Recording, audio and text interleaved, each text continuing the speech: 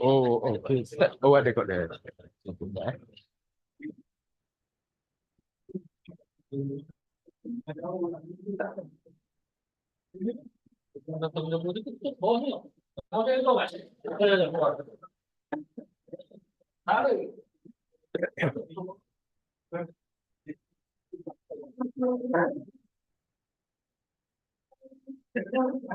Yuk.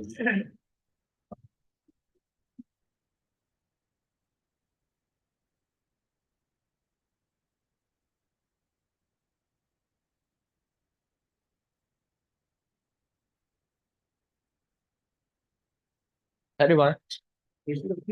Tak boleh. Ha, sekarang. Okey. Kalau tak apa, saya diri je. Kalau tak apa, saya diri je.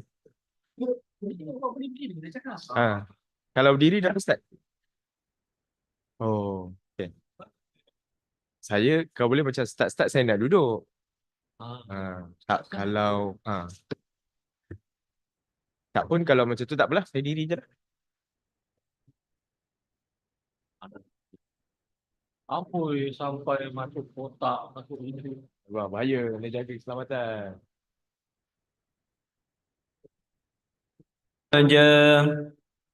قيما لينذر بأسا شديدا من لدنه ويبشر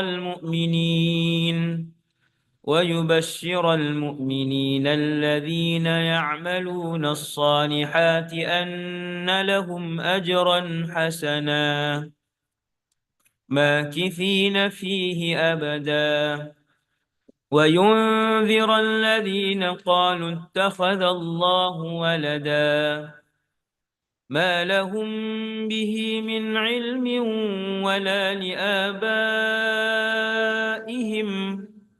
كبرت كلمة تخرج من أفواههم إن يقولون إلا كذبا فلعلك باخع نفسك على آثارهم إن لم يؤمنوا بهذا الحديث أسفا إنا جعلنا ما على الأرض زينة لها لنبلوهم أيهم أحسن عملا وإنا لجاعلون ما عليها صعيدا جرزا أم حسبت أن أصحاب الكهف والرقيم كانوا من آياتنا السلام عليكم ورحمة الله وبركاته.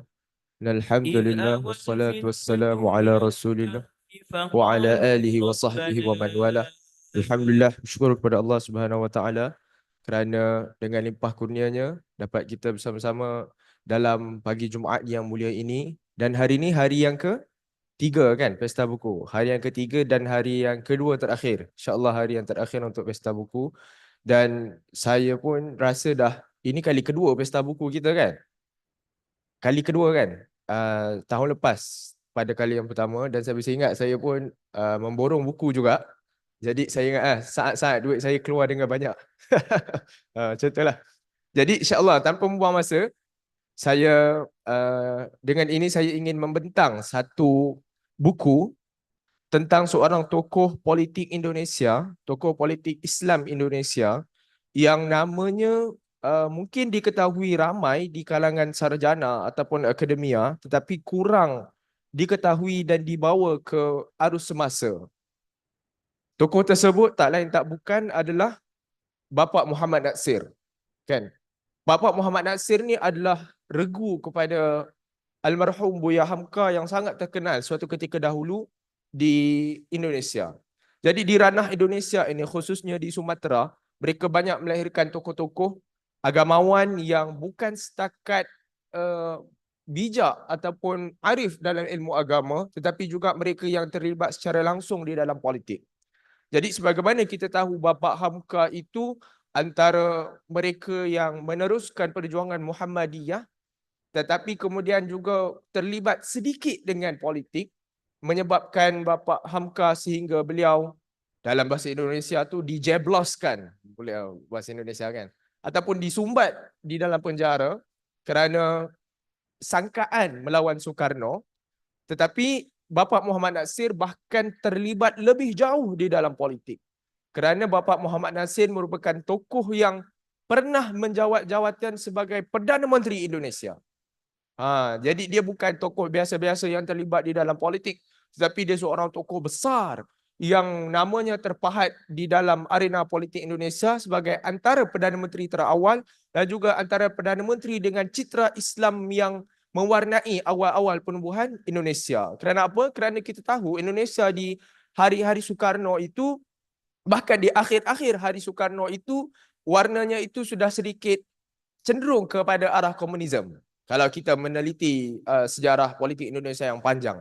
Jadinya pada zaman Bapak Muhammad Nasir ini, ketika itu di zaman pemerintahan Presiden Soekarno juga, terdapat antara dua bintang besar yang lahir daripada Sumatera adalah Bapak Muhammad Hamka yang pertama, yang kedua adalah Bapak Muhammad Nasir. Jadi saya sebenarnya meminjam buku ini dengan sangkaan, dengan harapan untuk tahu, kenal lebih jauh tentang Bapak Muhammad Nasir, dan saya tidak salah kerana tokoh sebesar ini kurang didengangkan dalam kalangan mahasiswa kita khususnya, dan saya pun baru tahu yang dia terlibat juga di dalam politik Indonesia sehinggalah beliau menjawat jawatan sebagai Perdana Menteri Indonesia. Dan mungkin kita kurang kenal Perdana Menteri Indonesia. Kerana apa? Kerana Indonesia itu kepalanya itu presiden kan? Republikan, sebagai sebuah negara republikan, kepalanya itu presiden, bukannya Perdana Menteri. Tetapi peranan Perdana Menteri itu tidak kurang penting di dalam politik Indonesia. Kalau hari ini, tak silap saya, dalam debat politik Indonesia, kalau kita soroti, kalau kita amati baru-baru ini, di peringkat presiden itu dipanggil capres. Di peringkat wakil Perdana Menteri itu disebut cawapres, calon wakil presiden dan calon presiden. Kalau kita telitilah, kalau kita ikut pemilu pilihan umum Indonesia yang panjang baru-baru ini. Dan Bapak Prabowo Subianto yang sebelum ini bergelar Presiden terpilih Indonesia or Selected President of Indonesia, bahkan akan mengangkat sumpah sebagai Presiden rasmi Indonesia menggantikan Bapak Joko Widodo pada Oktober ini. Jadi lintas langsung tentang Muhammad Nasir, buku ini dikarang oleh sebahagian kecil idea Muhammad Nasir, tetapi sebahagian besar adalah pujian-pujian tokoh-tokoh daripada Malaysia kepada Muhammad Nasir. Antaranya yang menulis di sini adalah almarhum Ustaz Siddiq Fadil, iaitu bekas Presiden ABIM. Kemudian yang menulis juga di dalam buku ini adalah Perdana Menteri ke-10 Malaysia, Bapak Anwar Ibrahim, yang mengatakan bagaimana beliau di zaman mudanya itu terinspirasi dengan gagasan, dengan jalur politik yang dibawa oleh Bapak Muhammad Nasir. Kerana Muhammad Nasir itu di dalam arena politik Indonesia, beliau membawa suara Masyumi ataupun Majlis Syura Muslimin Indonesia, Masyumi. Okay? Masyumi ini satu badan politik, antara badan politik yang unggul di Indonesia suatu ketika dahulu, tapi hari ini sepengetahuan saya sudah tidak ada lagi. Kerana sepengetahuan saya juga, Masyumi ini adalah satu badan politik yang menggabungkan dua organisasi politik, organisasi Islam terbesar di Indonesia, iaitu Muhammadiyah dan juga Nahdlatul Ulama. Kalau kita nak sembang bab tu panjang lagi lah. So saya terus kepada apa tulisan Muhammad Nasir. Yang saya tertarik apabila saya membuka buku ini adalah Muhammad Nasir ketika beliau khutbah Jumaat di Masjid Negara Kuala Lumpur tahun 76. Yang mana ucapannya ini telah dimuatkan dalam majalah Risalah keluaran ABIM dengan tajuk Ketahanan Nasional, ataupun dalam bahasa Inggeris disebut sebagai National Resilience. Yang mana beliau secara awalnya mengungkap tentang situasi yang berlaku ketika itu pada tahun 76, pertembungan di antara komunis dan juga bukan komunis, iaitu Amerika Syarikat yang ketika itu menentang Vietnam.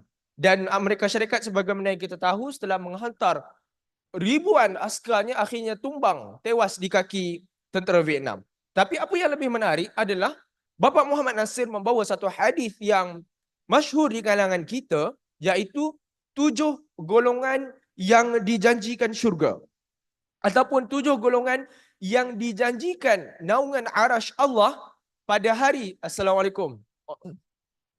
Itu pun abang saya juga. Hari di mana tidak ada hari manusia mendapat lindungan zillah illa zilluh, kecuali hari di bawah lindungan Allah Subhanahu Wa Taala. Yang pertama adalah beliau sebut di sini tentang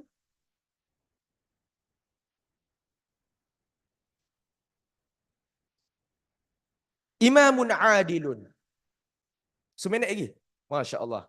Okey, imamun adilun, imam yang adil, generasi muda yang tumbuh subur ibadatnya kepada Allah, manusia yang hatinya terpaut dengan masjid.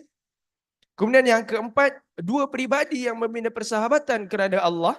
Kemudian yang kelima, peribadi-peribadi yang pada waktu sepi dan sunyi di tengah malam mengingat kepada Allah. Kemudian peribadi yang digoda oleh wanita yang mempunyai kedudukan dan kecantikan, tetapi ia berkata, inni akhafullah, aku takut kepada Allah. Kemudian yang terakhir adalah hartawan yang dermawan mengorbankan hartanya bukan untuk mempamerkan hartanya, tetapi diam-diam mengorbankan hartanya itu. Jadi apa yang membuatkan saya tertarik sebenarnya adalah bagaimana Bapak Muhammad Nasir mengaitkan hadis yang kita dengar selama ini dengan struktur masyarakat yang hebat. Kita jarang nak membawa konteks hadis tersebut dalam konteks kemasyarakatan. Jadi nak tahu lebih lanjut, masa pun dah tinggal sikit, saya akan mungkin boleh dapat tulisan Muhammad Nasir mungkin di internet ataupun di tempat-tempat yang lain. Tapi itulah sedikit sebanyak yang saya dapat kongsikan tentang Bapak Muhammad Nasir yang perlu untuk kita sama-sama angkat tulisannya, perlu untuk kita sama-sama gali kepribadiannya sebagaimana halnya almarhum Buya Hamka yang sudah sangat terkenal di Malaysia. Jadi terima kasih banyak saya ucapkan kepada IRKHS dan juga IIUM Press di atas kesempatan ini dan insyaAllah jumpa lagi. Assalamualaikum warahmatullahi wabarakatuh.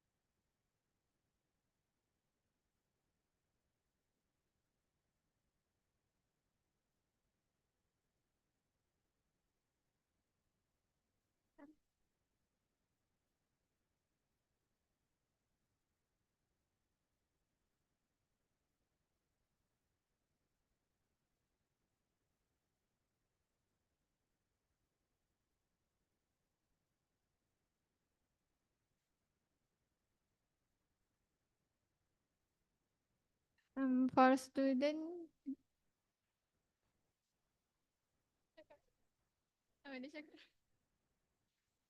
Assalamualaikum warahmatullahi wabarakatuh to all IIUM students that are here with us today. Before our event starts, please make a trip to the IRKHS booth for your registration and to claim your vouchers. Okay, so it'd be great if you guys can do that now so that you won't be interrupting the session later. Okay, thank you. In 5 minutes, our session will begin and you guys may take a seat.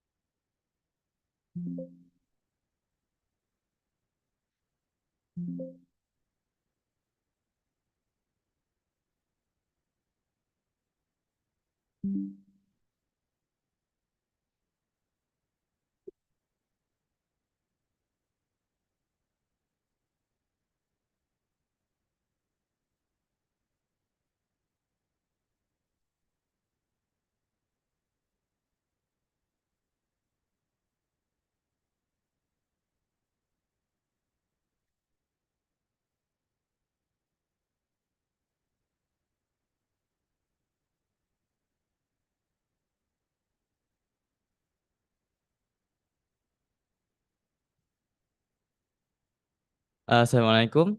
Attention to IIUM students. As our program will begin shortly, please remind that our RKHS booth will give you can claim both voucher at our booth, RKHS booth, before it will uh,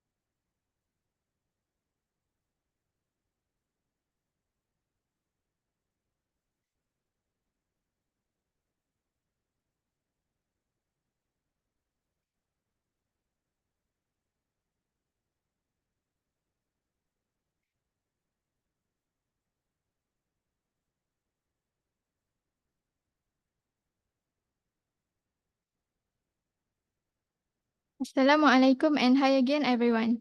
Now, let's begin our first session for today with book talk session with our speakers, Associate Professor Dr. Haslina Ibrahim, Abdul Hamid Abu Sulaiman Kuliah of Islamic Arabic Knowledge and Human Sciences, Associate Professor Dr. Muhammad Noor bin Abdul Jalil, Abdul Hamid Abu Sulaiman Kuliah of Islamic Arabic Knowledge and Human Sciences, Dr. Muhammad Farid Hafiz bin Muhammad Omar, Head of Da'wah and Islamic Management, Faculty of Leadership and Management, University Science Islam Malaysia, Dr. Arfa binti Abdul Majid, Senior Lecturer of Department of Government and Civilization Studies, University Putra Malaysia, and Dr. Wan Hassan bin Khairuddin, Senior Lecturer at the Research Center for Theology and Philosophy, Faculty of Islamic Studies, the National University of Malaysia, UKM, along with the moderator, Brother Ammar Firdaus, 4-year student, Department of Usuluddin and Comparative Religion, that will be sharing about Kalam and its relevance in Muslim scholarship of religion and integrated approach. Please welcome.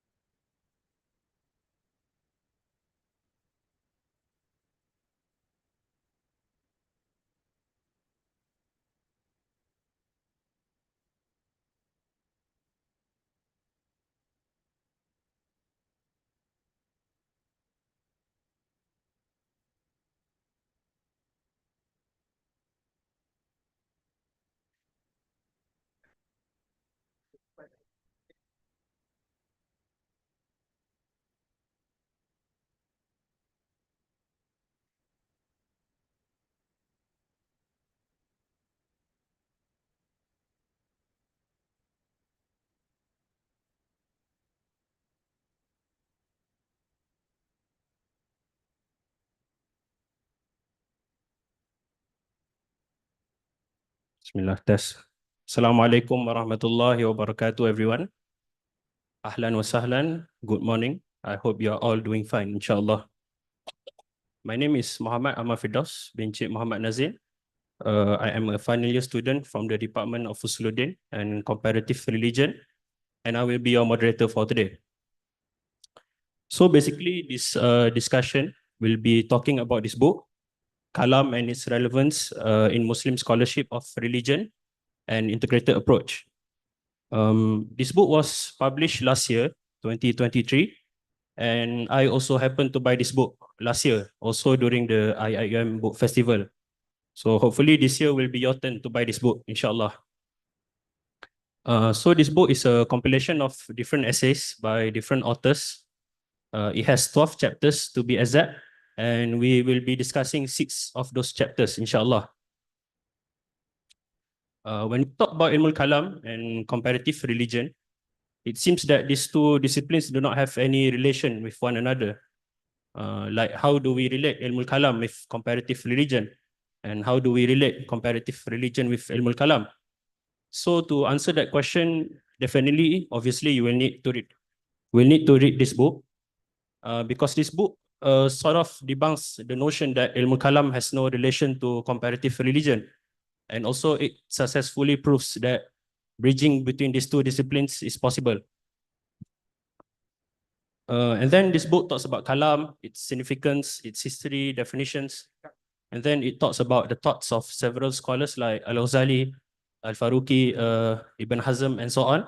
And finally, it also addresses several issues like interreligious dialogue and the name of God, and so on. So before we start with the discussion, definitely it is important for us to know who our panelists. As the Malay say, tak kenal maka tak cinta. So on my rightmost side is Dr. Muhammad Nur bin Abdul Jalil. He currently holds the position of Associate Professor of Usuluddin and Comparative Religion at the Kuliah of Islamic Living Knowledge and Human Sciences at IIUM. He is also serving as the Deputy Dean Student Development and Community Engagement at the same Kuliah, and he is the author of the 10th chapter of the book. Welcome, Dr. Noh. So besides Dr. Noh is my beloved lecturer, Dr. Haslina, who I am taking a subject with this semester. She currently holds the position of Associate Professor of Usuluddin and Comparative Religion, and she is also serving as the Deputy Dean, responsible for research and innovation at the same Kuliah. She is the author of the 1st, 2nd, and 5th chapter of the book. But for today, we will only talk chapter 1 and chapter 2. So welcome, Dr. Aslina. And then on her left is Dr. Wan Haslan bin Khairuddin, currently serving as a senior lecturer at the Research Center for Theology and Philosophy, Faculty of Islamic Studies, the National University of Malaysia, or UKM. And he is holding the post as the director of the Islamic Center of UKM, and he is the author of the 4th chapter of the book. Welcome, Dr. Wan Haslan. And then on my left is Dr. Muhammad Faris Hafez bin Muhammad Omar, currently serving as the head of Da'wah and Islamic Management at University Science Islam Malaysia, USIM, and he is the author of the 11th chapter of the book. Welcome, Dr. Farid. And finally, on the leftmost side is Dr. Alfa binti Abdul Majid, currently serving as a senior lecturer at the Faculty of Human Ecology at University Putra Malaysia, UPM, and she is the author of the 12th and final chapter of the book. Welcome, Dr. Alfa. So as stated before, we will cover 6 chapters of the book, and the format of the discussion will be that I will be asking 3 questions to each panelist, and each question will be 5 minutes, inshallah. So without further ado, let's start with the first discussion on chapter 10. So because Dr. Noh has some matters to attend in half an hour, so we will start with Dr. Noh first, inshallah. So the chapter 10 of Dr. Noh is titled Kalam Scholars in Malay Archipelago and Their Approaches in the Study of Religion, Nuruddin Allah Niri and Abdul Rauf Asinkili. So Dr. Noh, my first question for you. Can you talk a little bit about Nuruddin Allah Niri and his contributions, especially to the study of religion? Bismillahirrahmanirrahim. Assalamualaikum warahmatullahi wabarakatuh. Bismillah wassalatu wassalamu ala rasulillah wa ala alihi wa ashabihi wa man wala. Thank you very much, brother moderator, brother Amma. I do not know you. I do not know why. Then suddenly I know you are from our department. You haven't come to my class, I think. My dear colleague, happy to meet everyone. For audience information, this is the small group of those who dedicated themselves on Kalam, and on top of Kalam is on comparative religion. Each one of us on this stage have our roots in comparative religion. I've been telling Dr. Haslina just now, it is timely for us to relook at what we have agreed before to establish an academic association on comparative religion. And I think the government of the day is also talking a lot about the need to engage, the engagement that is a must for multi-religious, multiracial country like ours in Malaysia. And this is also at IIUM for the benefit of our international audience, especially our students and staff, for them to benefit what we have in this country and to bring back to their home country once they have completed their journey here. Back to Brother Amma, questions on Nuruddin Al-Raniri. I dedicated my postgraduate studies on this great scholar, Nuruddin Al-Raniri.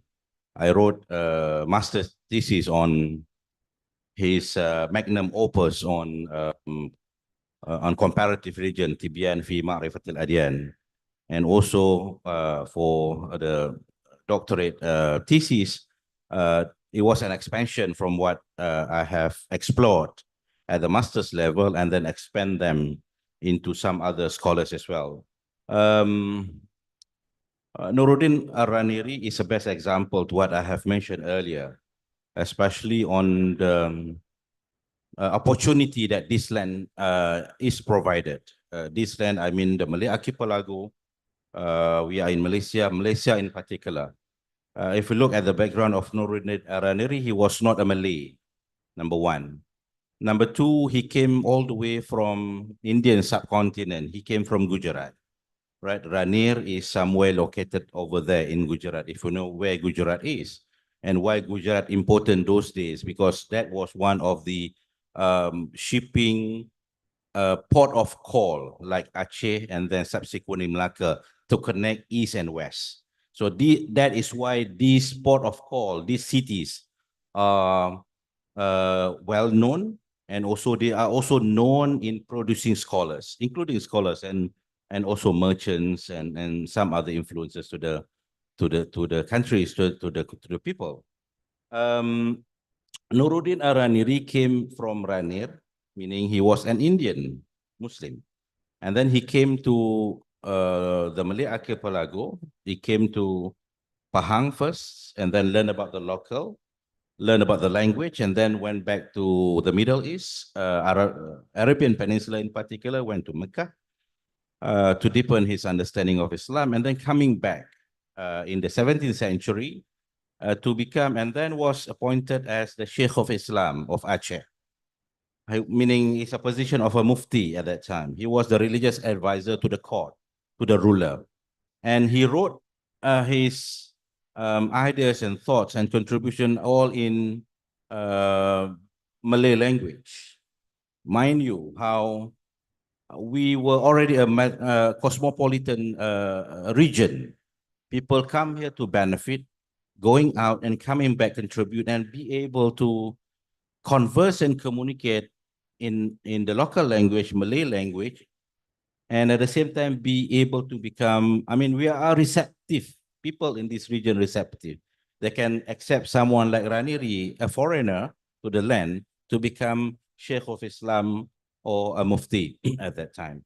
And because of that vast or extensive life experiences that he experienced, if you know the political landscape in the Indian subcontinent, you may know, you may understand why and how approaches are taken by Nuruddin Ar-Raniri wherever he go, especially when he was given the amanah, the responsibility as the Sheikh of Islam in Aceh. I'll stop there, Amma, because I think you have another question.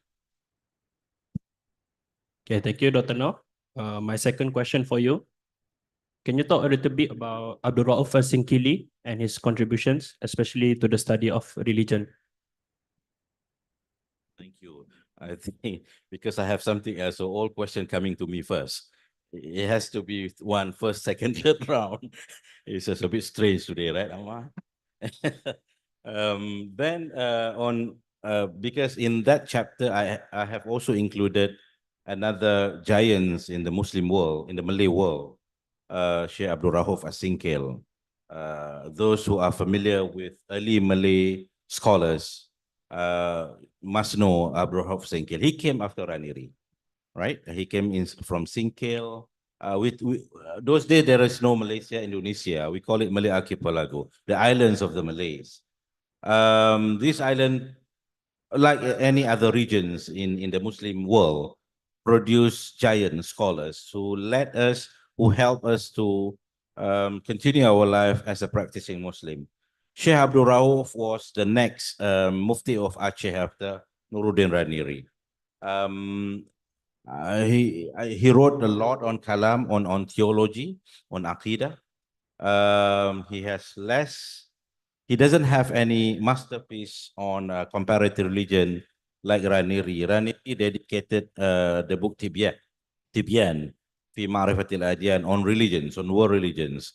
But that is the only, I think, written evidence manuscript that we found by early Muslim scholar. We talk about 17th century, the time where Islam was its peak in this part of the world.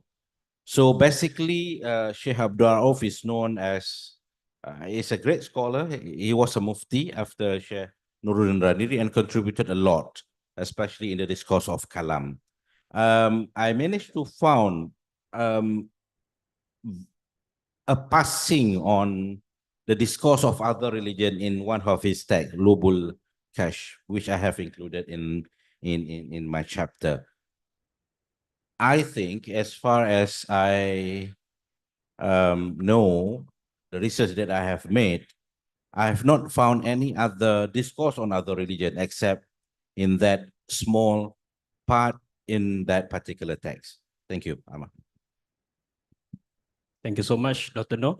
My final question for you. What were the main motivations of these two scholars in writing their works on the study of religion, and how do these works differ with the works of earlier Muslim scholars? Thank you, Amma. The last question for me. My quick answer to you is a context.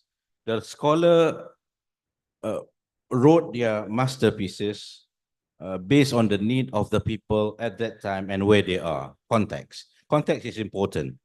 At that time, there were huge discourse on different practices, especially among Muslims. And as I said earlier, Raniri came from Indian subcontinent. The geopolitical affairs in subcontinent those days were not like what we have in this part of the world, in the Malay archipelago, which relatively calm and peaceful. Indian subcontinent was not that. It was full of competition between Islam and Hinduism, and that made Raniri what he was and his approaches.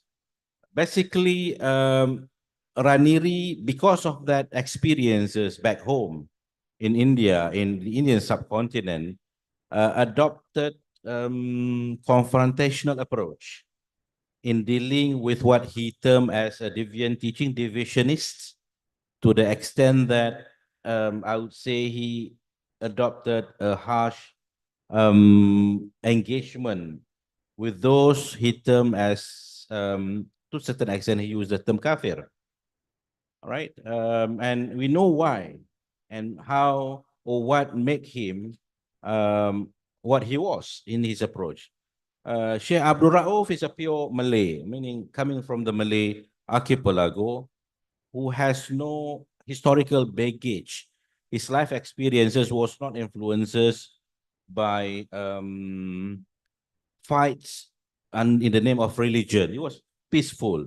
So his approach, his content was not confrontational.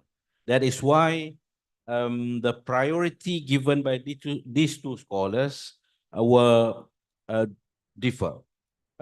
Nuruddin Rani wrote extensively on other religion. Other scholars, including Sheikh Abdul Rauf, did not.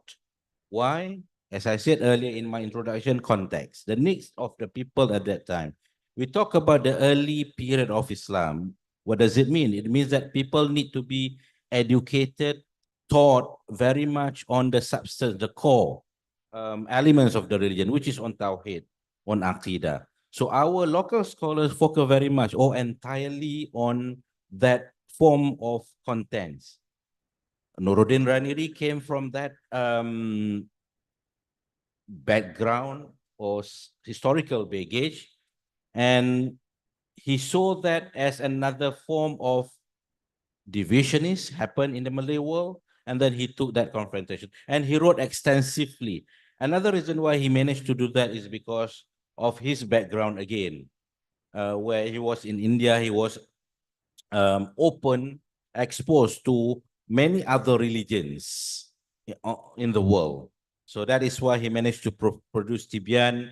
And as far as I know, based on my reading and understanding and research, Tibyan is the so-called text on other religions that was composed by early Muslim scholars in the Malay world. Thank you.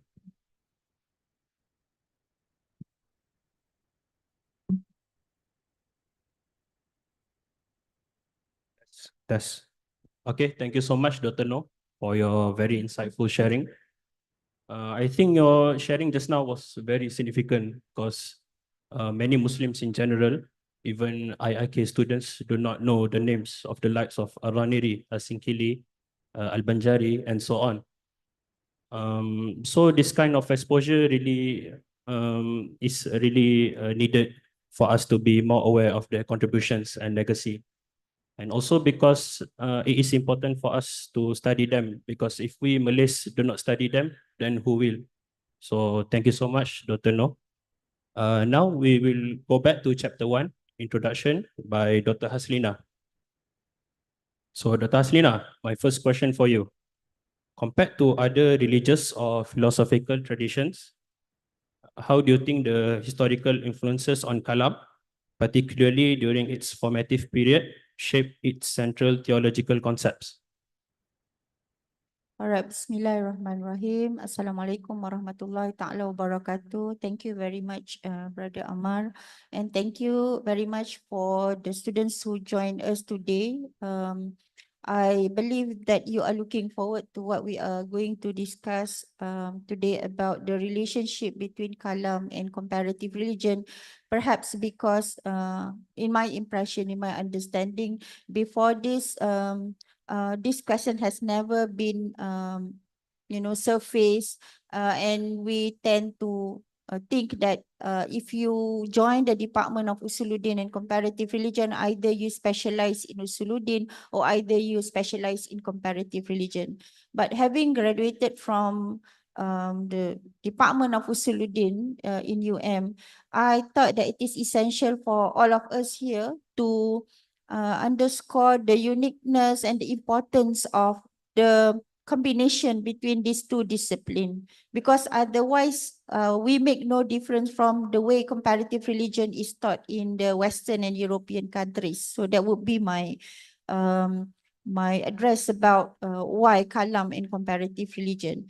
Secondly, with regard to your question just now, whether we like it or not, we have to acknowledge that the encounter between Muslims and Christians have contributed indirectly to a more enriching discourse, especially on religions between among the Muslim scholars. So if you track back the development intellectual of Muslim scholarship in the past, we know that the first studies were very much focused on the Quranic studies, and then the Hadith studies, and from the study of Hadith, Muslim extract fiqh. No fiqh taken from the Hadith. But then we know also from the historical fact that Muslims expand to the other parts of the world. Just now, Dr. Nuh spoke about context. So it is also important for us to acknowledge the context from which Kalam and study of religions emerge. Yeah. So whether we like it or not, yes, Muslims have encountered people of different religions, the Persian, and most importantly, the Persian, the Jews, and the Christians. But I would say that Muslims encounter with the Christians have led the Muslims also to contribute significantly in the discourse of comparative religion. Now, why I said so? Because maybe you can relate back to what happened during the Umayyad time. Yeah, during the Umayyad time, the Khalifa was very much interested in engaging into intellectual discourse with the Christians, and that had happened even in the court of Khalifa. Yeah, so that was, I think, a very significant event whereby Muslims were exposed to, engagement, intellectual engagement with people of different religions, and in this context, the Christians. Now, what is so interesting about Christianity is that you also studied Christianity, right? And you know that Christianity had changed immensely or massively after St. Paul, because Christianity became so much infused with Greek religions, with Greek philosophy. And you know that the Bible was translated into Greek. So when Muslims develop our own intellectual tradition, Arabic language, Quran and Hadith, the other side of the world, the Christians had developed their likings and interest in the Greek philosophy. So many of the Greek philosophy infused into Christian theology. So when the Christians encountered the Muslims, they had a lot of questions to the Muslims' faith, concept of God, concept of man, concept of good and bad. But of course, at first it was concept of God, the ontology of God, for example. So Muslims had to respond to the question posed by the Christians. I am not inclined to say that because they provoked us or because they were so much interested in us, so we responded to them. But I would say that the Muslims thought that it is very important for them to engage with the Christian, to explain, to communicate, to do da'wah in that respect about Islam, to correct their perceptions about Islam. So perhaps you also study about the Mu'tazilite, and I'm not very sure how do you perceive Mu'tazilites, but I think generally we were told that Mu'tazilites did a lot of problems to the Muslims' intellectual tradition, especially traditional study. But I would say, this is what my professor, almarhum professor, also said, that without the Mu'tazilites, maybe many of us were not able to engage with the Christians, because the Christians pose a lot of logical explanation or question about God. And the Mu'tazilites took the effort to study Greek logics to engage with them and to answer the question that they pose about question of God, about question of good and bad, using logical reasoning. So I would say that when the Muslims encounter the Christians and they had to study Greek logic because they want to engage with the Christians and they want to respond to the Christians and to explain about Islam to the Christians. So I would say that would be the formative period whereby Muslims develop this intellectual tradition in comparative religion without having to leave Usuluddin. And the contribution of Kalam, because Usuluddin was very, very straightforward discipline. But then when we study logic, Muslim scholars study logic and bring it together with the study of other religions, then we develop Kalam, the Kalam discipline a bit later after Usuluddin. So that would be my answer. Okay, thank you, Dr. Aslina. My second question for you: which aspects of Kalam are most relevant to modern ethical dilemmas and interfaith dialogue, and how can scholars apply them? Well, Kalam, to answer your question, Kalam is very rich subject matter. But I would say the most pertinent tools that we need to benefit from Kalam is logic, the study of mantik, on the epistemology of knowledge, how to outsource knowledge, how to categorize knowledge, how to use knowledge as tool of reasoning. Because whether we like it or not, today we are living in the age where people put reasoning before everything else. So if we want to engage with people of other religions, I'm talking about we engaging with people of other religions, we need to have this ability to use the reasoning tools to convince them about Islam, just like the Mu'tazilites. So we need to understand logic, we need to understand mantik, we need to know not only by knowing what the what of it, but the how of it. How use symbolism, logical, and analogy, for example, to counter the questions from our non-Muslim friend. For example, we had the problem of Allah, for example, the name of Allah. How do we engage that from Kalam perspective in the modern context? It's a question of ontology, isn't it? About the name of Allah. It's a question of ontology. And Dr. Farid had discussed that in his chapter. That's the reason why we invited Dr. Farid and to talk about that discussion, because he actually had research on that. Okay. So not only that, today we have problems with regard to human rights, about the justice. But today we talk a lot about the justice of man. What about the justice of God? Especially when you talk about good and evil, good and bad. So how do we explain takdir, for example, free will and predestination? Because today I think many of us are struggling to accept takdir.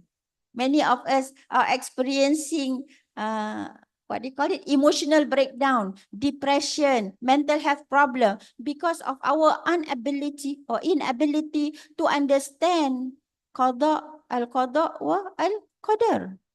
And these are very prominent questions of kalam actually. And Muslim scholars, Al-Ash'ari, even Mu'tazilats, struggle to explain about free will and predestination to the Christian simply because the Christian believe that there is no free will, there is no freedom.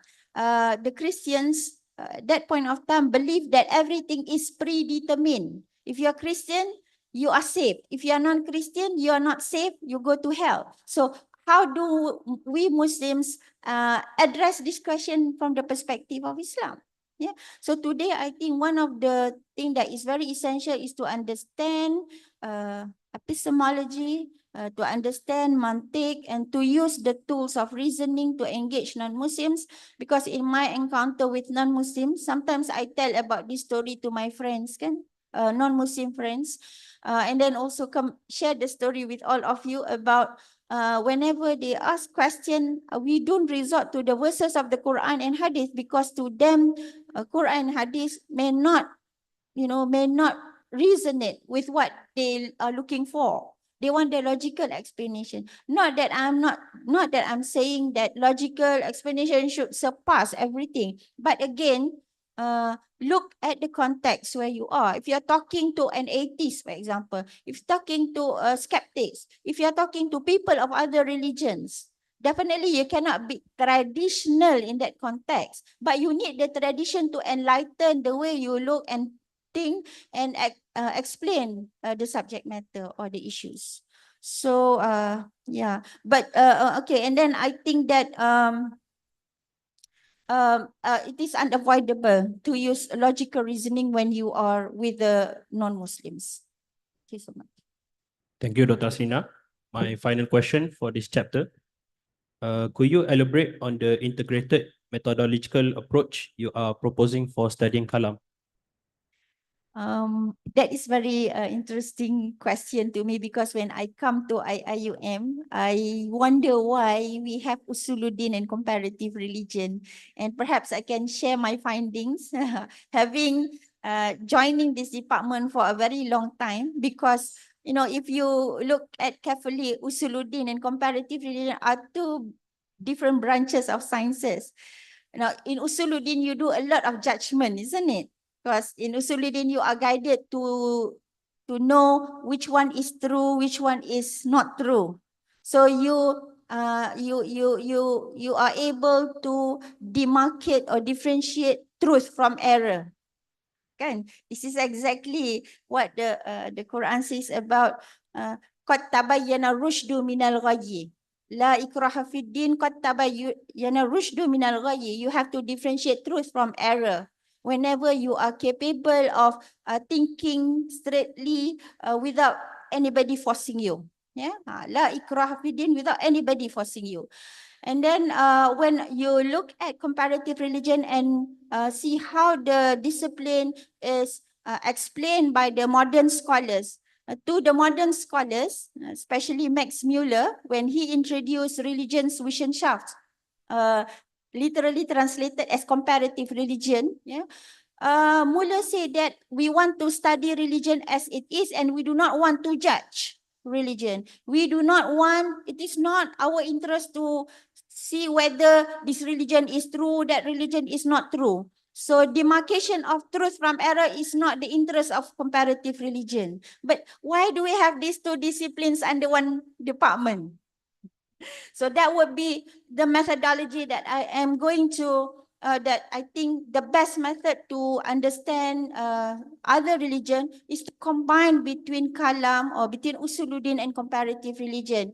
First of all, before you study other religions as Muslim, you need to understand your religion very well. You need to know which one is good and which one is not good, which one is right, which one is not right, because you need to be guided. You need the framework.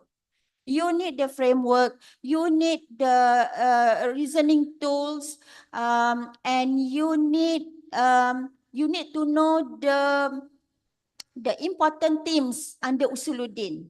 Yeah, the Prophet, God, Malaikah, Yaumul Qiyamah, eschatology, good and bad, free will and predestinations. These are among the core subject matters under Usuluddin, and these are going to be contested and discussed under comparative religion. But in comparative religion, they study these topics as it is.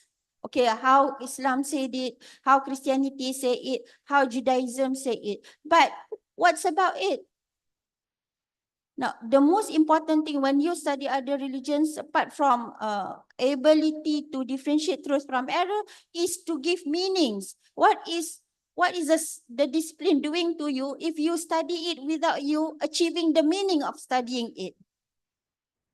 So this is something that I find not convincing in comparative religion, because you cannot study religion as phenomenon per se. You cannot study religion as human activities per se or human experience per se. What does these activities, experience, and intellection about the metaphysics give meaning to you?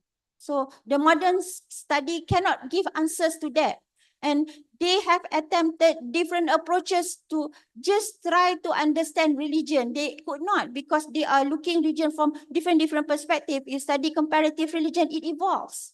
It evolved from comparative religion to philosophy of religion, to history of religion, to sociology of religion, to psychology of religion, to phenomenology of religion. And they still couldn't find the meaning why people believe in religion.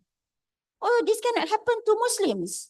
Faruqi say you cannot treat religion just like you treat the animals or dead sciences.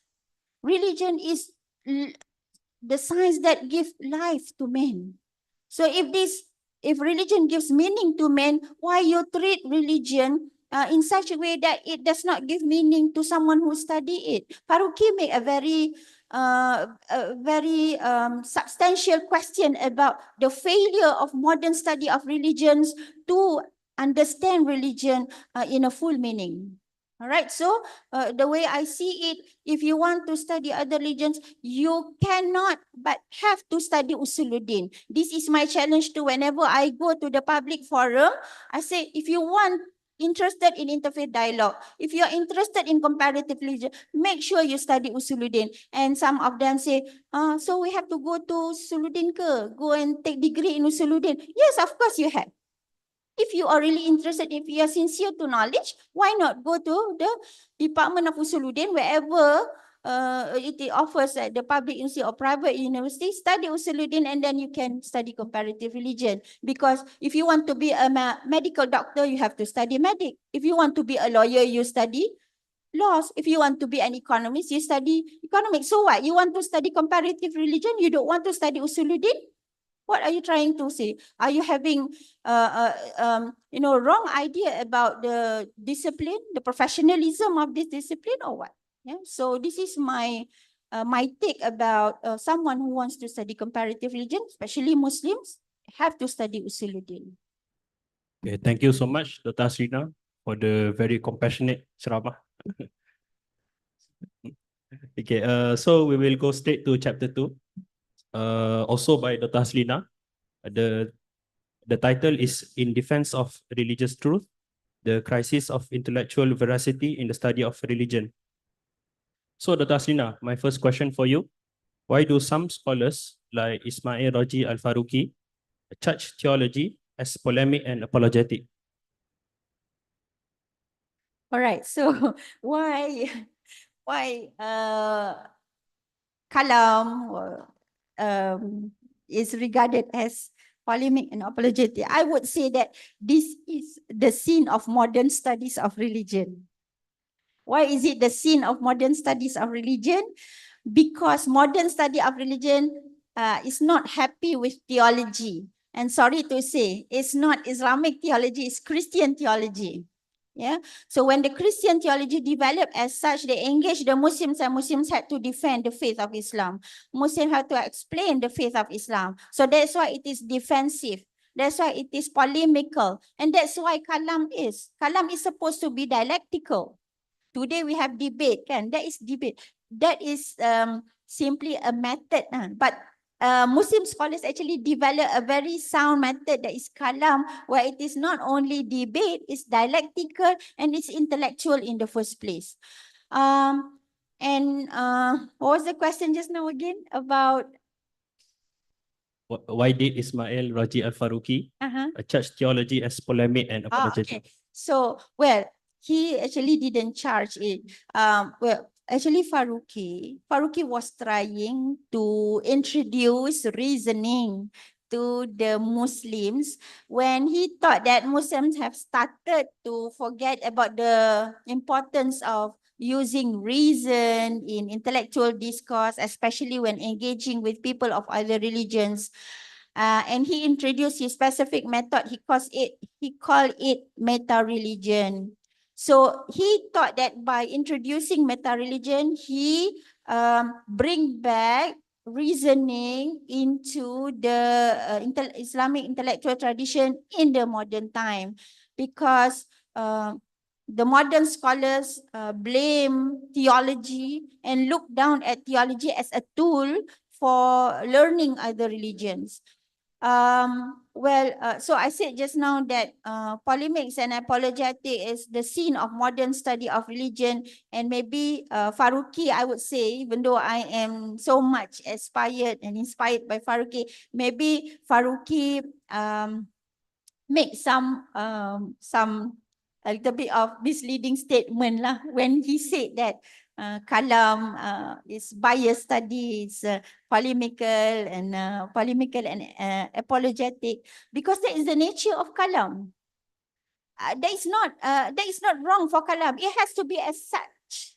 And that's why the discipline become more enriching. Because without dialectical method, then you do not have the rich explanation about religion. What you can do only accept whatever religion tells you. This is how it was with Christianity, and maybe to some Muslims, especially when Muslims have very strong faith and they say, okay, sami'na wa ata'na. Okay. But you know that not all Muslims and not all people can accept things as it is, sami'na wa ata'na. Some people need to be convinced. And this is not foreign from the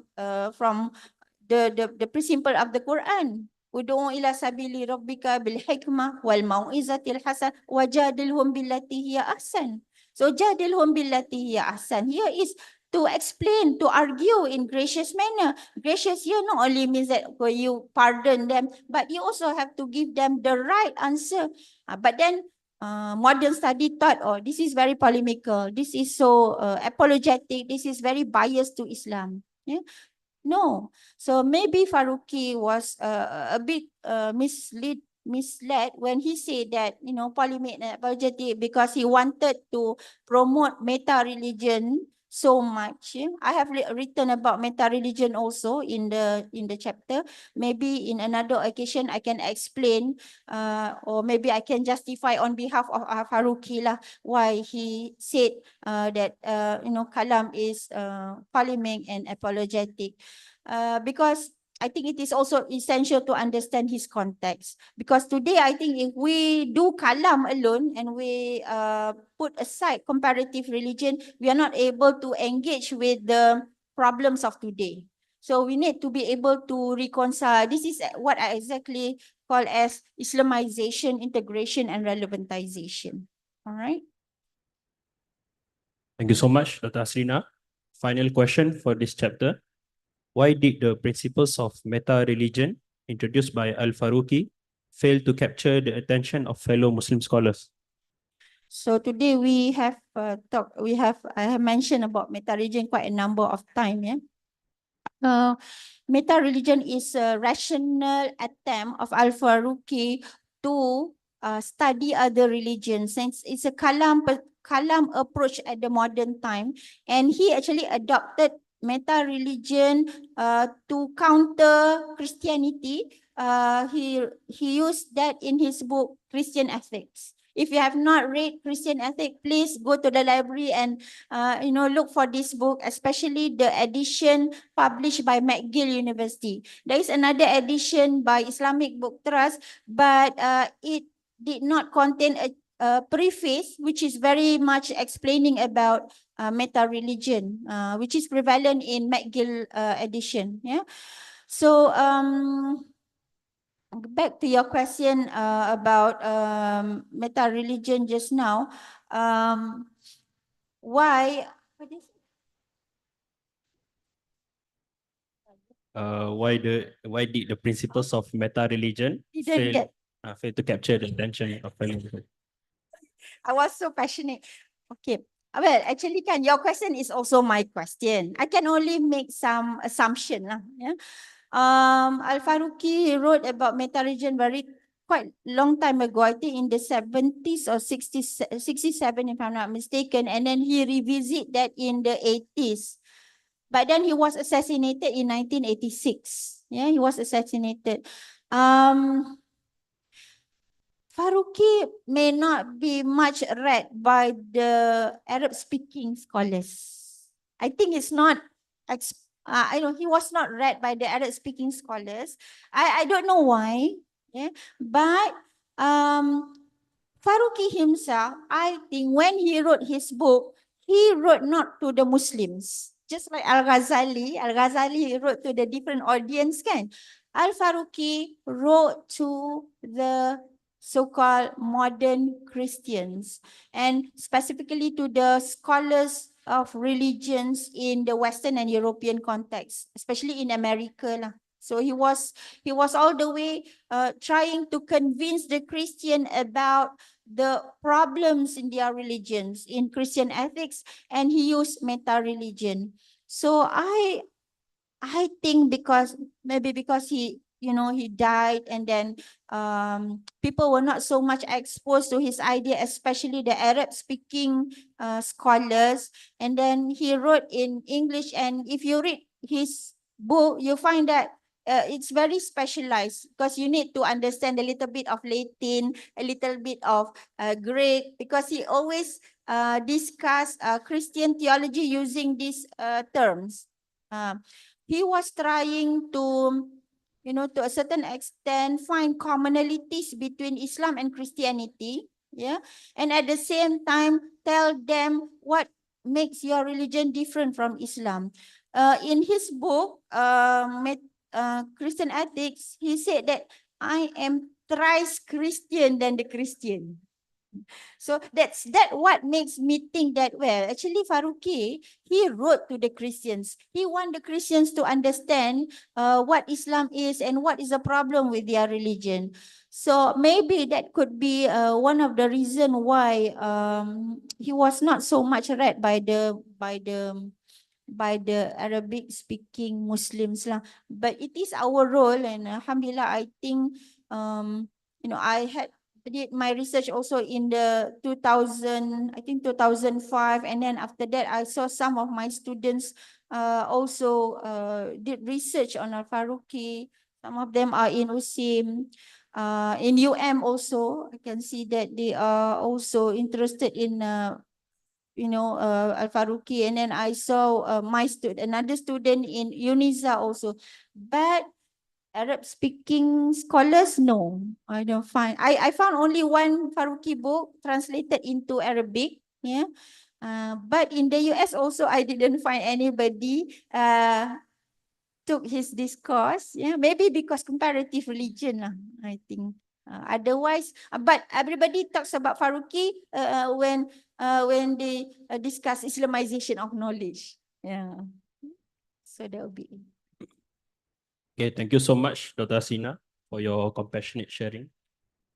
Your sharing just now indirectly reminded us to never feel inferior to the West, because we Muslims, even our own Muslim scholars, have their own legacy and contributions and so on. So when it comes to studying religion, we have our own tradition of ilmul milal wal nihal, ilmul fira, and so on. So I think it is not wise for us to be obsessed with the West and to only study the scholars. Instead, we should shift our focus to studying scholars like Al-Faruqi, Al-Attas, and so on. Okay, now we will go to the fourth discussion on chapter 4 by Dr. Wan Haslan. The name of this chapter is The Tradition of Kalam and Interreligious Discourse. So Dr. Wan Haslan, my first question for you. It is known that studying ilmul kalam is fardu kifayah only for those who are qualified and capable of learning. So my question is, which group of people fall into this category? Bismillahirrahmanirrahim. Assalamualaikum warahmatullahi taala wabarakatuh. Alhamdulillah, ahmaduka rabbi wa asta'inuk wa usalli wa usallim ala khairi khalqihi Muhammadin sallallahu alaihi wasallam. Sallallahu alaihi wa ala alihi wa ashabihi ajma'in. Qala rabbi shrah li sadri wa yassir li amri wahlul 'uqdatam min lisani yafqahu qawli wa la hawla wa la quwwata illa billahil aliyyil azim.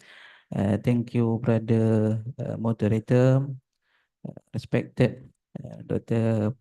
Associate Professor Dr. Hasrina Ibrahim, and the Deputy Dean of Student Development and Community, Deputy Dean of Postgraduate and Responsible Research and Innovation.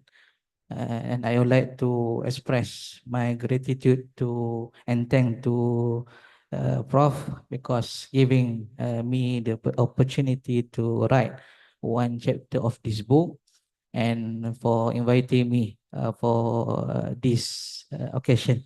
Thank you very much, Prof. Respected Dr. Muhammad Farid Hafiz Muhammad Omar from USIM and Dr. Arfah Abdul Majid from UPM. Brothers and sisters, may Allah bless all of us. Inshallah, asa Rabbuna ayarhamana inshallah. Okay, coming to the question, which group of people that qualify and capable of learning ilmu kalam and fall into fardu kifayah category? First of all, I would like to explain a little bit or briefly about ilmu kalam. What ilmu kalam is. Ilmu kalam has several names, or it is synonymous with other name like al-aqidah. So we know aqidah, we learn in aqidah, we learn the six pillar of Islam or arkanul iman. And the other name is ilmu tawhid. We learn the concept of the oneness of Allah, and the other name is usuluddin. What is usuluddin?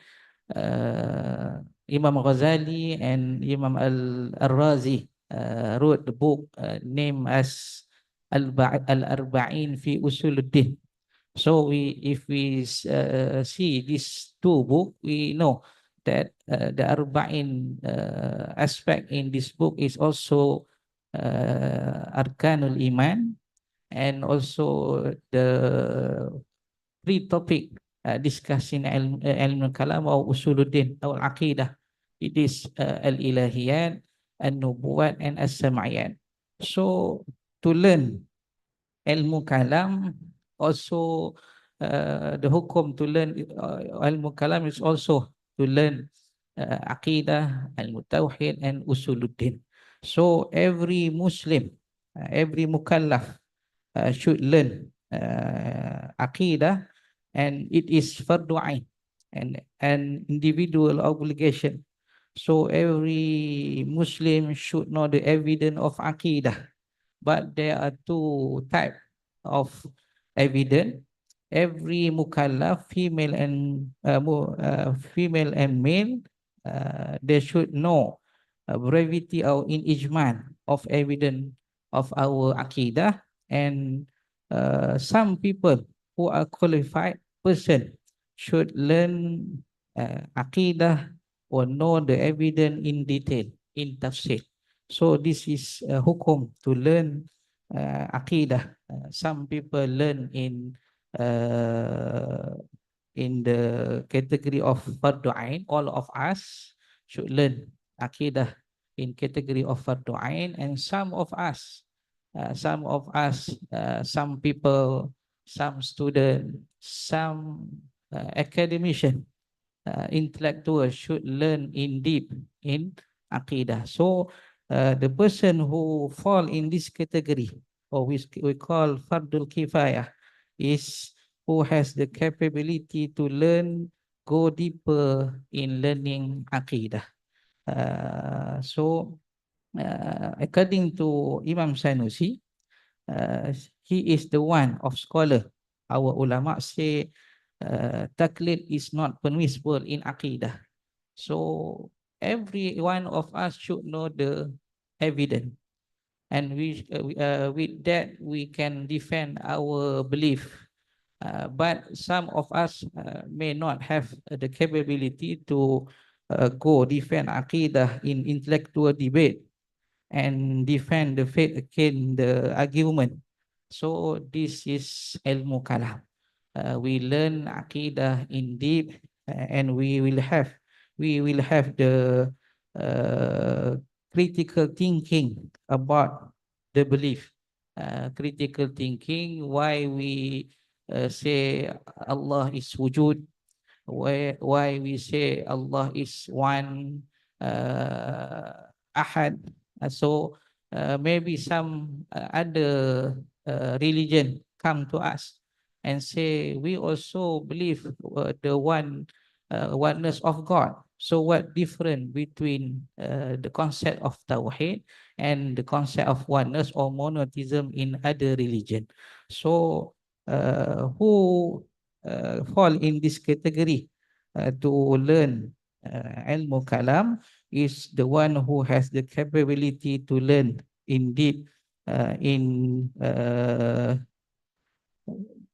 aqidah.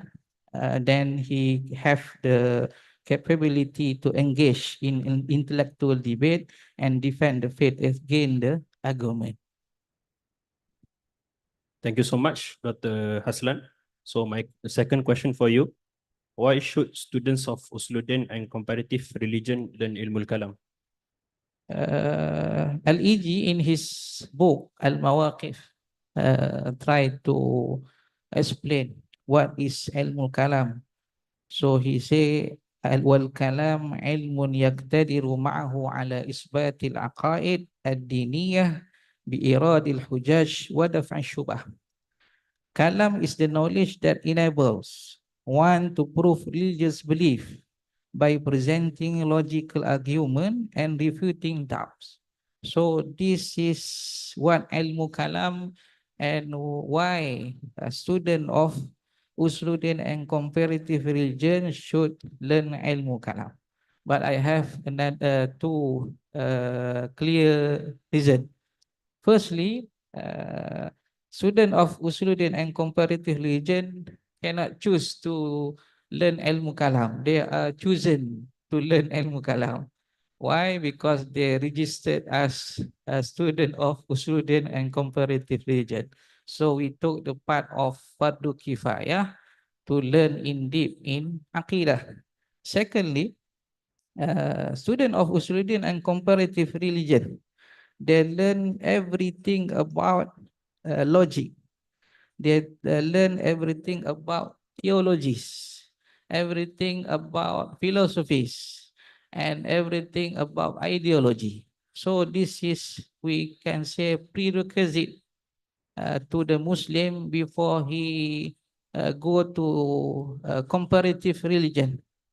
And when we have this knowledge about other religion, other philosophy, so we know how to make the comparative.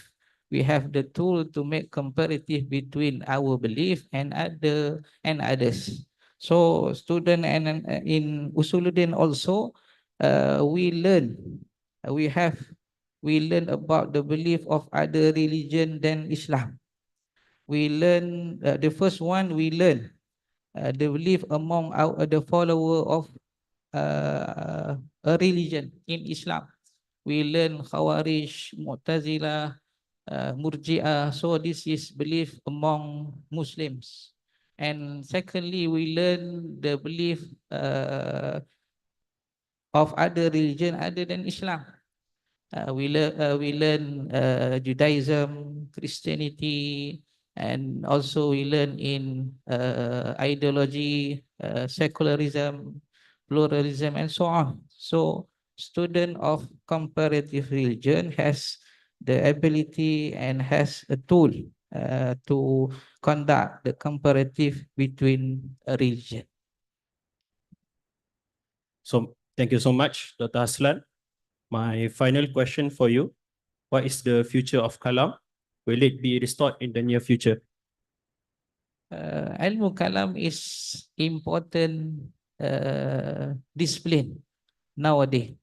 When we see in the era of globalization and the world without borders require ilmu kalam, so we can have a discussion of belief in critical thinking way, and we have the discussion of belief in critical thinking way.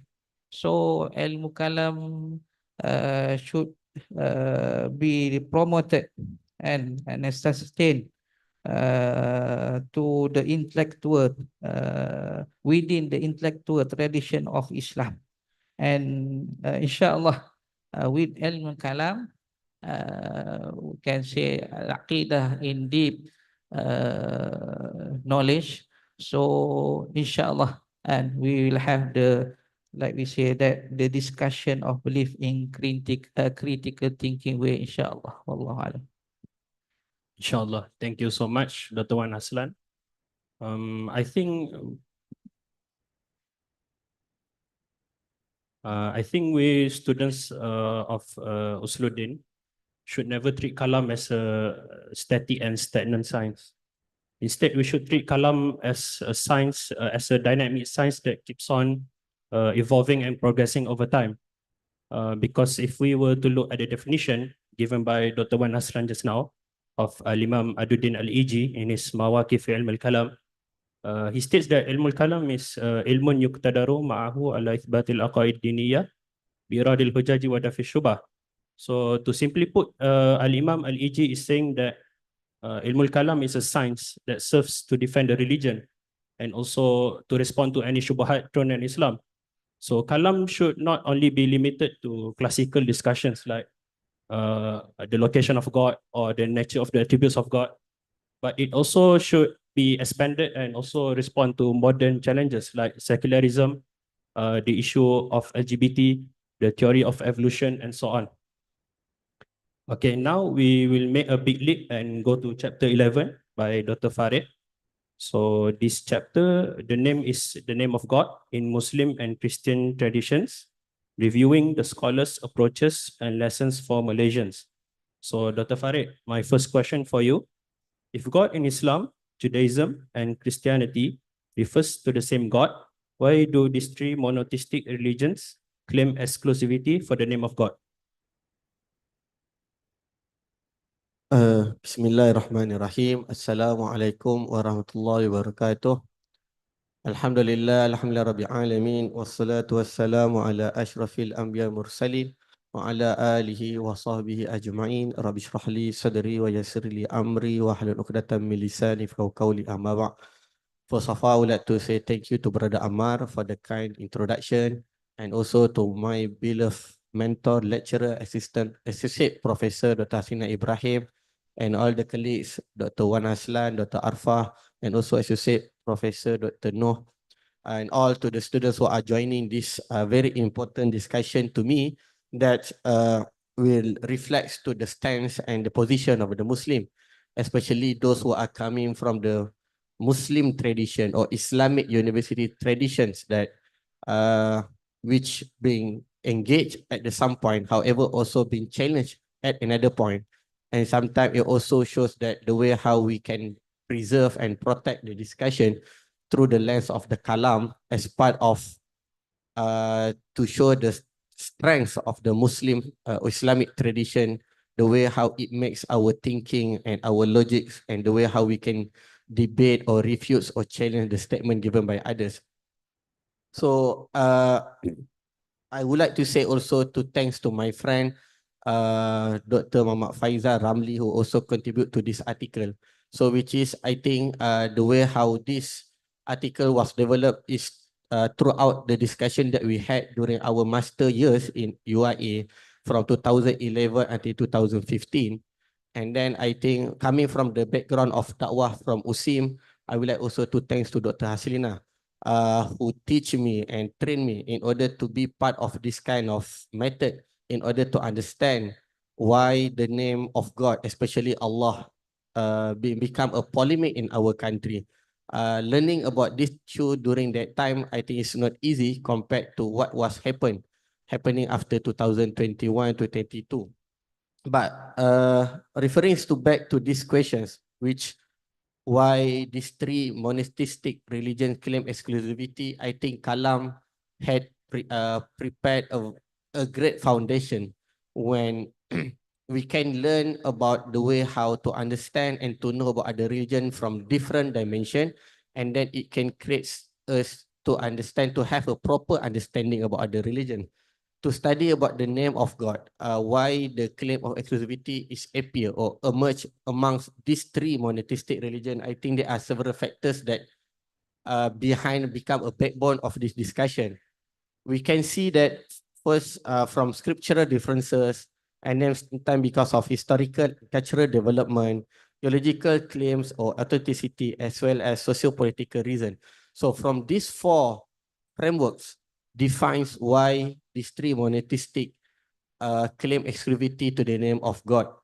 However, in Islam, we do believe that because of the revelations that Allah named himself as Allah, we do not rely on the other reason of historical background or the way how the religion was developed or who bring the religions, something like that. However, for this another two, Christianity and Judaism, they have to rely on these four mainstream framework in order to define themselves after Islam was announced as Allah mentioned in the Quran, Al-Yawm akmaltu lakum dinakum wa atmamtu alaikum nikmati wa raditu lakum Islam Madinah.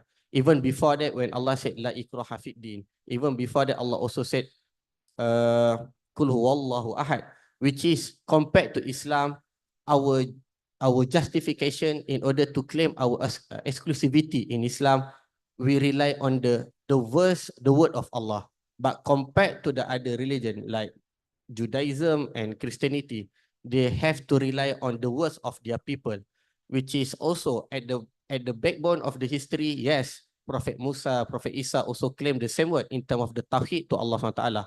But throughout the history, because of the changes what happens, and then because of the claims to the, as Dr. Hasina said, to the sample of the ideology and development, so then they have to rely to this in order to maintain once Islam came, because Islam not refute or reject, but however Islam completes the ideology of the oneness of Allah SWT. But to them, it's in different perspectives. So that's why they have to claim their exclusivity into the name of Allah from this kind of perspective.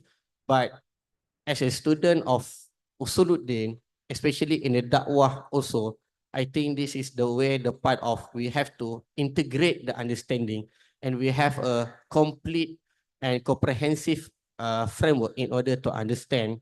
However, whenever these issues was brought up, we can argue in a good manner, despite we claim I would like to say that like in a proper manner when we have an argument with them, rather than we accuse in a bad word to them and something like that. So then I think, coming back to the first questions, these four elements become a major element in order to understand about why this kind of things happen. But when we refer to the study of Kalam, it gives us to the proper background understanding, the way how we can understand about the name of God, especially in these three monotheistic religions.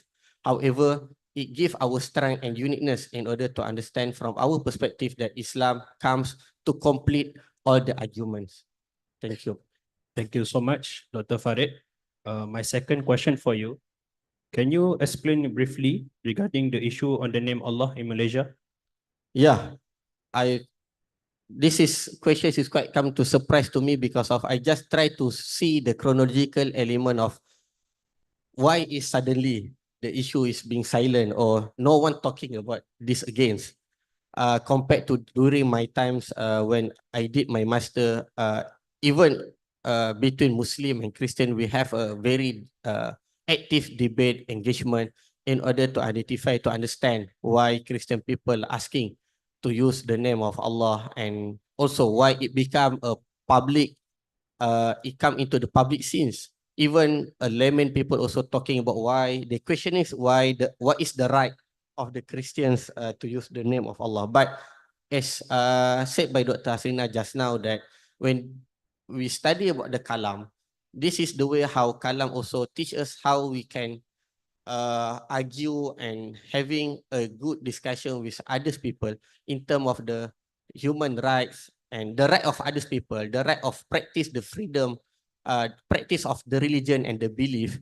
So then this kind of issues, I think when I try to check from the chronological element, so Alhamdulillah by 2022, when the government during that time retract the file, the suits into in the court, that they will not prolong the issue, and then suddenly it stopped. So looking back at this questions, so there is a very I would like to say that a spider web issue between the historical element, the practical element of the some of the Christian people, especially those who are speaking Malay, although they are not Malay, but they are speaking Malay, especially in the rural area, or we call as some of them are orang asli. And then another perspective, because of some of the Christian elite wanted to claim of to generalize the usage of term of Allah to everyone, to Christian, to at all. However, for some of Christian also reject the notion of they should not want to use the name of Allah either in the printed text or even in the speaking text, speaking arena. So it shows that even among the Christian in Malaysian context, they have a different views regarding to use the name, the term of Allah. However, unfortunately, for the Muslim Malay perspective, is just like a blanket issues that all Christian wanted to use term of Allah. All the printed text also they wanted to change from the God into Allah, and then it will demolish, or it will create another issue of their respect to the term of Allah as Muslim understand or understood. So then if we look at the situation and the case, we can see the different action taken by, for example, from government restrictions and from the public opinions, the rights that we wanted to preserve, and also from the right of the Christian who are speaking Malay, who are speaking Malay language to define the term of God. However, after the issue, after 2018, I think, I would like to say that in conclusion for these questions, why this issue become a polemic throughout from 2011 until 2015. If you look, and even up to 2018, you can see the issue is not bring up by the scholars, even not by the Kalam scholars, even not by the student of Usuluddin, but it just poised, or it just started by the politician. So in this case, I would like to remind us that we have to not taking a step back from the politician, but I would like to say that even I wrote in this book, I want to say that we have to engage and to give a proper understanding to the public opinion, to the public understanding that it's not, we have to be careful with the play of the politician in order to maintain our harmonious engagement between Muslim and non-Muslim. We need to maintain our good rapport between Muslim and Christian, for example. We cannot give any room to the politician to distract this kind of proper situation or harmonious situation among the Malaysian. So after 2022, when I refer to the case, and then when the government have a proper stance and proper understanding why they have to retract the issue in order to stop the discussion, the debate among the public. So then no one talking more because of government also have a proper plan as being reported in the media. However, even politicians had stopped from talking about this issue. I'm not sure after this discussion whether after this discussion, today discussion, it will highlight to another politician to open a case back. But to me, when the government also had a proper stand in order to stop the discussion and no one talking about it, even to the Christian politician or Muslim politician. So when this issue cannot become like a card for them to win the elections. So Alhamdulillah, I think as for now, from the previous elections, no one talking about this. So I think it comes to the conclusion that everyone respect the right of everyone to practice their religion, and they respect the sovereignty or the sacredity of each religion, either Islam and Christianity. So then we can maintain the harmonious condition between the people. So I think I conclude like that. Thank you. Thank you, Dr. Farid. So my final question for you, how is the Kalam method relevant in explaining the issue of the use of the name of Allah in Malaysia? All right. I think I refer back to the answer given by Dr. Wan Haslan when from the Kitab Al-Iji, why this kind of kalam is important to be studied, to be learned especially, and also to develop a framework. I would like to give I just came back from Egypt and I had a dialogue with some of students from Al-Azhari who study Usuluddin and Sharia. So you see in Egypt, they have a good living between Muslim and Christian Coptic. However, when for the student of Al-Azhar under the Department of Usuluddin, for the 4 years, they never had any engagement with the Christian Coptics. So then I asked them why. Because of when we refer to the Christian Coptic, those who are speaking in Arabic, Al-Kanisa, and they also use the term of Allah, they also use the term of Kaabah and so on. So I said to them, this is a golden opportunity for them to engage with the Christians, especially Christian Coptic Kiptiyah in Egypt, in order to get a proper understanding about the worldview of Christianity, or and then why there are no such of intense between them in Egypt. However, regarding the report from the student, they said they never had the engagement with them. So then I said, this gives you a limitation. When you come back to Malaysia, when this issue come across to the dimension of the public, no one can defend, no one can give a proper explanation about the basic understanding between Islam and Christianity. So then, referring to these questions, I think it's a timely that Kalam method is still relevant and then have to be studied deeply, especially to become your forefront or backbone of, especially to those who study Usuluddin, especially student of Usuluddin. As I said, student Usuluddin was produced by 3 major universities or 4 major universities in Malaysia: USIM, UIA, UKM, UM, UNIZA, almost 3,000 students. Then if you have a proper framework of Kalam, and then the study also stay relevant, and then you will become a shield to the Islamic perspective when we have a issue between the other religion. But I mean, shield here is not to attack them or not to have a fight with them, but how we can give to communicate in a proper words, to understand, to bridge between the misunderstanding between these two groups and also to the public. I mean, here the most important is to calm down the public rather than we have a debate among the who have a proper discipline in Islam and also in Christianity. However, to the public, because of if we fail to calm down the public, if we pour more fire or oil into them, so then it will not end the discussion, even it will depart between the religious communities. So which is we wanted to avoid from. So I would like to say that in terms of this, we have to understand, as I said earlier in this, from the first question, we need to understand historical background of the issues. We need to understand also from the scriptural understanding about why these issues are being discussed by Kalam expert, and also from the Christian perspective, we have to respect the Christian scholars also. And then we have to put into the context, as Dr. Hasina always teach me, we need to contextualize and put into the context, understand the text, so that we able to come to the conclusion, the way how we can put and At the most is we wanted to ensure that people can stay harmony. We wanted to people to live peacefully rather than we have fights and so on.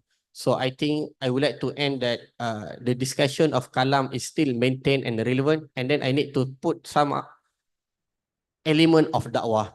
So if we do not have a proper understanding, so how we wanted to do a dakwah in a proper manner, as Allah says in Prophet Muhammad shown to us that he did his dakwah through his ethics, through his attributes, attitudes, which is not looking at the differences at the first places, but he tried to come into the commonality that we share together as a human being, as a people who have right to practice whatever we being able to do so, for example. So yes, we need to promote enjoining good and forbidding evils, but however, we need to do in a proper way in order to ensure that people are attracted to Islam because of the beautiness of Islam, as said by Syekh Ibn Bibayah. Another maqasid of Sharia is for the time being, Muslim need to show the beautiness of Islam instead of the first five, but Muslim are responsible to show the beautiness of Islam, which is through our akhlak, through our communication, our words, and so on. So I think kalam will play its important role in order to show that Muslims still able to become a forefront in this case, inshallah. Thank you, Brother Amar. Assalamualaikum. Waalaikumsalam warahmatullahi wabarakatuh. Thank you, Dr. Farid. Talking about the issue of God, Allah, the name Allah, I am reminded of the statements and argument made by Professor Latas in his latest book published last year, Islam, the Covenants Fulfilled. So in the final section of the book, he talks about the issue of the name Allah, and he made several statements like he says that the name Allah is a unique name, it's a special name, it's the greatest name, and also the special name that refers to the divine essence that has 99 names. And furthermore, he added that the name Allah is not derived from any language. So it is a special name and therefore cannot also be translated to other languages. If we follow the footsteps of Professor Latas, then I think we cannot tolerate the wrong usage of the name Allah.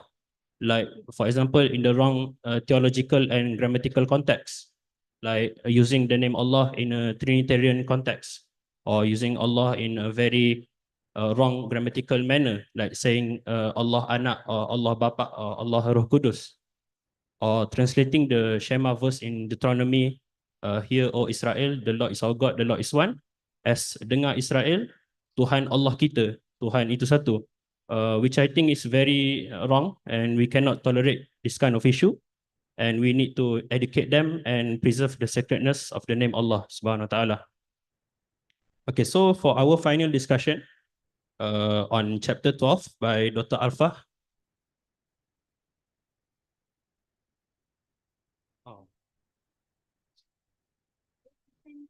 And then we can ask a question once I finish.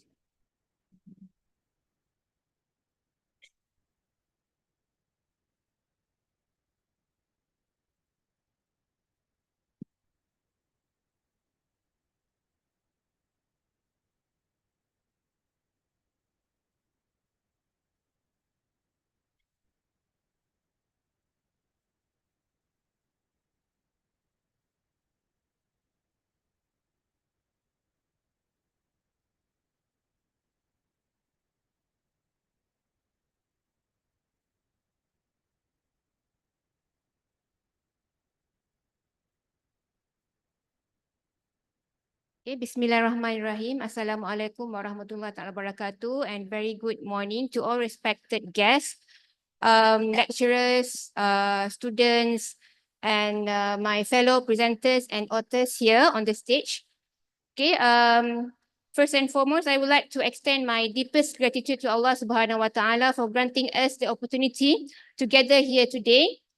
And I'm also sincerely thankful to Associate Professor Dr. Haslina Ibrahim for giving me the opportunity to write one of the chapters in the most important and significant book on Kalam, and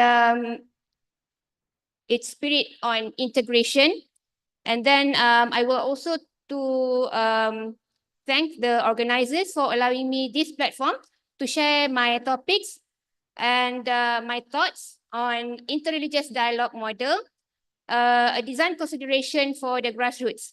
I actually already prepared a few slides for my presentation today. But, okay.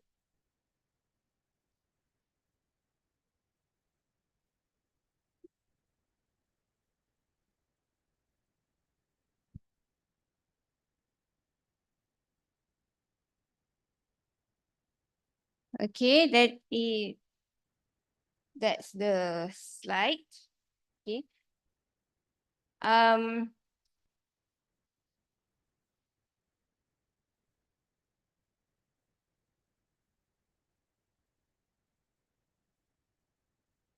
The spirit of my presentation today is integration towards perfection. Does it sound familiar to some of you? Integration towards perfection? Yes? I think it is the vision for student in KIRKHS, right? Okay. So that is going to be my theme for my presentation today. And the slides disappeared once again. So should I just proceed with my presentation? Okay. Before I begin my presentation, I would like to share with you. Okay. Okay, this is the table of contents. The structure for my presentation today.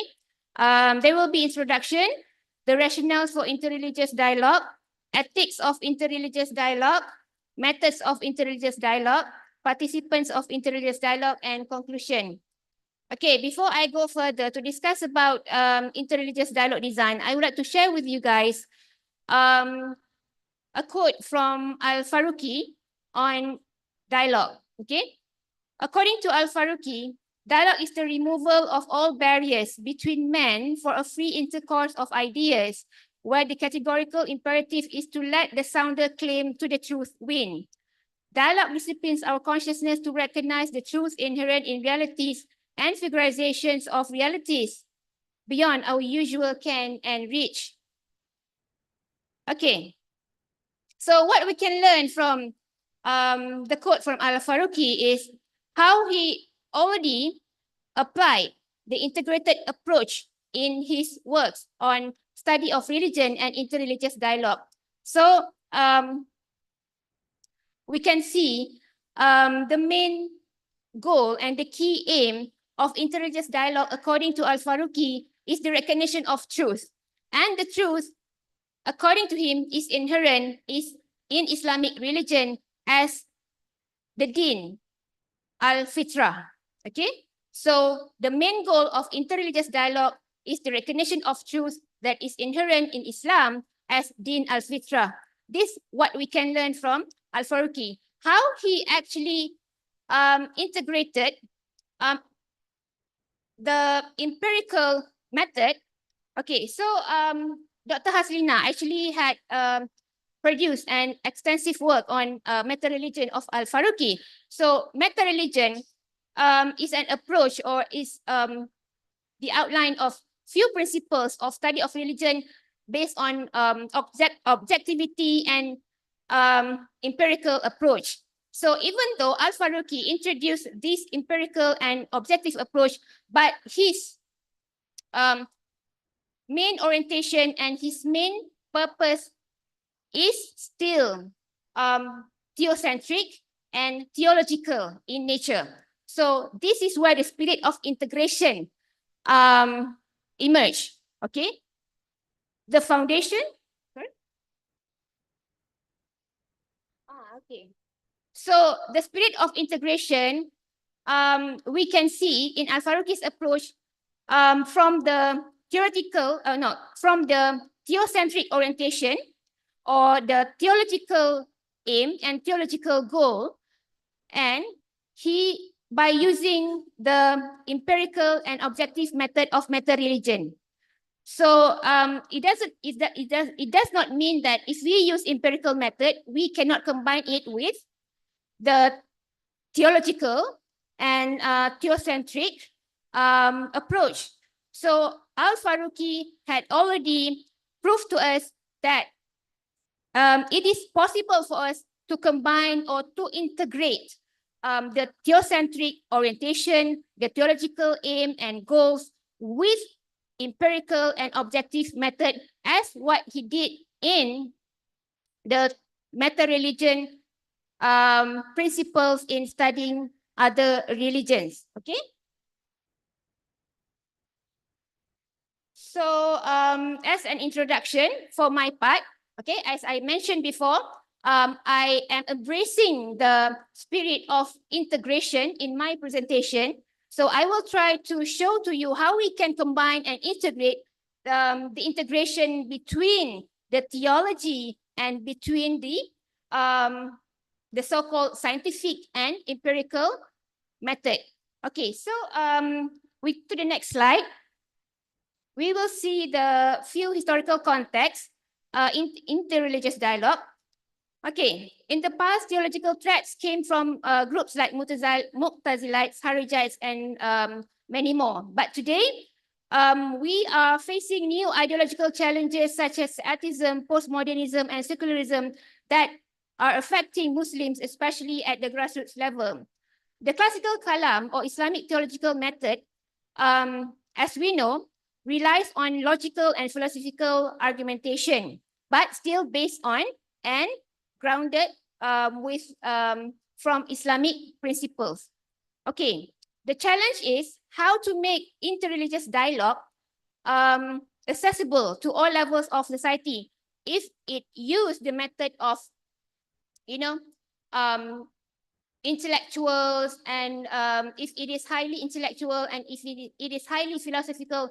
So how can we ensure that this dialogue can also be benefited by the grassroots level, the layman? Okay, so this is what I'm trying to do and what I'm trying to create actually a more grassroots friendly type of dialogue. Okay. Okay, the second part of my presentation is the rationale for interreligious dialogue. Okay, the first one is the epistemological rationale. Okay, dialogue aims at the pursuit of truth and knowledge. It forces a deeper understanding of other religions and beliefs. Both Islamic and Christian scholars like Al-Faruqi and Swidler agree that dialogue allows for recognition of truth, although the understanding of truth differs between these two scholars. Okay, as I mentioned before, Al-Faruqi recognition of truth means recognition of Islam as the truth, okay, as the Din al-Fitra. However, Swidler, a Christian scholar, the recognition of truth according to him is the recognition of truth in all religions. Okay, so it signifies the religious pluralism punya approach lah kan. So, and then we go to sociological rationale.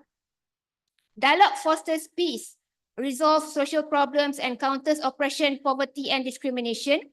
It also promotes coexistence and helps to reduce stereotypes, build trust, and create policies for social justice.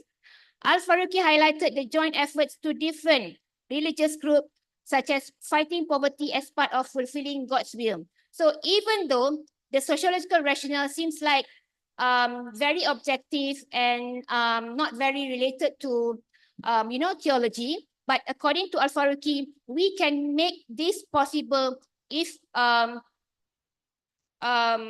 we start or we begin the dialogue with the theological aim. Okay, that is, if we learn that cooperation, even though dialogue in the form of cooperation, but we still can achieve the goal of fulfilling the God's will, and as we serve the role as Khalifa in this world. Okay, since the betterment of humanity is also part of our role as Khalifa, right? So once we engage in dialogue in the form of cooperation and collaboration with different religions, so that is the platform that we can also fulfill our role as Khalifah in this world. Okay, and then we go to the next discussion, ethics of interreligious dialogue. Okay, so the ethics of interreligious dialogue is grounded in Islamic traditions like Al-Biruni's work. The ethics of dialogue include being non-judgmental, respecting other beliefs, and recognizing shared values. Al-Faruqi's principle in dialogue, the most important principle in dialogue is disengagement. Okay, from one's biases, openness to other faiths and ethics should be the main subject of dialogue. And then Muhammad Said Tantawi emphasized that dialogue should be based on trust, truth, mutual respect, and humility. Okay, and then the methods of interreligious dialogue that I adopted from social psychological approach or framework developed by two researchers, Zuniga and Nagda. One, the first stage of dialogue is forming relationship, and then the second stage is exploring commonalities and differences, and then the third stage, addressing conflicts, and the fourth stage, moving from dialogue to action. So this is where we can combine, the method of Al-Faruqi, the method of dialogue incorporation in the fourth stage of dialogue, introduced or proposed by these two social psychologists, okay? Okay, the fifth topic is the participants of interreligious dialogue. Who actually can involve in dialogue? Al-Faruqi himself suggested that we should limit dialogue only to the elite as they possess deeper knowledge of theological concept. But he also suggested that based on dialogue of cooperation, the grassroots also can involve in dialogue because it only involves, cooperation and collaboration in, in fulfilling and serving the responsibilities as humankind, right, with one another. So according to Al-Faruqi, the grassroots can engage in this type of dialogue, while the dialogue that involves the discussion of intellectual discourse, of highly philosophical in nature, so that kind of dialogue, we leave it to the scholars. We leave it to those who experts in the religious teaching or sacred texts. Okay, and then we come to the conclusion. So there is a need for grassroots focused model of interreligious dialogue given the contemporary ideological threats that we discussed before, the post-secularism, the postmodernism, and so on and so forth. Okay, the theoretical contributions of Al-Faruqi, especially the concept of Din al-Fitra, can be incorporated with the interreligious dialogue, the contemporary interreligious dialogue model, as proposed by Zuniga and Nagda, 2001, in order to make it more applicable to the grassroots, not only to the intellectuals or the elite. Intergroup dialogue model provides a systematic framework of how the cooperative endeavor among religions can be achieved. Okay, that's all for my presentation. Okay, thank you. Maybe we can proceed with the question and answer.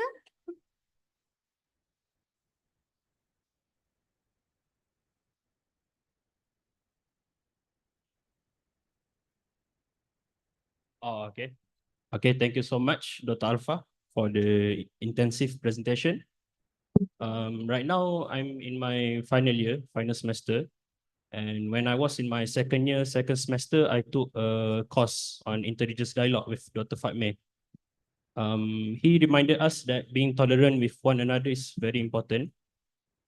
He states that Christians should be tolerant with Muslims and Muslims should be tolerant with Christians and so on.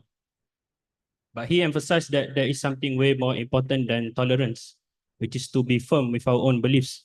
So we can be tolerant with one another, we can conduct interreligious dialogue, but we should not compromise our own beliefs and should stick to the rules and regulations of interreligious dialogue. So that is all for our discussion today. We will now go to the Q&A session. If you have any question, please go to the mic and ask your question.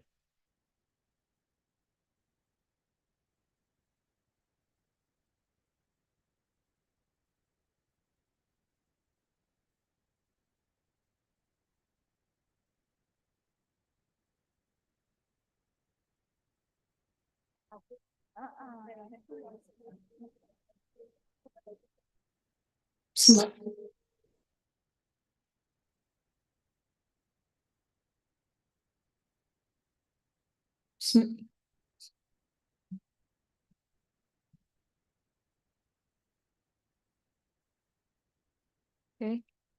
Bismillahirrahmanirrahim. My name is Ain Khadija and I am a student of Usuluddin and Comparative Religion.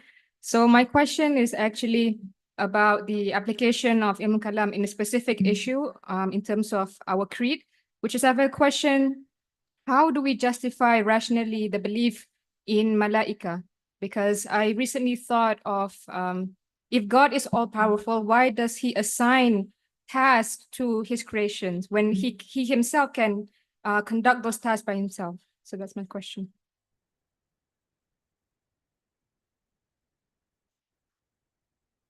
Sister, can you repeat your question?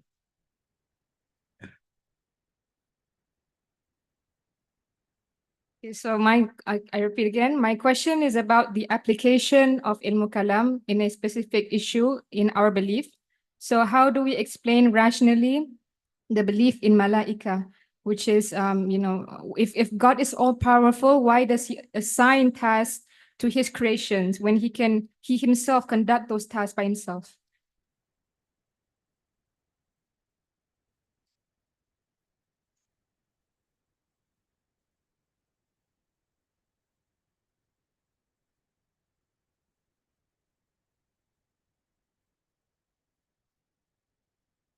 Bismillah. Bismillahirrahmanirrahim. Alhamdulillah wassalatu wassalamu ala Rasulillah wa ba'd.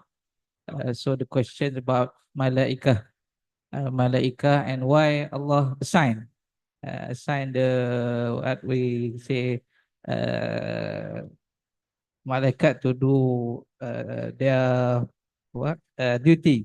So if we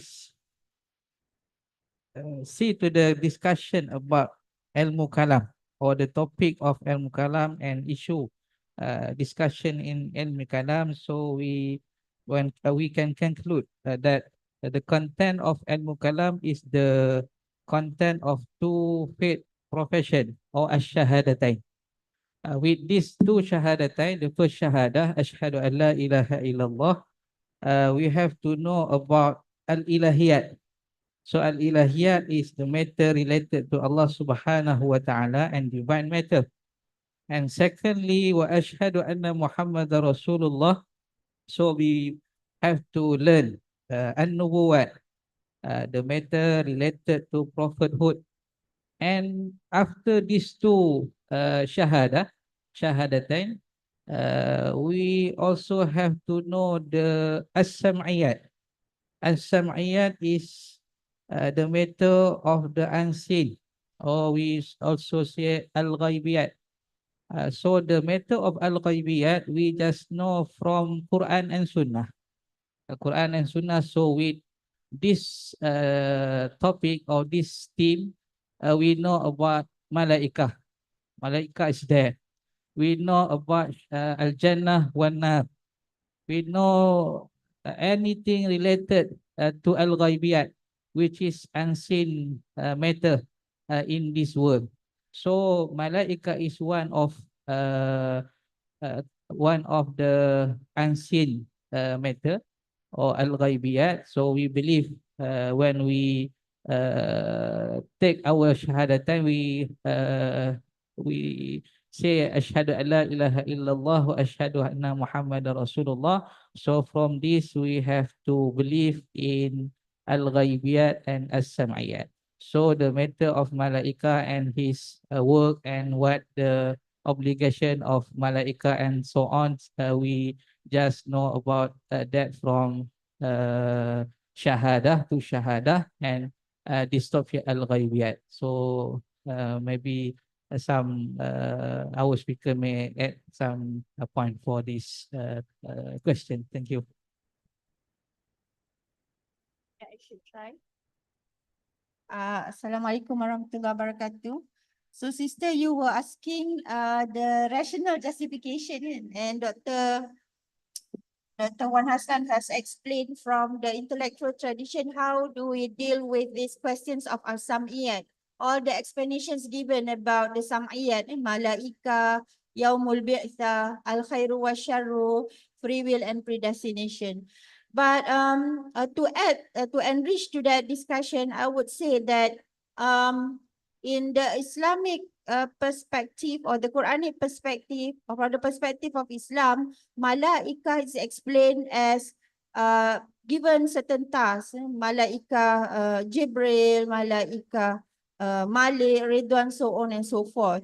Now, do you think that in other traditions that they do not have this specific creation that has special features?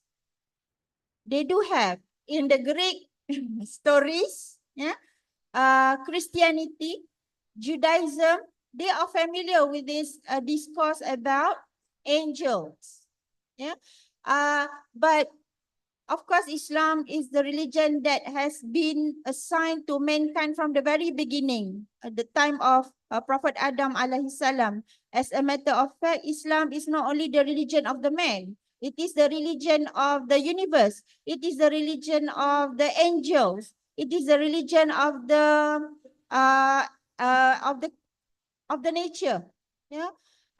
So what about this angel? Is this angel outside Islam? So Allah will have to explain about its single creatures. In the Quran, Allah explains about all these single creatures and explain about what are their tasks, what are their duties. Of course, Allah does, and then in order for you to understand the role and the task of all these duty, you have also to understand God. Why God creates this? Of course, there are reasons for creating this. As a matter of fact, when you do not believe in all this, you have problems with your iman. And because of that, it is one of the arkanul iman, belief in angels. So if it is one of the arkan of iman, why believe in it? And Allah explained about it. The most important thing that we want to understand about angels, why Allah assigned them tasks, because Allah wants us to know that for every single creature, He gives their specification.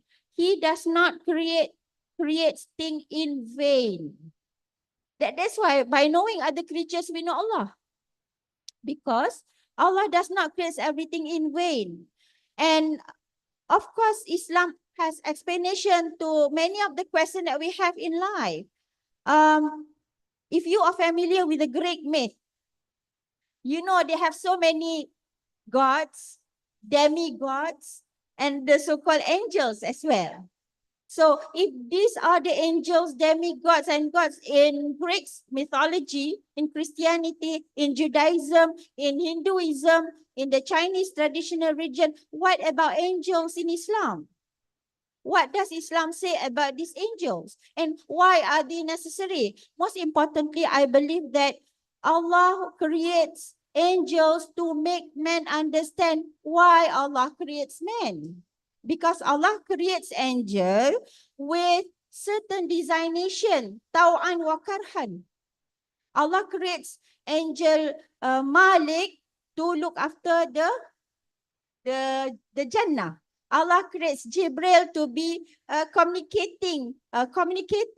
Allah creates a communicator of wahyu. Allah creates a Zabaniya for certain specification. And these angels, they cannot do other than what Allah has designated them to be. So when angels ask Allah, we already follow you, we already obey you, why are you creating men? So you see the cause and effect. So Allah wants to explain that His sunnatullah has cause and effect. So Allah creates angel because Allah wants one type of creation that or creature that submit to Him by designation. But Allah wants to create man special. He does not want to create man by designation submitting to Him. He wants them to choose to submit to Him. So you know what? You cannot understand one creation in separation from the other. This is not Tawhidic. Tawhidic is to understand that every creations are related to one another. This is the rational justification of existence. Otherwise, angel would not have meaning to us. Because the only meaning to us is the malaikat that, write our activities, Rakib and Atib, and also when we die. But why is these angels created and why humans are created? Because this is to explain the whole cosmos. This is the cosmology.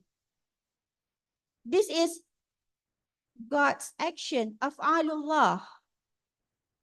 And when you understand this, you will not question, why are you creating this? Because he is God. He cannot be questioned. He's the grand designer. He's a grand designer and he designed it very well. So that would be the explanation. I mean, the rational explanation, in addition to what the intellectual traditions of Islam try to address the problem, and especially when discussing about the Sam'iyat, Allah wants to explain why he creates this and not like the way they were understood in Greek mythology or in Hinduism or in Christianity. Because, for example, in Christianity, if you look at the picture, they always picture angel like birds, and then have what they call wings. But in Islam, Allah says that angel is not like this. Of course, they have designation, but it's beyond human, beyond physical outlook. But Allah explained very well their role. And is he in the position to do that? He is in the position to do that. And for you to understand why he creates man is important for you to understand why he creates angel, without which you cannot understand why he creates man. All right, so that would be my attempt to respond to your question. Of course, I believe there are many more discourse that can help to enrich your question, because your question is not a simple question.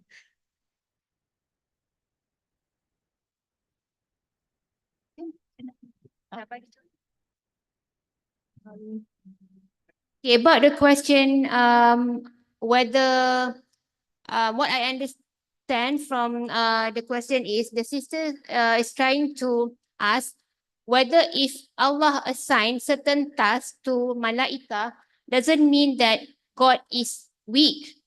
Is that true? Okay, so I would like to give a simple analogy line. If we got sick, we will go to the hospital and we will meet the doctor, right? And then the doctor will prescribe us certain medication. He will provide the proper treatment for us, and then we will recover from the sickness. We got healed, okay? And then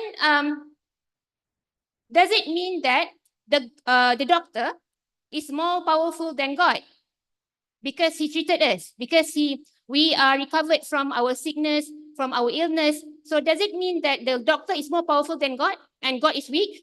No, the doctor is actually only the medium which Allah can provide the treatment for us. Okay, that's what I understood from my own experience and observation lah. Okay, the doctor is only the medium and the tools which Allah can provide the shifa, the healing, okay, the treatment for us through the doctor. So the same goes to the question of whether Malaika, whenever they are assigned with certain tasks, does it mean that Allah needs assistance? It doesn't mean that way, okay? So it means that Malaika is just serving God and providing and serve as the tools for God to, to channel his sifat, okay? As if we know that the Asma'ullah, okay? 99 names of and nature of Allah. So we know that Allah will manifest his sifat, his nature in different kinds of medium, including men, including angels, and so on and so forth. So for me, it doesn't mean that if Allah assigns certain tasks to human being or to malaika or angels, it doesn't mean that Allah is weak, but it is the object, the makhluk is only the platform, the channel, the tools for Allah to transfer, to manifest his sifat, okay, his nature to us, to the whole universe. Okay, so that is my personal opinion lah. Maybe that is how you can explain and give justification if the same question was asked, is going to be asked to you, okay? Okay, thank you so much, Dr. Arfa, Dr. Asrina, and Dr. Wan Aslan for the answers. So, are there any more questions from brother side? No questions?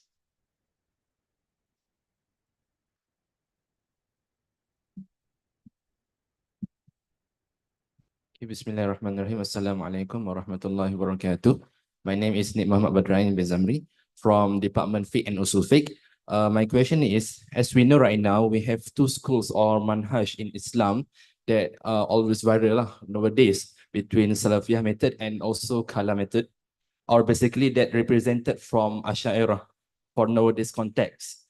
The clash between these two schools caused the vital impact until one of the school promote to others to avoid to learn, especially they avoid to learn about Kala methodology because they always quotes from Imam Shafi'i. Imam Shafi'i quotes that avoid ilmu kalam, while the kalam of Imam Shafi'i it is out of the context.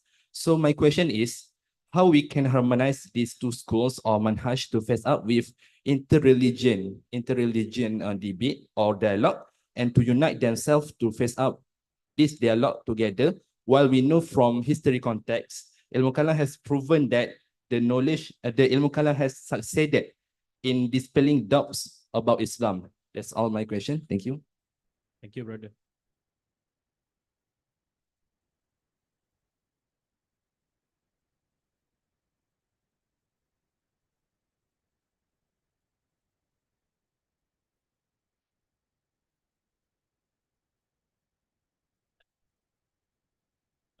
Brother, can you repeat your question? Can you repeat your question? After the proven what? Proven. Okay. It's like the history context we have looked lah. The ilmu kalam or the kalam methodology has succeeded to prove proved the what we call to guide to protect Islam from any syubhah, and also to debate with another ajaran sesat or another manhaj that out from Ahlus Sunnah wal Jamaah also.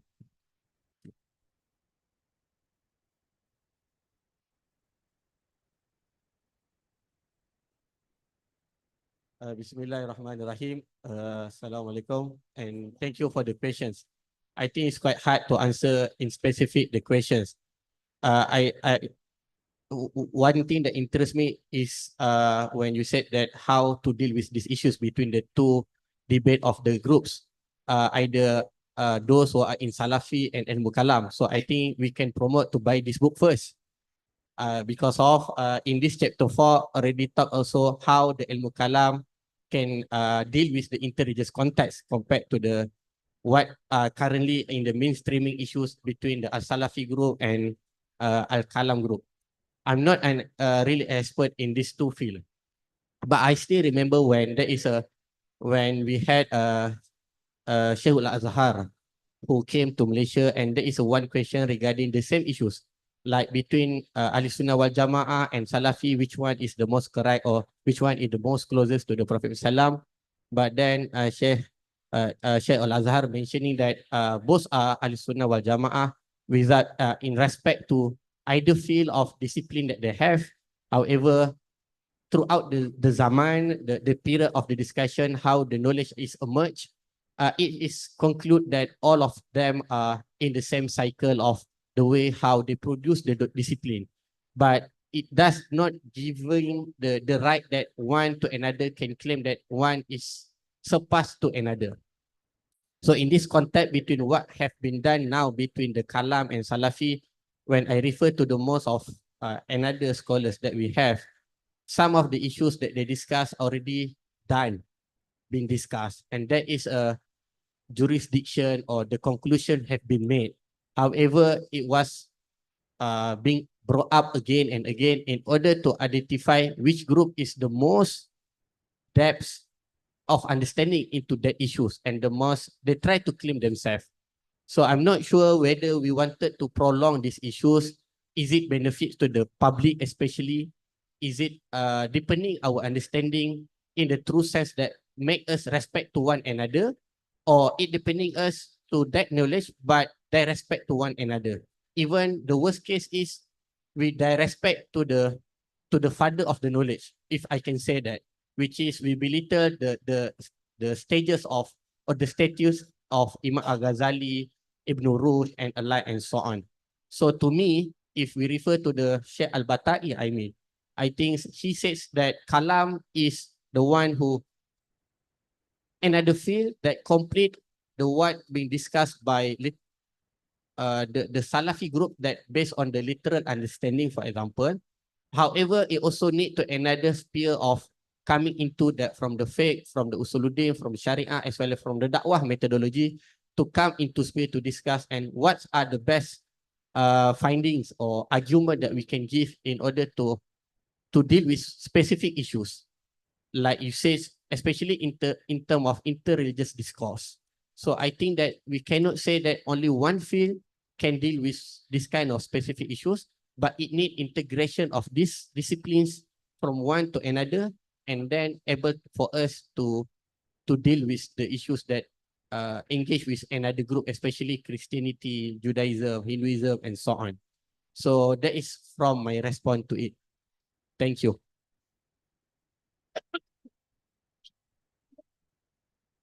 Bismillahirrahmanirrahim. Alhamdulillah wassalatu wassalamu ala Rasulillah wa ba'. So the question is about the legitimacy of ilmu kalam, hukum of ilmu kalam, why you can see in this book. So like Dr. Farid say, we are promoting this book, not which group of these two group.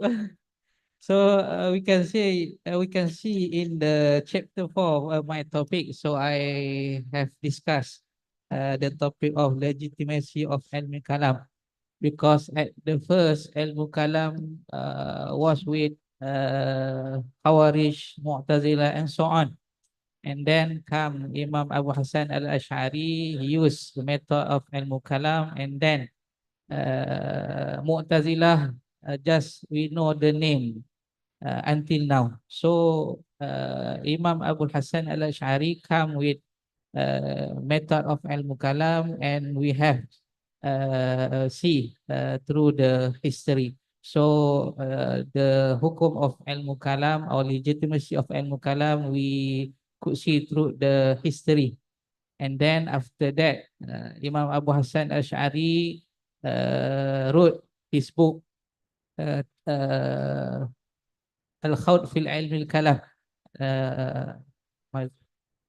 Risalah Istihsan fil Khawd fil Ilmi al-Kalam. So why we should learn ilmu kalam, what the purpose of ilmu kalam. So you can see in this book at page 56, 57, I talk about the meaning and the purpose of ilmu kalam, the theme of ilmu kalam, and the method of ilmu kalam. So this is ilmu kalam, and we can refer to the Al-Qushairi. And Al-Qushairi in page 51, he said that he found it strange if someone claimed that there is no ilmu kalam in the Quran. If we see in the Quran, the discussion in Quran about the belief system, either in the oneness of Allah, the prophethood, the Yawmul Akhirah, Allah Subhanahu wa Ta'ala state that rationally the proof, the evidence is rationally that we can believe from this ayah. So that's why Imam Shairi say he found it strange if someone claim that there is no ilmu kalam in Quran or in Islam, or specifically in Ahli Sunnah wal Jamaah. Wallahu alam.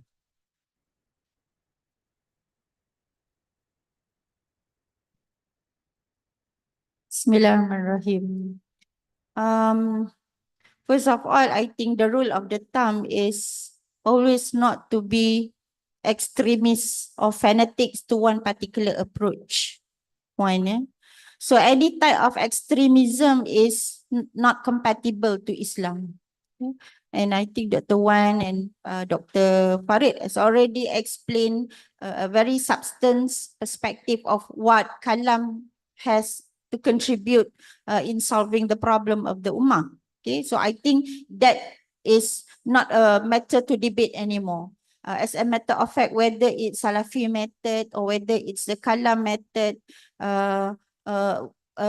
both have contributions to the in Islamic intellectual tradition in solving the problem of the ummah. So, but the rule of the thumb, no extremism, no fanaticism. Secondly, if the two streams are looking to propagate the truth, are you not thinking that we have to accept these two approaches from a Tawhidic perspective? You know, the two schools complementing each other. Because you know that you have different audience altogether. One audience can believe, in a very simple manner. Listen to the verses of the Quran, listen to hadith of the Prophet, that's it. They accept it as it is. But there are people who have questions, who have doubt. There are people who are brought up in different environment altogether. They want facts, they want reasoning, they want concrete evidence from human experience. So these people want to engage more into long discourse, intellectual discourse. So who would serve these people? Of course, the kalam method would be appropriate for these people. All right. And what Islam is all about? Islam is about giving everybody explanations. So you cannot just lump everybody in one box and tell them this is how to understand Islam. Otherwise, the Quran would not speak about, attending people's argument with, hikmah wal mau'izatil hasanah wajadilhum billati hiya ahsan. So that's why I say just now, take the perspective of Tawhidic, because at the end of our discourse, what we want people to understand, we want people to understand Allah. We want people to understand who is He and what is his relationship with Allah. We want people to understand about things around Him, the creatures around Him, how He is related to the creatures and how He is related, these creatures related to Allah, related to Him, a Tawhidic perspective. So, and brother, since when that we didn't fight each other? Even after the death of the Prophet, you can see there were misunderstandings among the Sahaba. And then after the period of the Sahaba, there were also misunderstanding and miscommunications. During that time, there was no internet. And what more today? We are going to continue to, debate with each other. Why not take this in a very positive manner? Because it enriches our understanding. It enriches our methods to know God. So if we appreciate certain method, alhamdulillah, at least we know how to approach Him. That's it. So we do not have to blame each other because we thought that this route is wrong and this route is not right. Yesterday, a friend of mine shared that maybe to a certain people, this question of Tawhid, Sifatullah, 20 sifat of God, the 20 attributes of God is simple matter to understand. But there are people struggling to understand what wujud mean. Because wujud for people of other religions means differently. You can wujud in transcendent manner, you can wujud in immanent manner. So how do you reconcile this transcendent and immanent? But for some people, this does not have any importance to me. To me, God is transcendent. That's it. Yeah. So the Kalam group will have to explain what immanent means. You know, the Sufi would like to say, okay, immanent means this to me, but we never approve syirik. Yeah. So appreciate every stream, because as long as you understand that we want to glorify Allah. It's a tawhidic journey. Unless if you look at your journey is a solitary journey, everybody else is excluded. So you become who? You become like the Christians, exclude everyone. And then you become confused because you start to exclude people as if you were the one who is charting the pathway to heaven. Do you really know that you're going to heaven? That's a problem. One of my ustazah always like say that Muslims does not hold one ticket to paradise. If you think you hold one way ticket to paradise, you are wrong. Become like the Christians, because the Christians believe that. But we Muslims, we believe that we have to continue to struggle to go to his Jannah, to get his blessing. So don't think that you follow certain methods that you have his ticket to his Jannah. But if you have ego, you glorify yourself, maybe you fall into syirik. Just like what Al-Ghazali feel about himself. I mean, if you learn Al-Ghazali, Al-Munkith bin Ad-Dalal, you learn a lot. Why you should not be controlled by your ego, even though you are, mashallah, great scholar, great master. Yeah, you are so knowledgeable, versatile in knowledge. Al-Ghazali is the most versatile person in knowledge, but look at him, what he end up. He end up in tasawwuf, because it is in tasawwuf that he find humility in knowledge. So that is the tawhidic aspect of knowledge. I think all of us here will have to really understand what being tawhidic is all about. Because all this while we understand tawhid ni believe in one God. It is not only belief in one God. It is believing everything in unity, bring us towards understanding him. Towards respecting that everything is also created for certain purpose. Yeah? Not in isolation. Not in isolation. That's why Al-Faruqi championed this concept of Tawhid. And that's why he introduced meta-religion, because he wants people to understand Tawhid from rational perspective. So you give meanings to every single thing, existence, including the differences of methods and streams.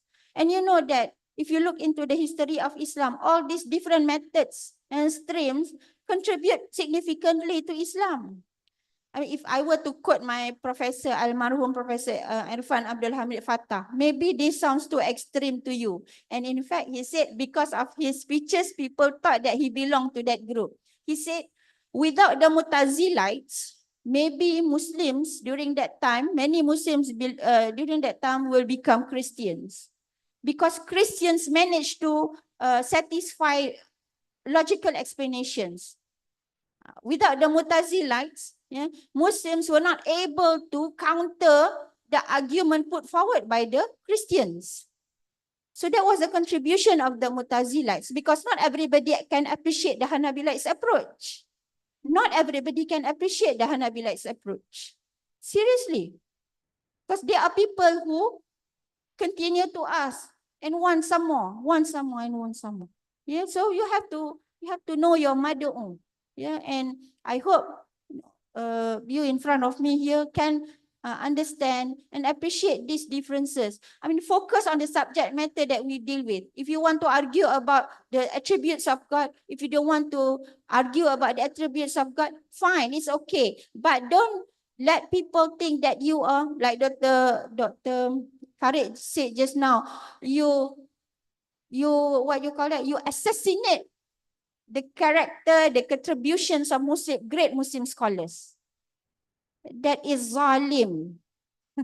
Sometimes I say, how many books you have produced when you condemn Ibn Taymiyyah, or you condemn Al-Ghazali, or you condemn any of the Muslim scholars that have contributed in the past. But hey, what contributions you have to help the Ummah really understands Islam today.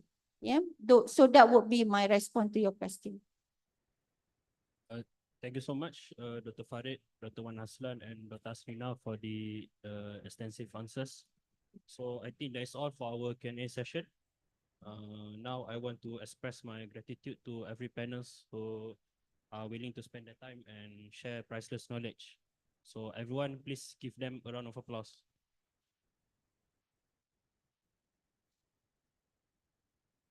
Before we so lastly, I would like to urge everyone to buy this book.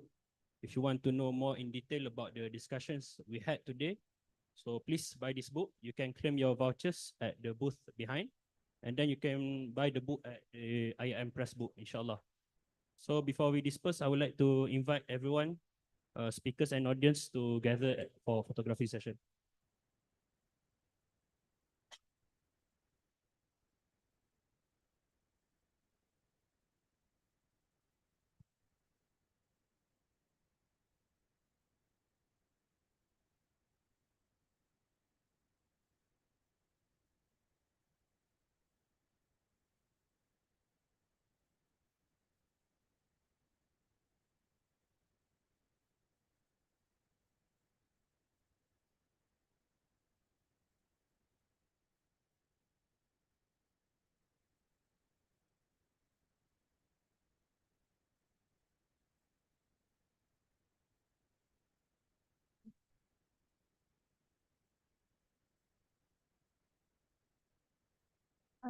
Thank you to our remarkable speaker for sharing their insight and inspiring us with their passion.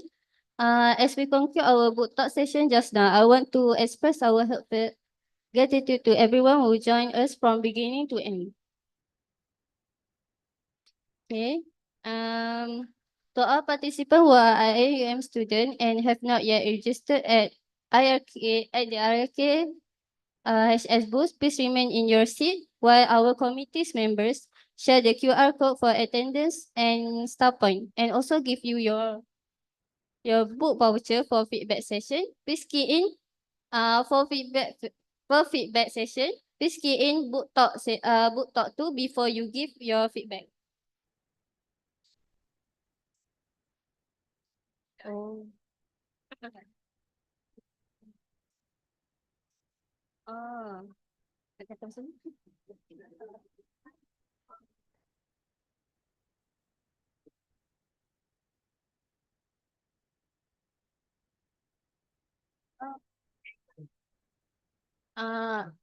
Now we have a photography session. Everyone please look at the system.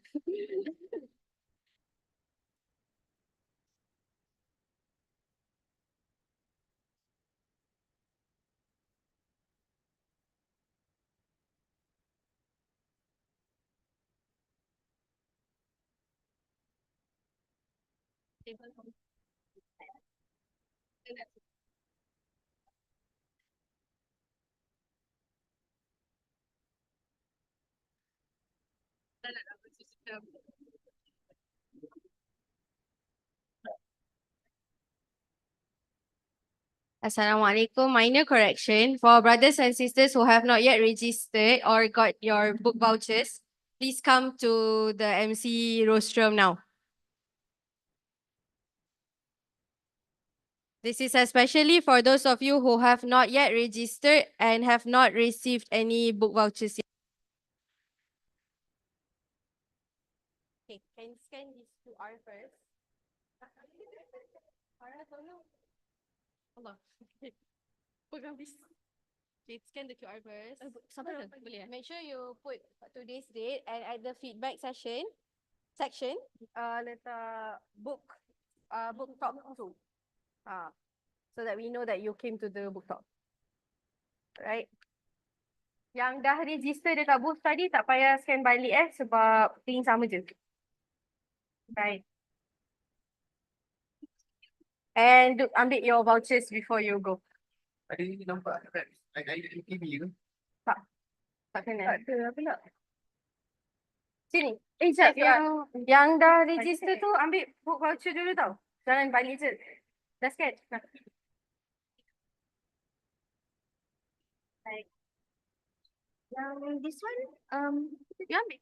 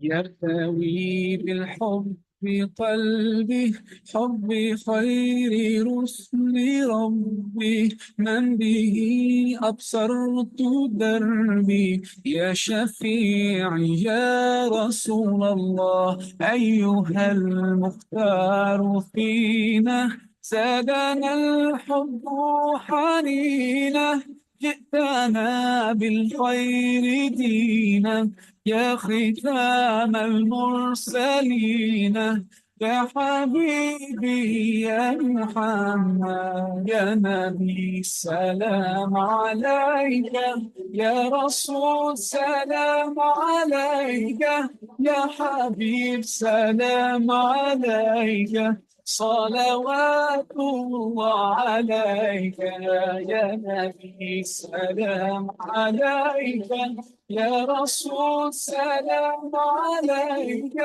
يا حبيب سلام عليك صلوات الله عليك.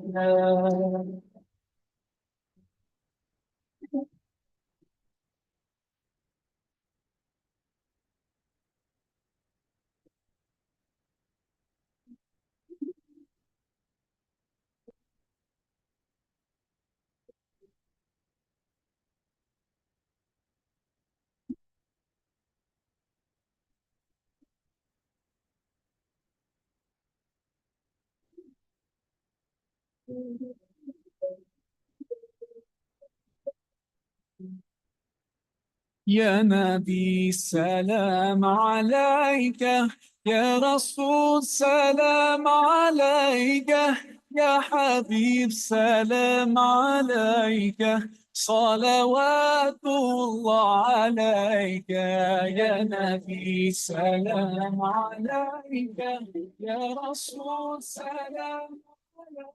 Hello.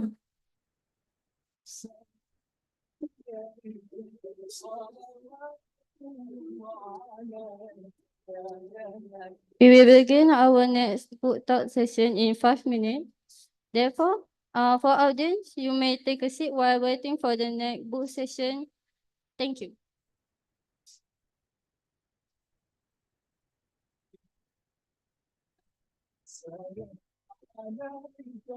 يا رسول سلام عليك يا حبيب سلام عليك صلوات الله عليك.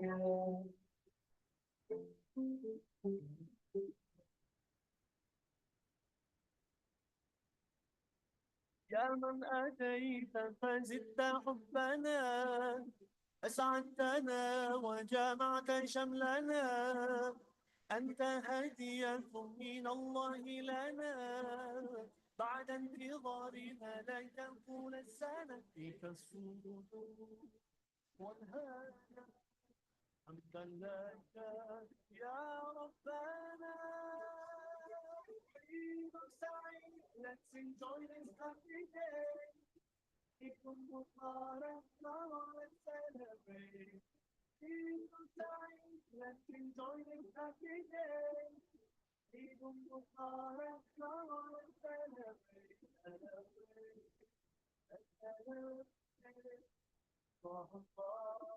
Thank you for this day.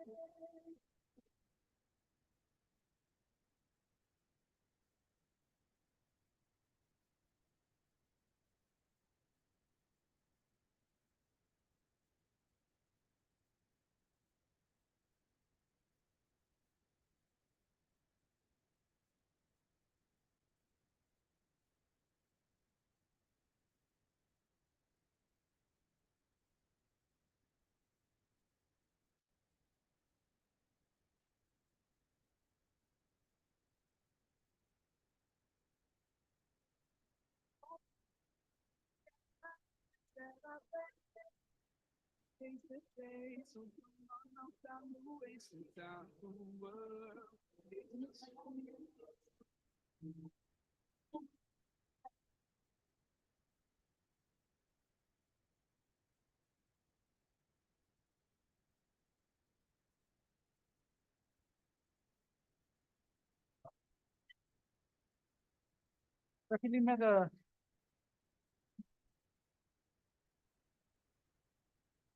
Assalamualaikum.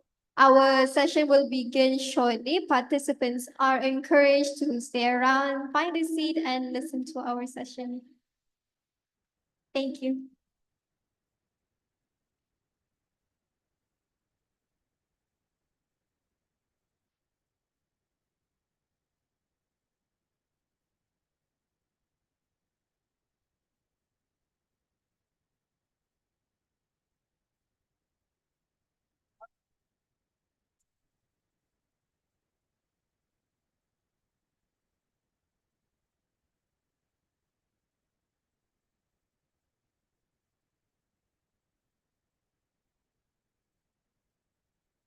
بسم الله الرحمن الرحيم. الحمد لله رب العالمين. الحمد لله على ما أعطيت، والحمد لله على ما منحت. اللهم إنا نسألك كمال فتوح العارفين والفقه في الدين مع كمال الإخلاص والصدق واليقين، ونسألك الانتفاع بخيرات الأولين والآخرين. اللهم اجعل جمعنا هذا جمعا مرحوما، وتفرقنا من بعد تفرقا محصوما، ولا تجعل فينا يا ربنا شقيا ولا محروما. والصلاة والسلام على أشرف المرسلين، مولانا وسيدنا وحبيبنا وقدوتنا وقرة أعيننا محمد النبي العربي الأمي الصادق الأمين، وعلى آله الطيبين الطاهرين وأصحابه الغر الميامين، ومن أتبعهم بإحسان إلى يوم الدين. أما بعد، فتحيات طيبات نزفها للحضور الكريم، ويسعدنا أن تحضرون وتسمعون وتنقدون، ولسنا في مقام من يلقي القول، ولستم في مكانة من يلقي السمع، إلا أن القول إلقاء والسمع إلقاء، والملقي والمتلقي في المشهد سواء. هذه جلسة من جلسات كتاب يتكلم، أو أن صاحبه يتحدث نيابة عنه. وهذا الكتاب يجمع بين منهج الإمام النورسي والحديث النبوي الشريف. والنورسي كما هو معلوم ومعروف غني عن التعريف، وهو من المجددين والمفكرين في العالم الإسلامي، وله باع طويل في علم النبوة، حيث فصل في مسائل معلومة ومعروفة، منها منزلة النبوة والعصمة والمعجزات، واختلاف علم النبوة عن الفلسفة، وتفوق علم النبوة عن علم التصوف، وكذلك تحدث عن المعرفة النبوية وموقف النبوة من العلم. وهذا ما يفصل فيه أيضا هذا الكتاب.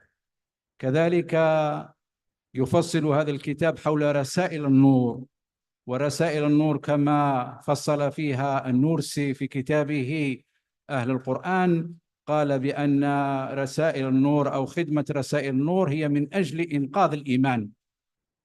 إذن ولهذا وجدنا الكثير من الجمعيات والمنظمات والجماعات والمراكز العلمية والأكاديمية قد وظفت جهودها من أجل الخدمة الإيمانية أو إنقاذ الإيمان، وهذا ما نجده في هذا الكتاب، حيث يعالج مسألة الحديث النبوي الشريف وكذلك رسائل النور، وكيف نظر النورسي إلى الأحاديث، لا سيما الأحاديث التي تحتاج إلى شرح طويل أو شرح معقد، وكذلك فيها بعض الخرافات التي قالوا عنها والإسرائيليات، ولكن هناك أحاديث صحيحة تجاوزتها وصححتها.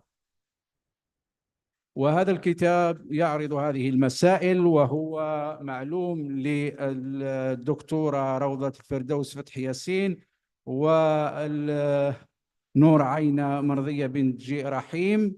الأستاذة أو الدكتورة روضة فتحي ياسين معروفة لدى الجميع ولا داعي لأن نعرف بها، فهي أستاذة في قسم الحديث بالجامعة الإسلامية العالمية، ومشهورة وداعية ولها مستقبل كبير في عالم الدعوة والفكر والمعرفة والعلم، فقد طوحت بأجيال كثيرة وعلمتهم، فنجدها حاضرة دائما تعلم وتذكر وتشرح وتفسر. وكذلك الأخت نور عينة من كياس وهي في كلانطان حسب علمي، فليتفضل دكتورة روضة الفردوس تتفضل لتقديم كتابها منهج الإمام بديع سعيد النورسي.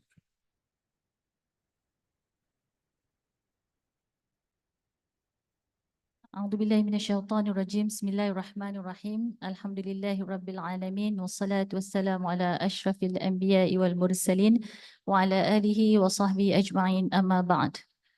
أولا نشكر الله تعالى ونحمده على كل نعمه وبرزقه. الحمد لله تم كتابة وتأليف هذا الكتاب الذي في أيدينا الآن وهو أمامكم.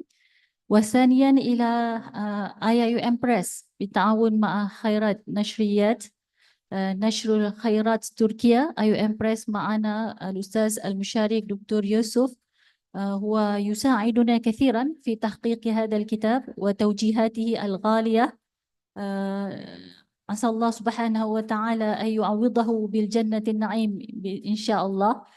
And وخيرات نشريات is the Turkish publisher that is collaborating in publishing this noble book. Alhamdulillah. We would like to thank our line-up from Khairat. We can see some of them are right in front of me on my left. Brother Ikmal, Ustaz Hazwan, Ustaz Faisal. So thank you so much for their generosity and for offering their offers to actually collaboratively publishing this book, which is among the earliest in this world. So this is not to exaggerate, but this is the fact that discourse about Said Nursi is a worldwide discussion. It has attracted many attentions, especially from the Western side of the world, in which they are looking for some remedies of all the societal and psychological issues raising nowadays in our modern time. We are all aware that the numbers of crises all over the world are dramatically in need of special attentions. And this is the intention of studying the Rasail an-Nur discourse is for the purpose of seeking for a deep-rooted solution from the Quranic perspective, which is explained in a modern way, in which it is very important to highlight that the author himself, Imam Said Nursi, is a scholar who mastered more than 80 disciplines of knowledge. So when you want to discuss about psychology, sociology, politics, you can find the discussion is a well-versed discussion, not an artificial one. It attracts our attentions in the South regions, Asia, a couple of years back when we found that the discourse has proven to be concretely preserving the ideology of Islam, starting from Turkey itself and then later on into the Western world. And we believe that the concrete ideology will also benefit us as Muslims around the Southeast region of Asia. And Alhamdulillah, it is very interesting to highlight that all over the world nowadays, they have more than 35 countries which are learning this discourse and trying to explore further and further from different angles of studies, including sociology, psychology, as I mentioned earlier. And it is also interesting to highlight in our own specialization, myself and Ustazah Aina, from the Quran and Sunnah studies, there are so many pearls of knowledge are yet to be explored in this Rasail An-Nur. In our case, I would like to share more on the history of the compilation of this book. When the first time this course entered our university, joined our university 7 or 8 years ago. When was it exactly? 7 or 8 years ago, something like that. Yeah, it attracted the attention, and it's mentioned in our slide as well about his stand with tasawwuf, because there are different views of scholars around the world in looking and describing his discourse. After going through some analysis and studies which we conducted research, I have decided to choose on his Aqidah and Sunnah perspective. And we have, Alhamdulillah, some students graduated from this research to have the similar conclusion in which his approach in the tafsir and hadith are very much following the approach of the majority scholars all over the world. So it is also interesting to highlight that he has a very unique approach in which it communicated directly, not just to your intellectual faculty, your aql alone, which is mostly the nature of knowledge nowadays in modern time, but it also interacts to your heart. So the moment you read his works, you will discover that you are exploring a very beautiful spiritual experience of knowledge. At the same time, it fits your intellectual needs, your rational, your logic. This is something which not simply can be done, especially in our modern period of time. And there is a different approach of writing, if we try to compare, of the classical works of the scholars and the modern works of scholars, and you will see that his work is compatible by integrating both methodologies, in which at the same time he successfully address the heart and the minds all together. All right. Normally, when you look at a person from an academic side, normally they will have a specific methodology that they have to adhere according to the consensus of the ulama of the world. And at the same time, you might also see those ideas were not 100% presented in a way that the public can grasp the ideas easily. Or if they want to send a message, sometimes the message is quite challenging to be understood by the public because of the limitation of the areas of expertise of that particular scholars. What I would like to highlight here is, interestingly, Syed Nursi has the capability of exploring the classical knowledge and representing it in a modern context and modern approach, which is convincing to the modern readers who are suffering and living in the secular period like us. So we are now living in an era of secular, and that's why our university was established, for the purpose of Islamization, integration, and relevantization of knowledge. And you will find it very interesting to discover that the foundation of this integration and Islamization, as well as relevantization of the Quran and Sunnah into the modern context world of knowledge, is there in the book. So Ustazah Ainam will inshallah share with you some of the examples, of the hadith which sounds to be mutashabihat. Mutashabihat is the hadith which literally can indicate a very tricky meaning.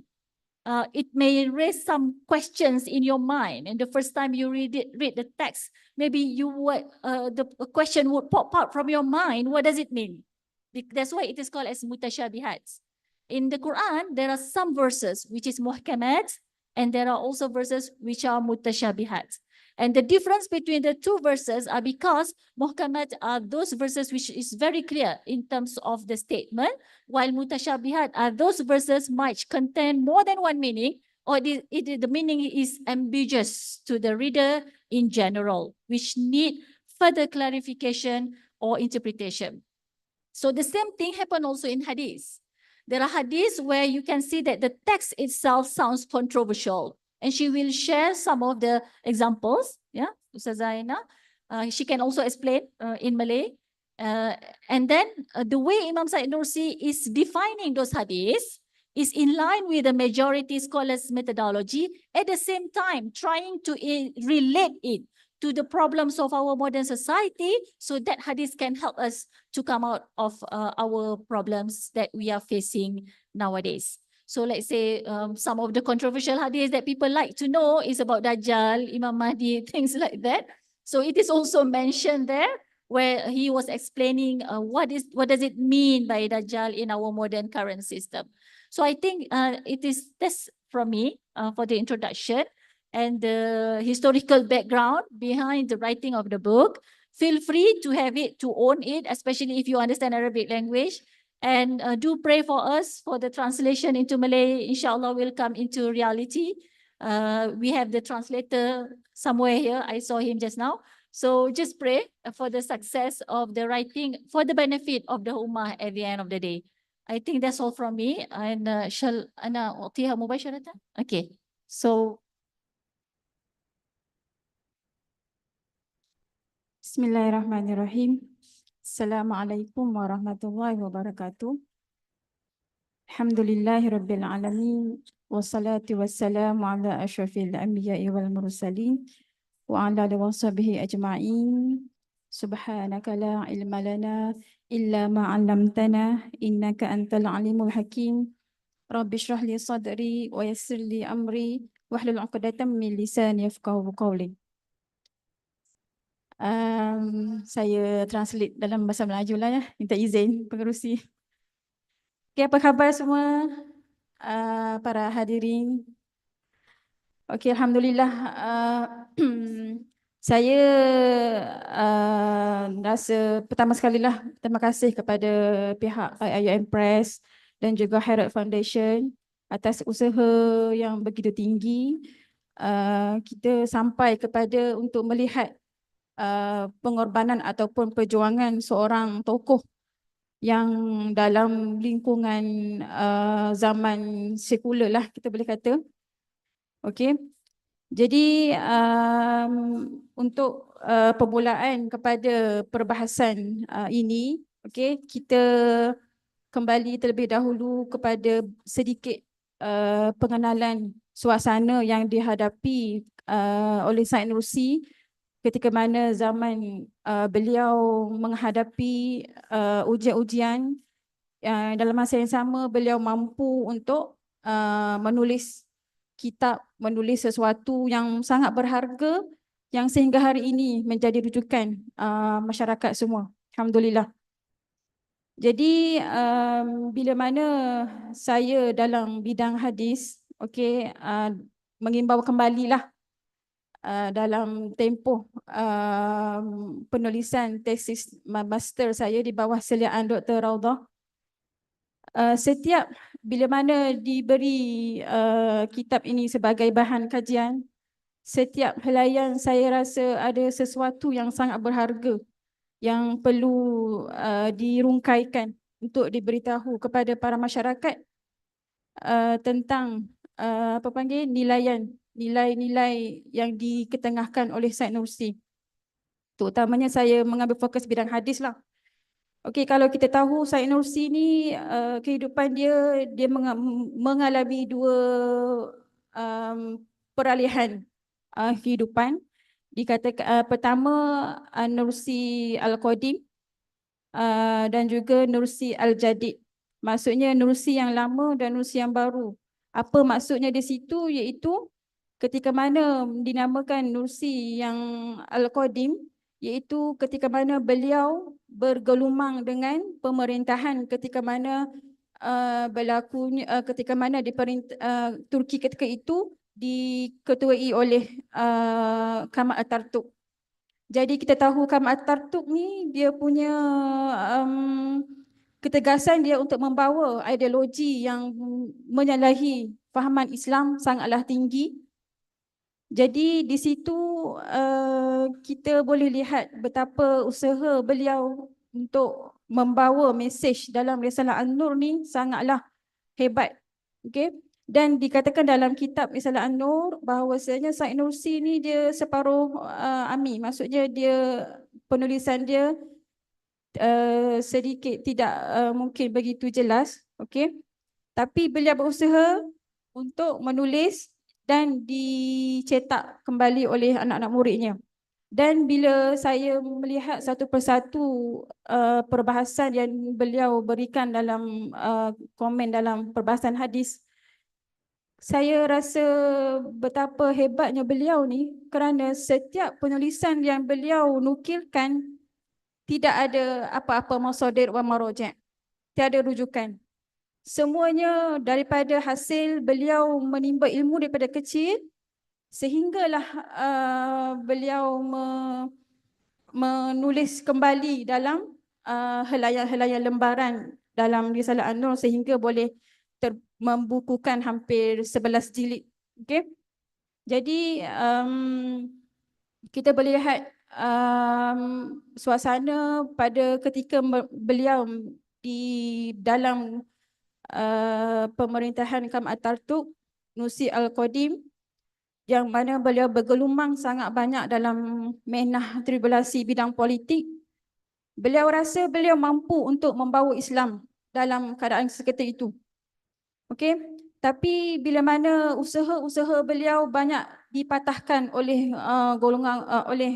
Kemal Atatürk dan konco-konconya, beliau beralih kepada kehidupan isolation, pengasingan. Yakni beliau merasakan dengan penulisan untuk membawa jihad kepada syiar Islam yang sebenar, itu adalah usaha yang paling mendekatkan beliau kepada pengorbanan untuk Islam. Okay? Kalau kita tahu pada zaman pemerintah Atatürk, yang mana ketika itu diharamkan azan dalam bahasa Arab, diharamkan penulisan ditulis kepada bahasa Arab Latin, dan pengajian-pengajian agama diharamkan dalam madrasah, al-madaris wal ma'ahid yamna qataan.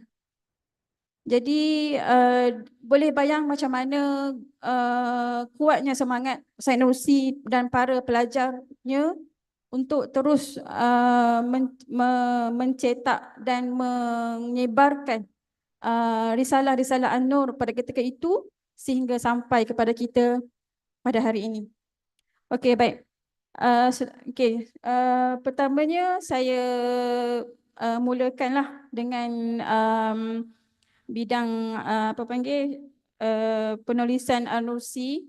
Okey, dan sekarang pun saya masih lagi dalam kajian mengutip semua hadis-hadis yang terbuku dalam Risalah An-Nur, hampir hawalai mi'ah hadisan.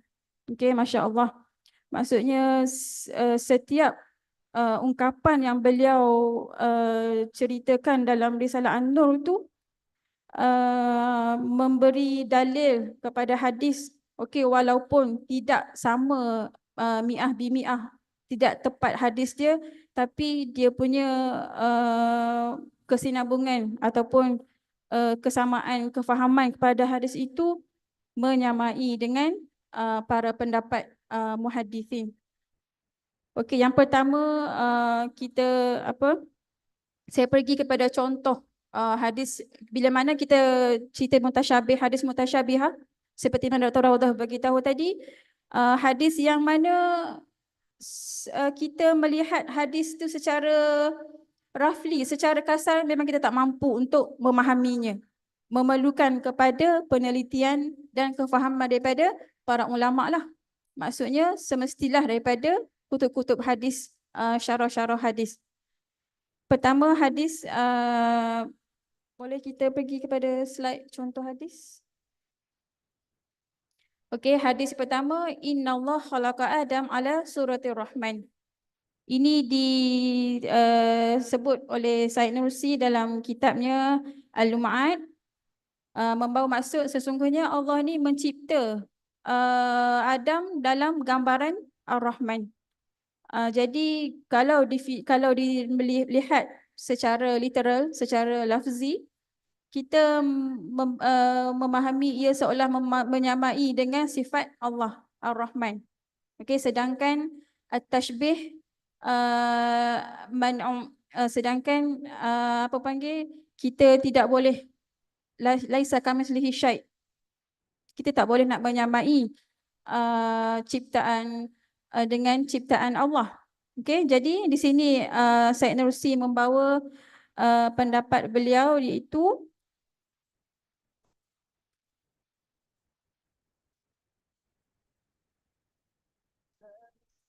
okey, lau hamala hadzal hadis ala zahirihi fa fihi tashbih bil makhluk. Jadi dikata kalaulah hadis ni secara zahirnya kita faham, dia seolah memberi tashbih kepada makhluk, menyamai makhluk. Dan benda ni wa hadzal al-am mukhalaf li usul al-aqidah al-islamiyah. Benda ni bertentangan dengan akidah Islamiyah. Okey?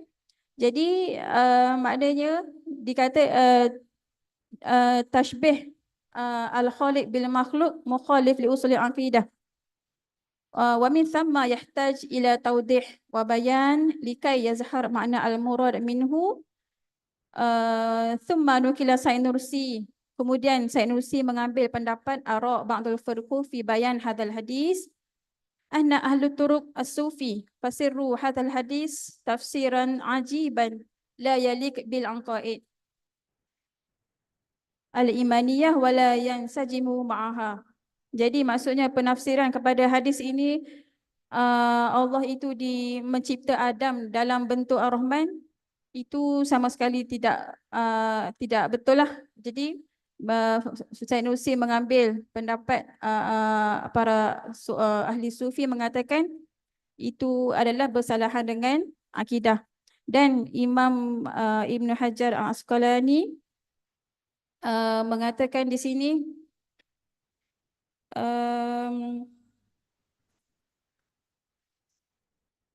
okey, Imam An-Nawawi mengatakan di sini hadis ini hadis berkenaan dengan sifat Allah. Okey, dan disebut dalam kitab iman, yang mana kita perlu mengimani dengan zahirnya.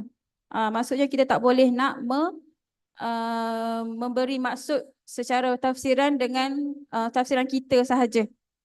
Okey. Jadi annaha tata'awwal ala hasbi ma yaliq bi tanzihi lillahi ta'ala wa annahu laisa lahu kamitslihi syai'. Okey, maksudnya kita manusia tidak menyerupai sifat Allah lah dalam penciptaan Adam. Maksudnya menciptakan Adam dalam surah Ar-Rahman tu kita apa panggil, kita kembali kepada asas, kepada maksudnya tidak menyamai dengan makhluk. Okey, jadi seterusnya hadis tentang latama Musa alaihi salam ainun malakal maut indama ja'a liqabdi ruhi. Ada hadis tentang malaikat maut datang kepada Nabi Musa dan Nabi Musa menampar malaikat sehingga tercabut matanya. Jadi di sini kalau kita lihat kepada secara zahirnya peliklah, dan pelik itu memanglah hadis mutasyabihat. Jadi di sini Said Nursi dia tidak menyebut nas ataupun matan, tapi dia menyebut penceritaan sahaja. Okey. Kenapa Syed Nursi kalau dalam setakat kajian yang saya buat, memang banyak hadis yang Syed Nursi tidak memberi lafaz yang sama dengan apa yang ada dalam kutub hadis.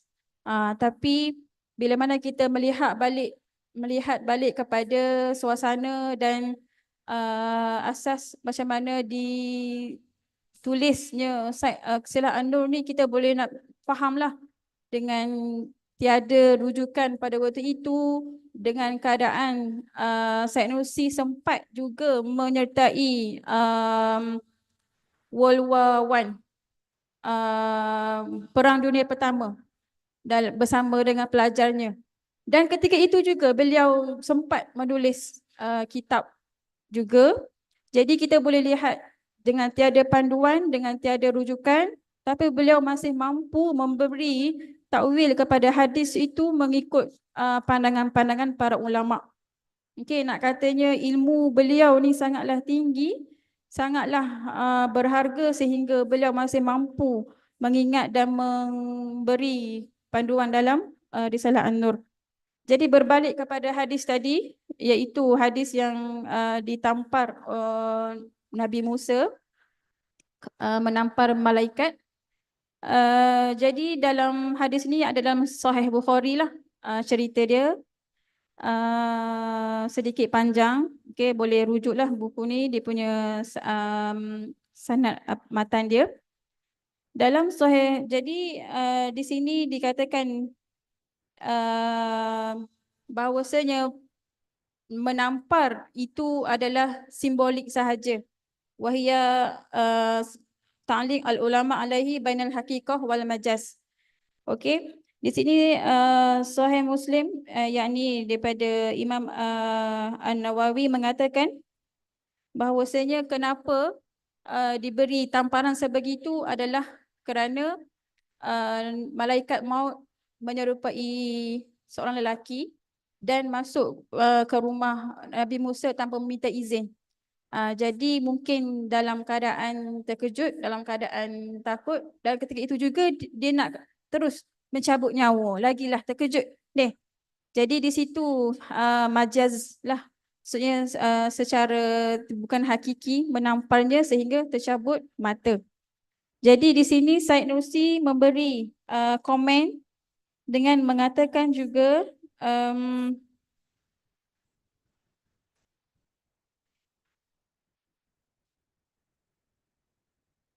okay. Qama Syed Nursi bitakwil hadis bisalasah masalik, tiga cara lah, maksudnya mendapat memberi gambaran pada tiga cara itu, yang mana ketiga-tiga cara itu bi anna la tam tuwajjih li suratil malakal maut al-mithaliyah au ahad awanuhu ila khalaqtihi al-haqiqah. Maksudnya secara bukan secara hakiki lah. Okey. Okey, seterusnya kita pergi kepada hadis yang ketiga. Ma yata'allaq bi asyratis sa'ah. Okey, kumpulan hadis asyratis sa'ah, hari-hari kebangkitan banyak disebut dalam Risalah An-Nur, dan ramai jugalah antara ahli-ahli akademik membuat kajian dalam bidang ini. Antaranya hadis yang berbunyi la taqumus sa'ah hatta la yuqal fil ard Allah Allah.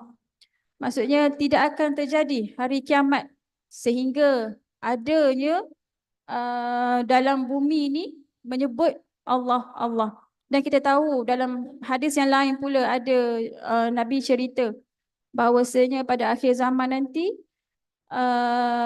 Islam akan naik kembali, yang mana pada waktu itulah dikatakan tidak wujud pun lagi golongan-golongan kafir yang hidup di atas bumi. Jadi di sini kita mengambil pendapat komen daripada Imam An-Nawawi, dikatakan makna hadis bahwa annal qiyamah innama taqum ala syiraril khalq kama jaa fi riwayat ukhra. Okey, seperti mana ada hadis lain lah. Jadi Cuma Syed Nursi dia mengambil hadis ini sebagai memberi satu komen lah ataupun kritikan pada zaman beliau.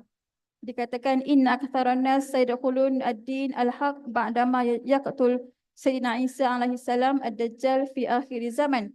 Bainama ja'a fi riwayat anna al-qiyamah la taqum ma dama fil ard man yaqul Allah Allah fa kaifa yadkhulul kufr jami'an ba'dama aminu jam'an. Dia memberi komen hadis ini ketika mana beliau melihat suasana ketika itu pada di Turki yang sangatlah dahsyat dengan budaya sekularisme, materialism. Jadi memberi tamparan hebatlah kepada masyarakat pada waktu itu. Seterusnya kita pergi kepada hadis Dajjal. Hadis Dajjal pun banyak juga diberi gambaran oleh Syed Nursi dalam kitab beliau. Dan kebanyakan hadis Dajjal rasa mu'zamuhum lah diberi dalam keadaan kefahaman makna hadis sahaja.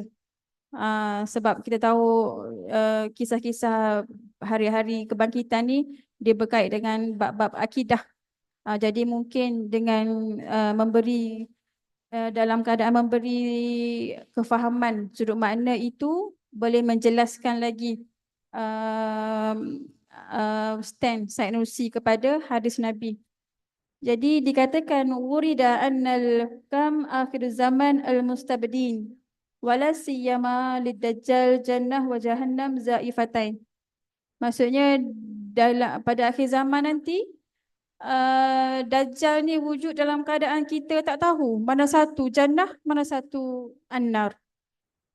Diberi gambaran bahawasanya pada waktu itu manusia terpinga-pinga sama ada nak ikut kanan ke kiri. Sebegitulah maksud dikatakan oleh Syed Nursi. Dan boleh lihat dalam daripada muhaddisun dalam Sahih Bukhari terdapat hadis ni. Jadi Imam An-Nawawi dan Ibn Hajar mengatakan ad-dajjal ala haqiqah wa annahu sayati fi akhir zaman wa yamtahinun nas bimithli jannah wan nar. Maksudnya dajjal yang akan timbul, akan muncul pada akhir zaman yang mana akan memberi pilihanlah kepada masyarakat pada waktu itu, umat Islam pada waktu itu, sama ada ia adalah neraka ataupun syurga. Dan di sini Syed Nursi memberi komen dalam kitab Asy-Syu'a'at, innahu isyarah ila ma fi ad-dawair al-hukumiyah min awda' mutaqabilah mutanazirah. Dalam madrasah al-Indadiyah masjidin ihdahuma suratu mashfuhah lil hur wal ghulman wal ukhra mawdi'u azab was-sijn. Yani kita boleh Syed Nursi memberi komen bahawasanya juga ketika mana suasana pada waktu itu yang masyarakat pada waktu itu agak ketara dari sudut akidah mereka. Ada yang iman tidak kuat akan mengikut apa yang Kama Atatürk suarakan, iaitu kepada kemodenan dari sudut materialism dan juga sekularisme.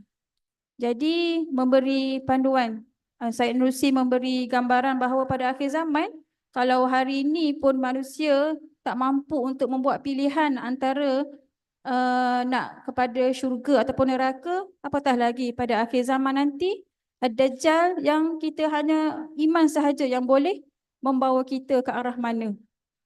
Okey? Jadi isu Ad-Dajjal ni sangat banyak juga diketengahkan oleh Syed Nursi, memberi gambaran lah bahawasanya pada waktu zaman pemerintahan waktu itu sangatlah dahsyat dengan tekanan-tekanan daripada kerajaan.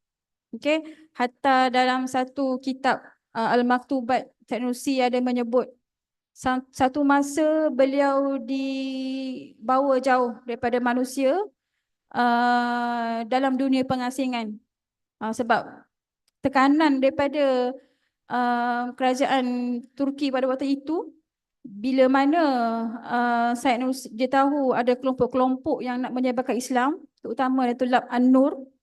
Jadi mereka cuba pelbagai cara untuk menghalang daripada tersebarnya kitab Risalah An-Nur ni dengan memberi dengan menceroboh, dengan merampas apa sahaja nota-nota daripada para pelajar Syed Nursi.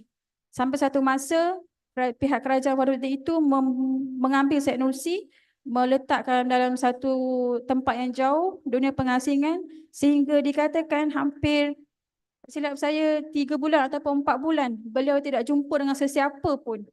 Hanya kedengaran suara-suara burung, suara-suara hujan. Boleh bayang kalau kita tak jumpa kawan-kawan sehari, apa rasa? Pelik, rasa, yelah, rasa di luar kemanusiaan. Ini beliau diletakkan dalam dunia pengasingan hampir selama itu sehingga mereka tak tahu saudara dia tu hidup ke mati. Jadi di situlah Syed Nursi kata apa? Hasbunallah wa ni'mal wakil. Hanya Allah sahajalah yang boleh menenangkan aku, memberi kekuatan kepada aku. Sebab itulah kalau bila dibaca cerita-cerita beliau ni, kita rasa satu semangat yang pelik datang. Sebab apa? Dia ditohmah, ditekan dengan pelbagai tekanan sehingga diakhirkan dengan dalam penjara. Dalam penjara pun Syed Nursi mampu juga menulis kitabnya sendiri. Okey, jadi nak katanya ilmu yang diterapkan dalam Risalah An-Nur ni sangatlah berharga, sangatlah permata dan sangatlah bernilai untuk pegangan kita hari ini. Kalau mungkin hari ini kita masih mampu untuk mengatakan tidak pada benda-benda dosa, tapi kita tak tahu pada akhir zaman macam mana kita dan keturunan-keturunan kita. Jika pada hari ini kita masih lagi tak mampu untuk menolak apa-apa dakyah-dakyah daripada secularism, materialism. Okey? Jadi sebab tu Dajjal ni sangat banyak disebut dalam kitab Risalah An-Nur juga, sebab nak memberi manifestasi bahawasanya mungkin pada waktu itu Syed Nursi menggambarkan sistem Dajjal dah wujud pada waktu Kamat Tartuk itu. Okey? Boleh seterusnya? Okey. Hadis tentang sayad'una al-uluhiyah fi akhir zaman wa yakrahuna an-nas 'ala sujud lahum. Okey, iaitu juga diberi Syed Nursi mengambil pemahaman pada hadis ni, dan hadis ini wujud dalam Musnad Al-Hakim dengan sanad daripada Hisham.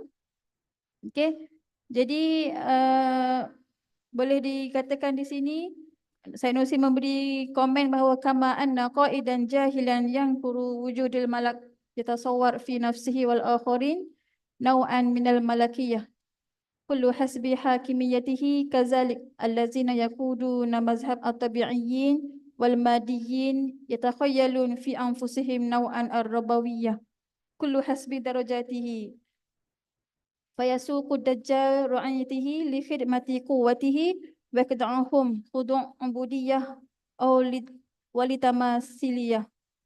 Okey, jadi lebih kurang jugalah pandangan beliau.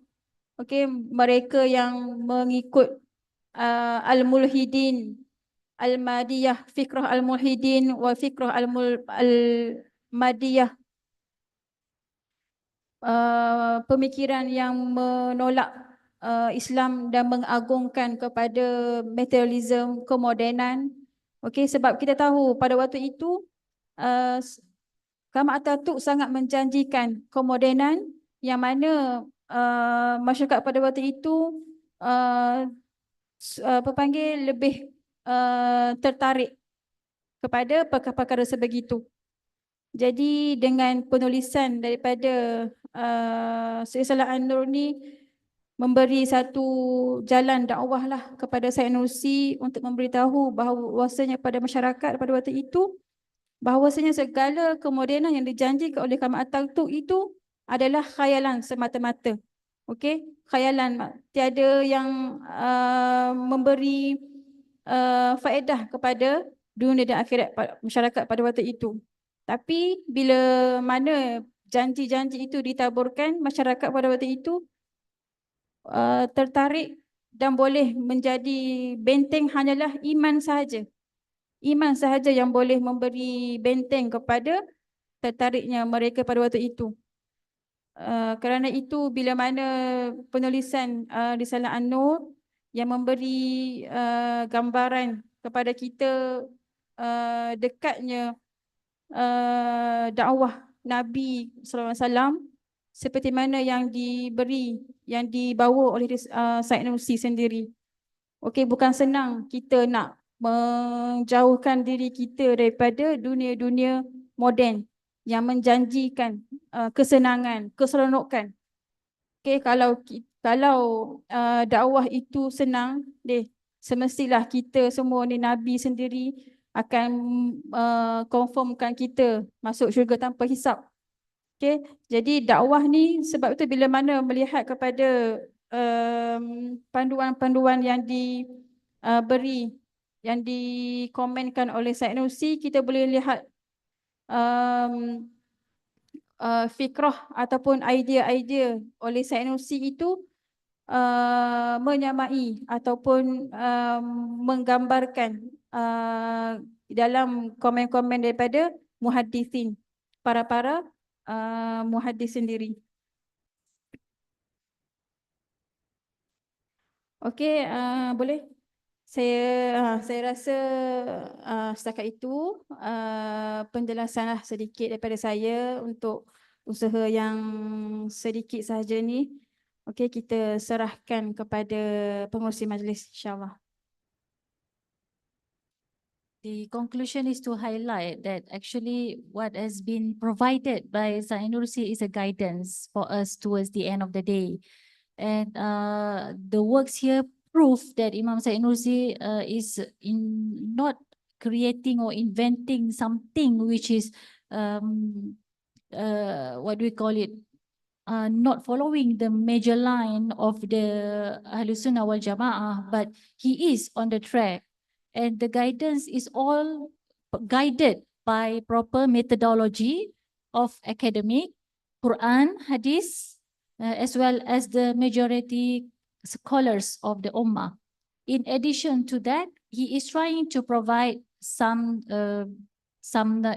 illustration or elucidation of the tricky situation that might cause deception among the Muslims at the end of the day. And the word Dajjal itself means deception, right? Something which will confuse the people from looking on the right way as if it is wrong. So this is what we are trying to prove, that by following this kind of thoughts or understanding, we hope that we would be guided by Allah, especially against the fitnah of the Dajjal. So there are many examples that is provided, some of them by Ustazah Aina, and of course you can read the rest in our book, but with the intention that we are looking for the hidayah and protection of Allah subhanahu wa ta'ala. That is the purpose. I just want to also highlight there are some tendencies nowadays where people like to look into the miraculous aspects of knowledge, ajaibul ajaib, which is also part of the trend that we can see in many parts of the world, because people are very desperate of looking for help from Allah subhanahu wa ta'ala. So by looking into the methodology offered by Imam Syed Nursi, it goes back to the Iman itself. So we need to always refine and strengthen the Iman until it can reach to the level of Iman Tahqiqi. Only by having that kind of Iman Tahqiqi, we would be able to preserve ourselves and our logic from being deceived by the fitnah of akhir zaman. So this is the climate of the knowledge that we want to achieve in conditions that we must stick with the deep-rooted guidance of Allah, that is the Quran and Sunnah. And this is just one of the effort to prove that by having this kind of discourse in our modern life, we pray and we hope that our family, ourselves, and the whole nation, inshallah, be guided by Allah subhanahu wa ta'ala. So I hope this session benefit you, and I would really love if we can listen some questions or some suggestions from the audience. Mungkin Dr. naftah lahu majal li soal wal jawab. Naam, we have around 10 minutes, inshallah. The microphone is there. So we can have some input because we are in the process of translating it to Malay. So if you want to add on some input or if you have some concerns that you want to address, perhaps we can consider that, Ustaz Haina, to be included in the Malay version. Okay, so you are welcome. And the microphone is there.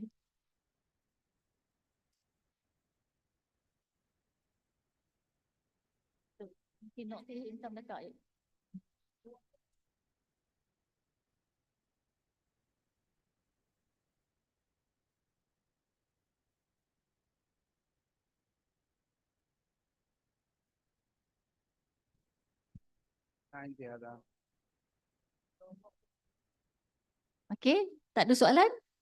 Tak ada cadangan? Silakan kalau ada cadangan untuk buku yang Melayu, bahasa Melayu.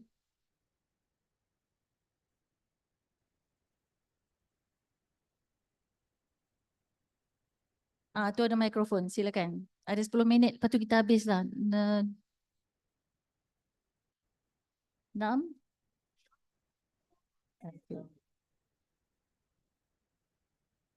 Tak ada? Silakan.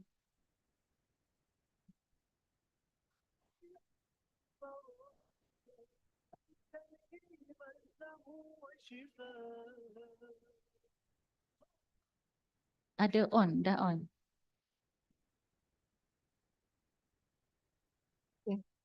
Okay. Assalamualaikum Doktor, Ustazah. Saya ingin bertanya tentang adakah terdapat ulama yang mempunyai metodologi yang selari dengan Said Nur Zaid Badi'ul Zaman dalam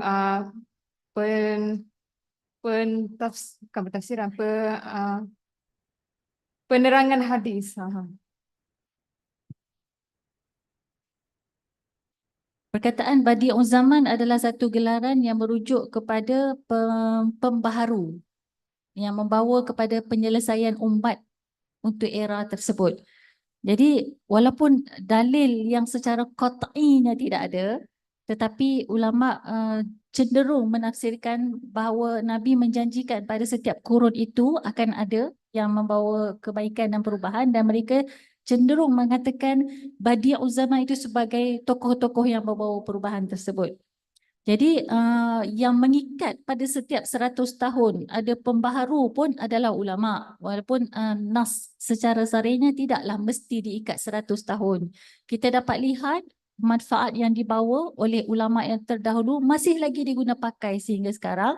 Maka demikian juga jika kita lihat Imam Said Nursi sendiri meninggal pada tahun 1960, bermakna untuk tempoh sampai sekarang belum 100 tahun. Kemudian bidang disiplin yang beliau kuasai itu 80 lebih. Kalau Ustazah mengajar subjek trends in Quranic exegesis, ada perbandingan antara 14 mufassir, para penafsir yang moden di akhir zaman. Kalau kita bandingkan daripada manhaj-manhaj yang diguna pakai, didapati bahawa yang menguasai 80 bidang ilmu itu tidak ada, melainkan beliau. Jadi ulama lain mereka mempunyai penguasaan pada bidang tertentu, mungkin lebih dari 3-4, tetapi tidak sampai 80. Contohnya Tantowi Jauhari boleh menulis tentang tafsir yang bersifat sains, tetapi dia fokus kepada scientific discoveries yang dibuat oleh pihak barat. Sehingga kan menyebab ada scientific discoveries yang telah berubah kerana didapati tidak accurate pada waktu itu, sekarang tidak accurate. Pada waktu itu accurate, tapi telah dimasukkan ke dalam tafsir. Bermakna mengikut perbandingan tafsir moden yang Ustazah dah buat berdasarkan kelas-kelas kami di Jabatan Quran Sunnah, untuk melihat satu metodologi yang boleh mencakupi pelbagai disiplin ilmu sehingga menyebabkan pakar di disiplin tersebut tidak dapat menolak fakta yang diberikan oleh Imam Said Nursi, belum ada tandingannya.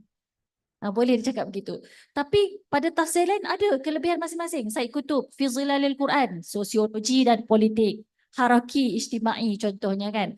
Masing-masing ada kelebihan masing-masing. Tetapi penguasaan yang luas ini dengan tujuan untuk menguatkan iman. Sebab orang zaman sekarang, Ustazah saya sebut tadi, dia bersifat madiyah materials. Materials bermaksud bukan duit saja, tapi dia nak sesuatu yang dicapai oleh 5 panca indera baru dia percaya. Kalau tak tercapai oleh 5 panca indera ini, dia tak percaya. Itu maksud materials. Jadi untuk bercakap dengan audiens yang materialistik begini, memerlukan satu pendekatan yang mengconvincing, bercampur pula. Convincing, meyakinkan. Satu pendekatan yang meyakinkan orang tersebut. Jadi mungkin orang tu seorang saintis, orang itu seorang psikologis.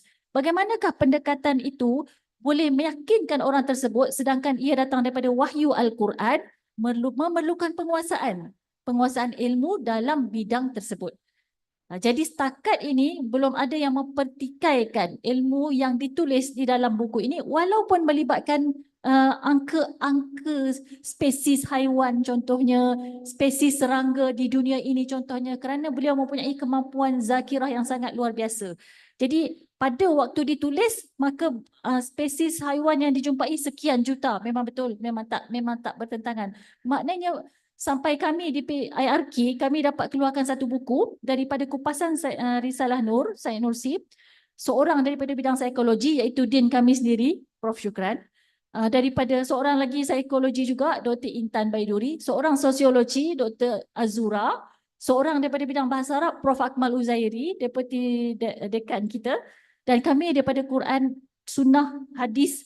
Kita semua boleh explore ilmu-ilmu yang dibawa dan accurate sehingga ilmu-ilmu tersebut bermanfaat untuk kita dengan pendekatan yang diambil daripada Al-Quran dan Hadis. Jadi kita tak boleh ta'asub, ya, kita bukan ta'asub tetapi kita menilai sesuatu dengan adil. Jadi itu untuk jawapan daripada pihak Ustazah. Silakan Zaina. Cukup dah kata. Menjawab tak soalannya? Okey, alhamdulillah. Dan perkara ini bukan baru berlaku. Dahulu dah pernah disidang di hadapan berapa ulama di Turki dulu? Berapa ulama? 100. Imam Said Nursi dihadapkan di hadapan 100 orang ulama untuk dicabar keilmuan dia. Dan dia boleh jawab semuanya. Masya Allah. Dan Ustazah sendiri pun banyak mengambil ilmu daripada Risalah Nur untuk disampaikan ke dalam masyarakat sehingga ilmu beliau itu berguna untuk membantu para pelajar yang menghadapi gangguan mental, kesihatan mental. Ya, ada juga Ustazah gunakan untuk bantu masalah berkaitan dengan depresi, extreme anxiety, panic attack, beberapa masalah rumah tangga. Sangat membantu. Jadi ini betul ni pengalaman Ustazah sendiri. Jadi Ustazah pun rasa surprise ya, macam mana seorang ulama boleh begitu sekali ya dianugerahkan. Kalau bukan ini anugerah Allah tak mungkinlah dia boleh buat macam ni. Semua ini mestilah bimbingan Allah untuk umat di akhir zaman. Jadi mudah-mudahan itu bermanfaat. Boleh? Ada lagi soalan tak? Kalau tidak kita tutuplah. Dr. Izu nak tanya soalan. بالنسبة لي واضح؟ بالنسبة لي صوت واضح؟ بالنسبة للنورسي بالنسبة للنورسي هل يعد من المجددين أم من المفكرين أم من المتصوفة أم من ماذا؟ هذا سؤال. كذلك هل كان النورسي يكتب باللغة العربية؟ أنا حسب ما قرأت في الكتاب أن النورسي كان يكتب باللغة العربية من أجل الحفاظ على اللغة العربية، في ذلك الوقت لأنها كانت تحارب وتستأصل. تفضلي.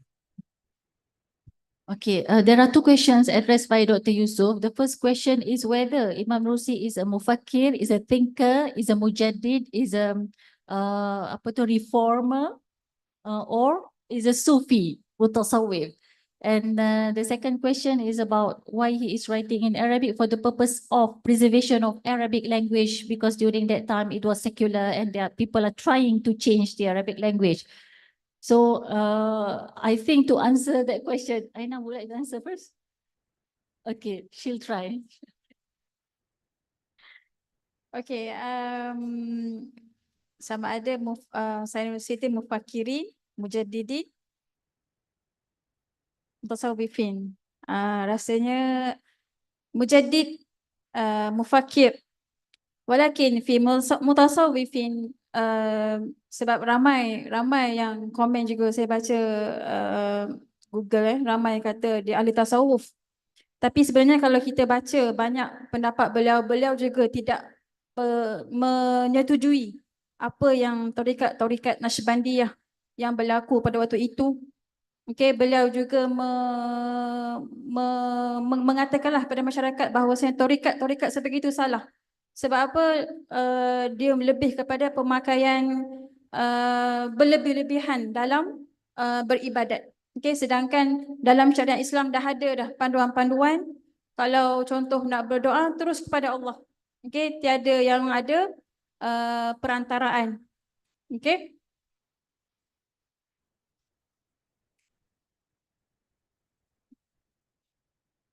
Okay, so rasanya dah terjawab soalan pertama. Soalan kedua tadi berkenaan dengan apa tadi? Bahasa Arab. Sebenarnya حتى إلى اليوم هؤلاء الذين يدرسون رسائل النور على منهج مؤسسة خيرات يستخدمون اللغة الأصلية عثمان لجام، وهي مكتوبة بلغة القرآن باللغة العربية وقريبة جدا إلى اللغة العربية. بمعنى أنا عندما فتحت مهما ما عندي أي فكرة اللغة التركية، لكن أستطيع أن ألاحظ الكلمات. حتى أحيانا ممكن جملة واحدة مفهومة عندنا، لأن قرب اللغة التركية عثمان لجا, the traditional classical Ottoman Empire language was written in Arabic just like us, Jawi, right? Just like us, but they are with khat riqi. So when we read Jawi, sometimes we realize some Arabic words, same goes to the Osman Leja words. So the Hayrat publisher is the only organization in Turkey who's still learning Rasail Anur from its original version in its Osman Leja writing. Some is written in Arabic language, as Dr. Yusuf said. Yes, that's true. Some even written in Arabic language with a very pure, beautiful Arabic language, like Isharatul Ijaz, fi Mazaril Ijaz. To the extent these books are used in Al-Azhar University in the Department of Arabic Language to study Balaghah. And he is a Kurdish, Turkish, he is not a pure Arab. Of course, he's from the descendant of the Prophet sallallahu alaihi wasallam. But when Allah award a knowledge, it doesn't matter, right? The blood origin, the tribe. وَجَعَلْنَاكُمْ شُعُوبًا وَقَبَائِلَ لِتَعَارَفُوا, right? There is no one can claim their tribe is better than the others. So it's true somehow because of this. We can see, we have Hayrat students right in front of us, and you can check with them how they benefit Arabic language from the original version of the Rasail Anur written in the Osman Leja language. And I think they finished the whole 6,000 pages, yeah, mashallah. They have read everything. I didn't finish. Mrs. Zaina also is still in the process. And pray for her. She's doing her PhD now in Risalah Nur as well. May Allah grant her success. But we want to benefit the Ummah. That's the purpose.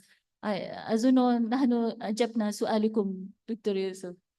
So I think there's no other question, right? No question? Okay. So with that, behalf of the authors, I would like to thank all of you for your presence. Alhamdulillah, according to Dr. Yusuf, this is far more better than some Arabic book slot. Thank you very much. Really appreciate your attention and your attendance.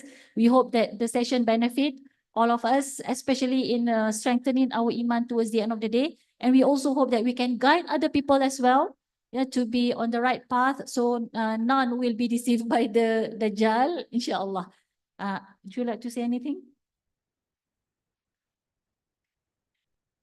Okey, untuk akhirnya jugalah saya akhirkan dengan firman Allah Subhanahu Wa Taala, A'udzubillahi minasyaitonirrajim. Ya ayyuhalladzina amanu may yartadda minkum an dinihi fasawfa ya'tillahu biqaumin yuhibbuhum wa yuhibbunah. Adillatin 'alal mu'minin, 'izzatin 'alal kafirin. Yujahiduna fi sabilillah wa la yakhafuna lawmata laim. Ila akhir ayat.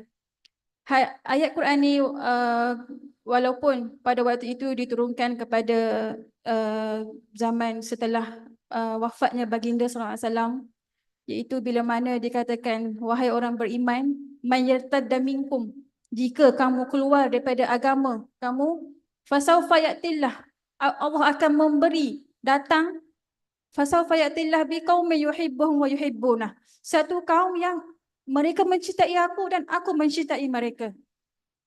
Yujahiduna fi sabilillah wa la yakhafuna lawmata laim, yang mana mereka semua ni berjihad dalam jalan Allah dan tidak takut apa saja minah yang Allah timpakan kepada mereka.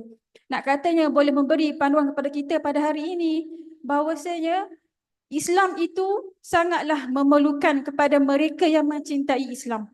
Mencintai Islam macam mana? Yang menyeru, memberi tahu bahawasanya Islam itulah yang paling tinggi dan tidak ada agama lain yang boleh menandingi Islam. Dan mereka itu adalah siapa? Semoga itu adalah kita lah, semua yang ada iman sehingga dapat menolak segala kemungkaran dan memberi manfaat kepada masyarakat, insya-Allah. Wallahu taala alam.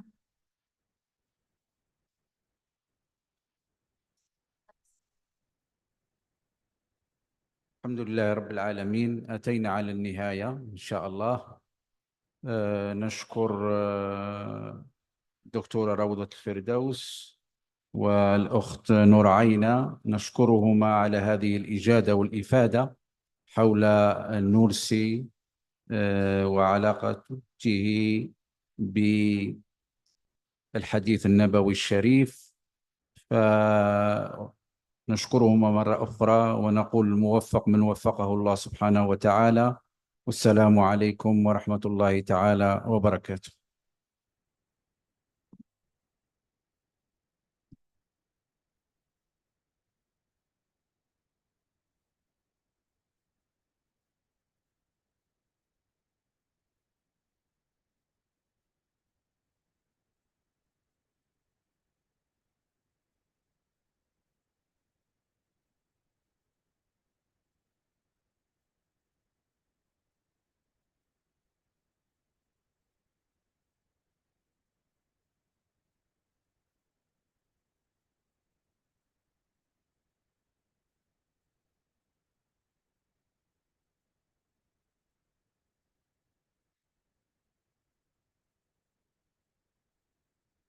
A special thanks to our remarkable speaker for sharing their insight and inspiring us with their passion. Barakallahu fikum wa nafa'ana wa bikum, insyaAllah. As we conclude our book talk session just now, I want to express our heartfelt gratitude to everyone who joined us from beginning of this session till the end. Okay.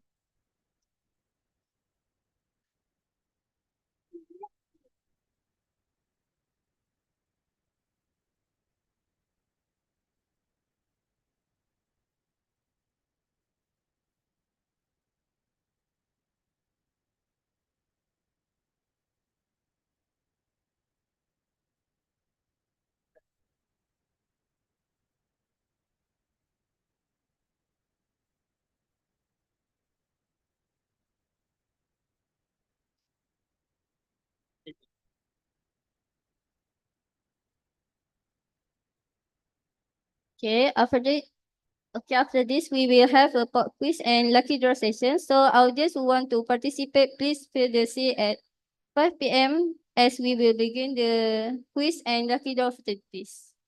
Thank you.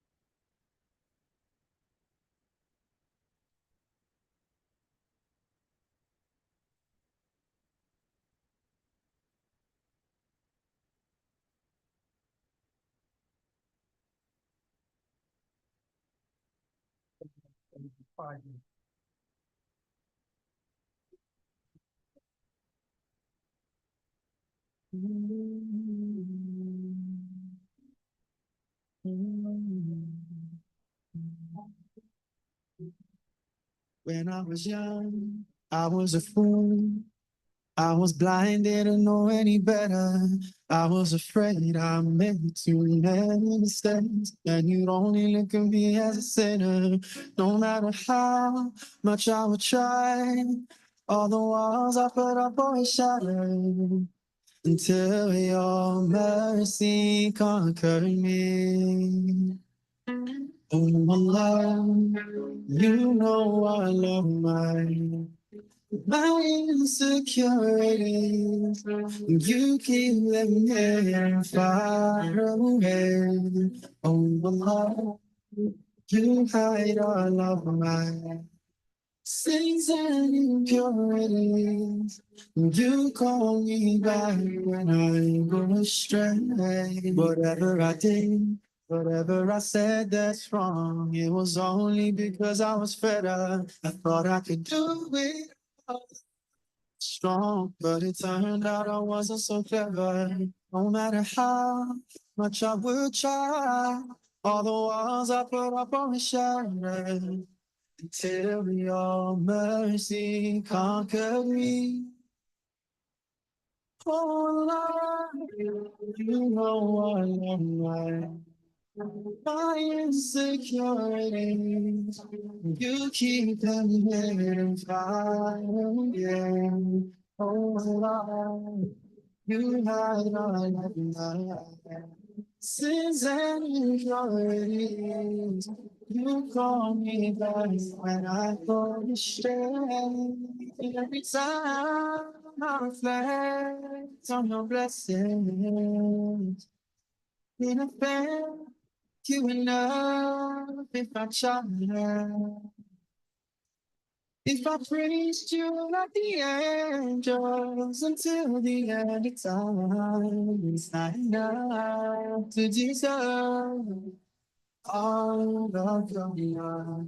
Oh, love, you know all of my insecurities.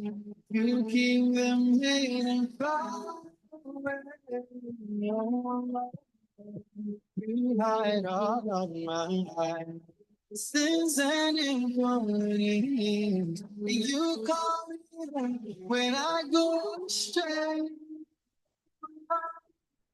You know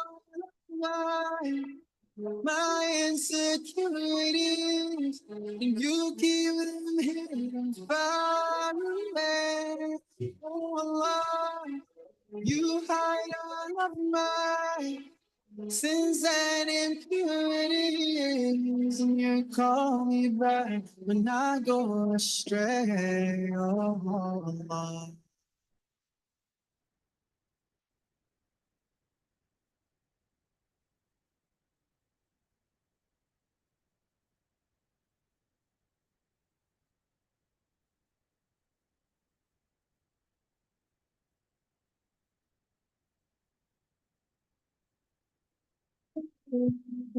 Call me back when I go astray. Oh, oh, oh, oh.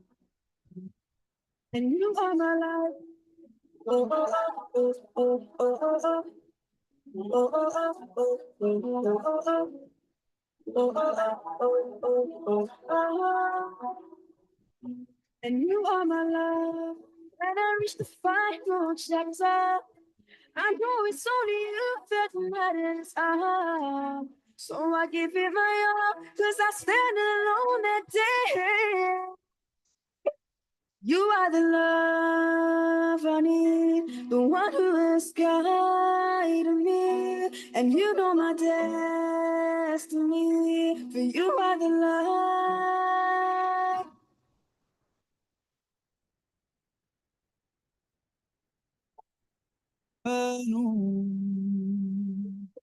أزكى الصلاة والسلام يا ربي ارفع مقامه دوما في كل مكان سيدي يا محمد حبك روح الإيمان يا ربي أرجو لقاءه يوما في دار السلام. Everywhere I hear your name being mentioned, the whole world's talking about you and the thought of being part of your nation. I'm so proud to follow you day and night. You sacrifice, led us from darkness to light tonight. Until the end of my time, I will love you. صلى عليك الرحمن أزكى الصلاة والسلام يا ربي ارفع مقامه دوما في كل مكان سيدي يا محمد حبك روح الإيمان يا ربي أرجو لقاءه يوما في دار السلام. يا حبيبي حبيبي يا محمد صلى عليك الرحمن حبك في كل مكان. يا حبيبي حبيبي يا محمد يا خير الأنام عليك أزكى السلام. يا حبيبي حبيبي يا محمد صلى عليك الرحمن حبك في كل مكان. يا حبيبي حبيبي يا محمد يا خير الأنام عليك أزكى السلام. يا حبيبي يا حبيبي صلى عليك الرحمن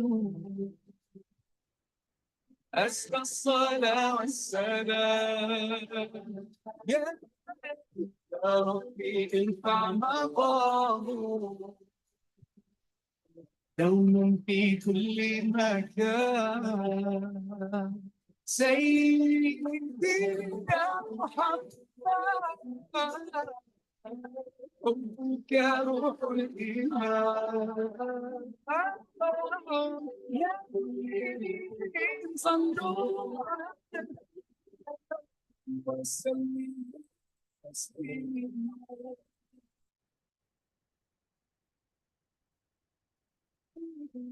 حبيبي يا محمد صلى عليك الرحمن حبك في كل مكان. يا حبيبي حبيبي يا محمد يا خير الأنام. So what is ClickUp? ClickUp is an Okay, Assalamualaikum warahmatullahi wabarakatuh. Selamat petang kepada semua pengunjung di IIUM Book Festival 2024. Jadi saya pengumuman sebentar saja lagi lah, dalam 4:45 macam tu kita akan adakan satu pop quiz. Jadi jangan balik dulu tau. Tunggu nanti 4:45 kita akan adakan satu pop quiz. Ada hadiah istimewa untuk anda menang. Kita ada quiz Kahoot. Sementara tu bolehlah pergi solat dulu ke apa. Nanti datang balik kat sini kat petang utama. Thank you.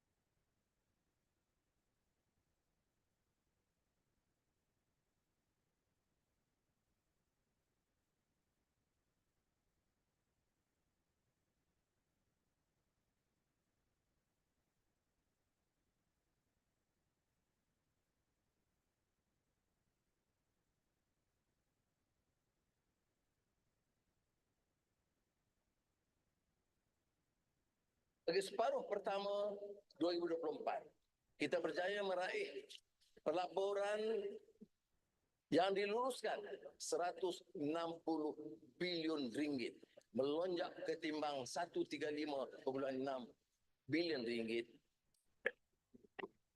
pada period sebelumnya. Saya ucap tahniah kepada semua rakan-rakan Jemaah Menteri dan pegawai-pegawai dalam dan di luar negara yang bekerja bertukus lumus membantu mengangkat martabat ekonomi negara. Kita berjaya mengukuhkan ringgit kepada 14.4% ketimbang dolar Amerika dalam suku ketiga 2024. Pencapaian terbaik sejak tahun 1973. Nilai pasaran equity domestik mencecah angka tertinggi melepasi 2 trilion ringgit selain indeks bursa FBM KLCI kembali melepasi 1,600 mata. Taraf kredit berdaulat berjaya dikekalkan. Prestasi ekonomi mengatasi jangkaan dan unjuran sama dari segi pertumbuhan, pelaburan dan nilai ringgit menggambarkan keyakinan pelabur dan kejayaan awal dari langkah pembaharuan ekonomi madani.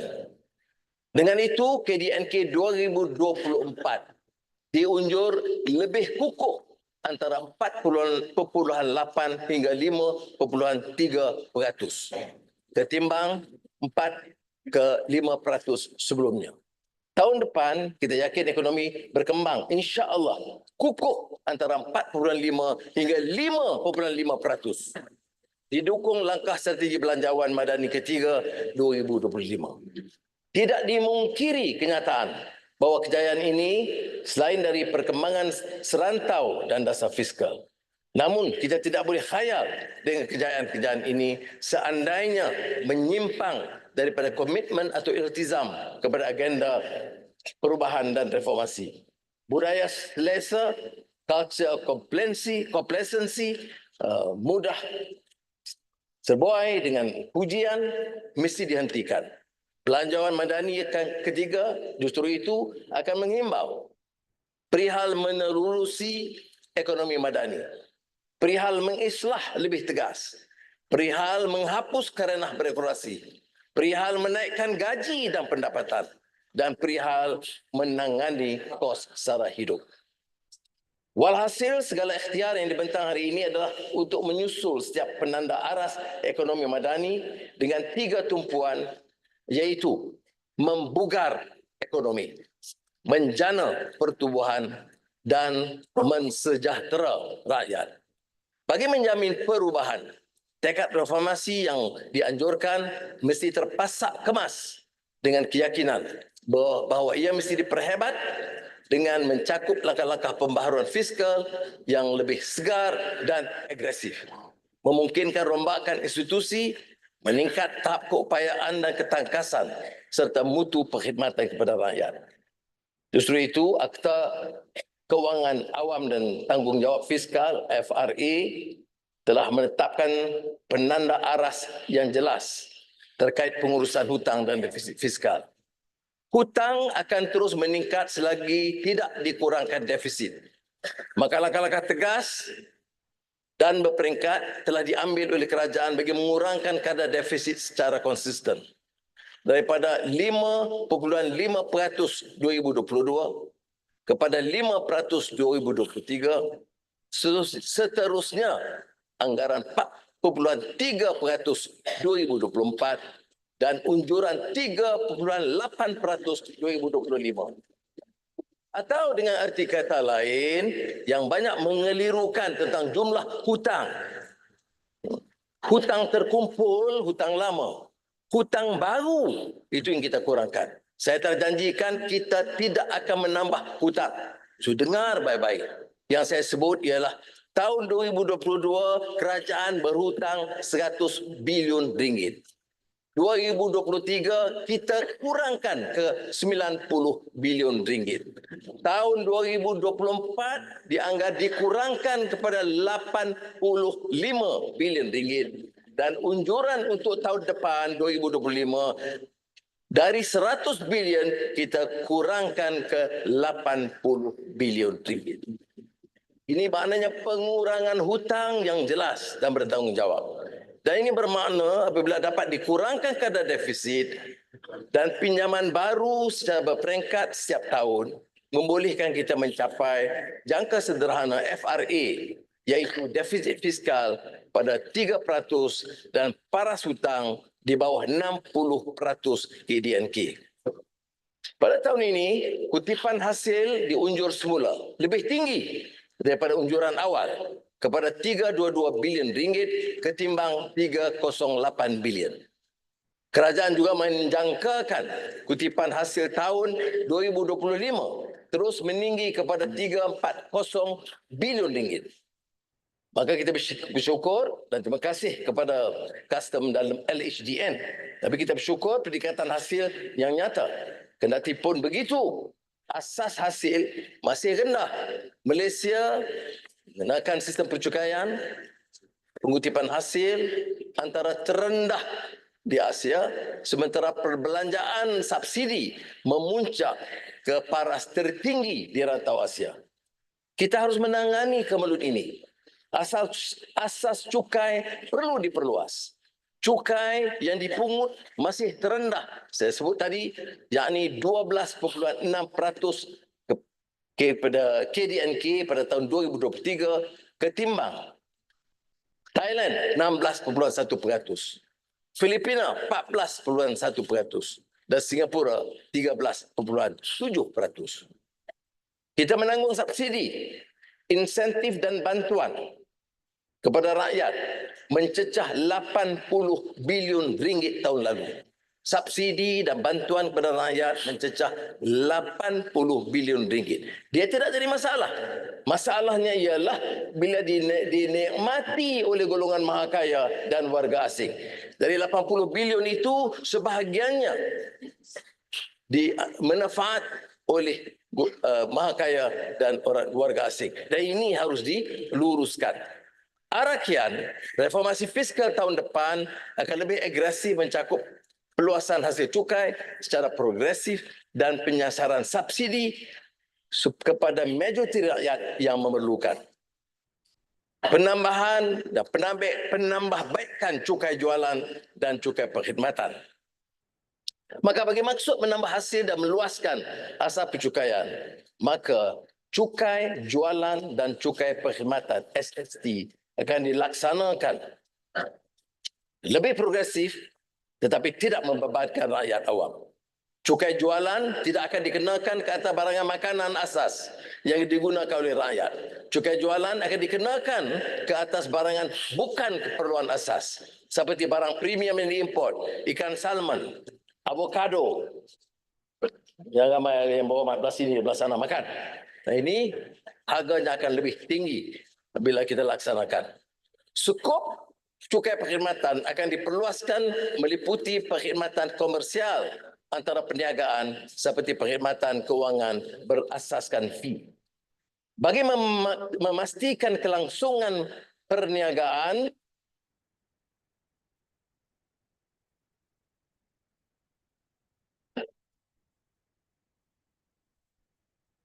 Tes.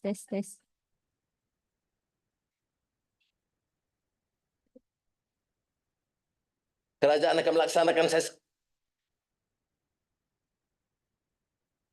Assalamualaikum warahmatullahi wabarakatuh. Kepada pengunjung-pengunjung Book Festival, boleh join kita orang punya pop quiz. Ada banyak hadiah yang menarik untuk dimenangi. Attention to everyone who come to Book Festival. Please join our pop quiz session. There are so many prizes that you guys can win. Thank you. We will begin shortly, so make sure that you stand by your phone.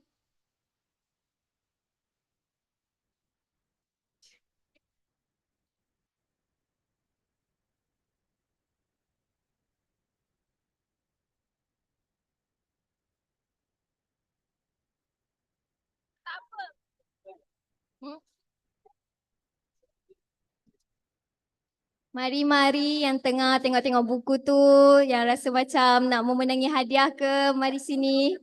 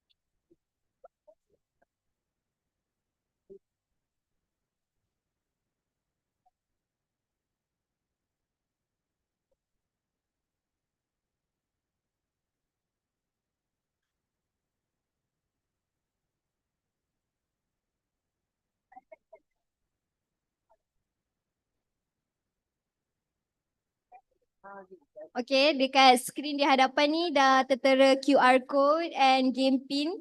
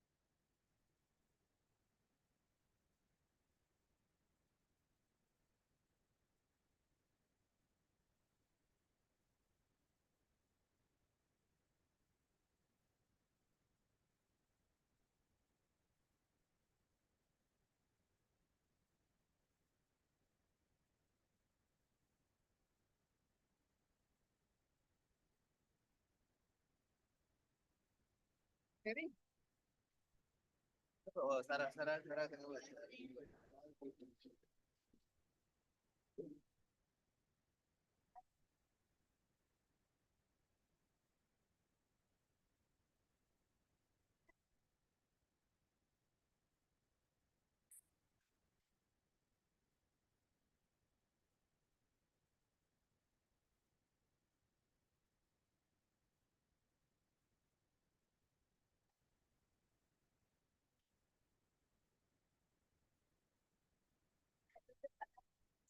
Assalamualaikum semua.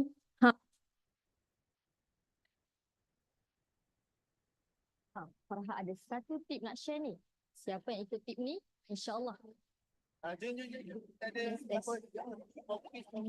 Kita join kita sekali. Kejap lagi ada pop quiz ni.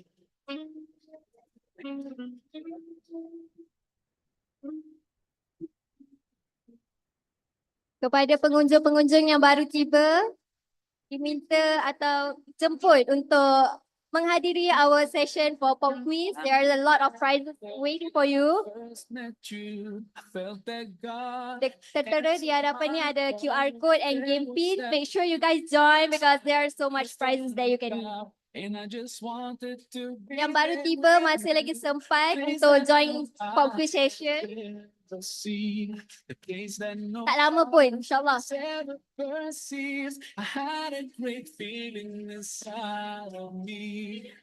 Yang baru datang, for those who just come, you guys are welcoming to join our pop quiz session.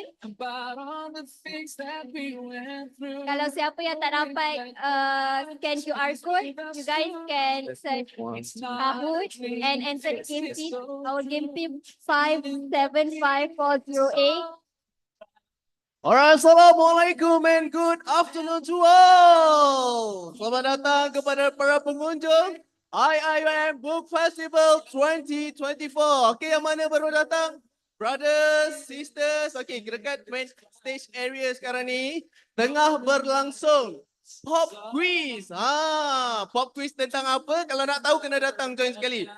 Okay, kalau siapa-siapa yang macam curious lah, pop quiz apa ni agak-agaknya. Okay, sekarang boleh datang ke main stage area. Kita tengah bersiap sedia. Okay, untuk meneruskan acara seterusnya untuk petang ni. Alright, to brothers and sisters, we are preparing for our next activity, which is pop quiz. Okay, for those who like to participate, you may come to the main stage area.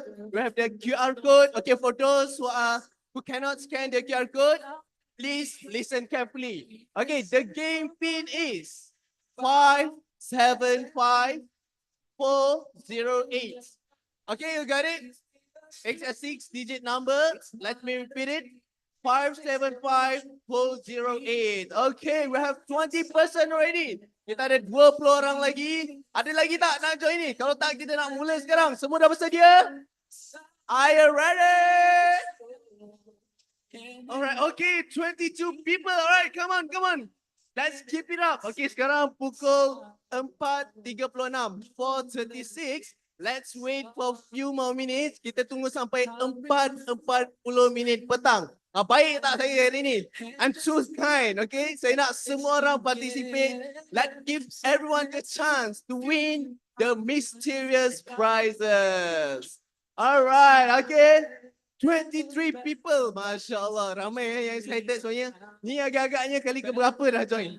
Kali keberapa join, tak tahu kali keberapa menang. Dia tak pernah menang. Okay. It's alright. Okay, we have 3 more minutes left. Ada 3 minit lagi sebelum kita mulakan. Okay, yang dah dekat depan ni boleh warming up Warming up, tekan-tekan kan. Boleh scroll-scroll kan kejap lagi. Tak ada internet, sangkut pula.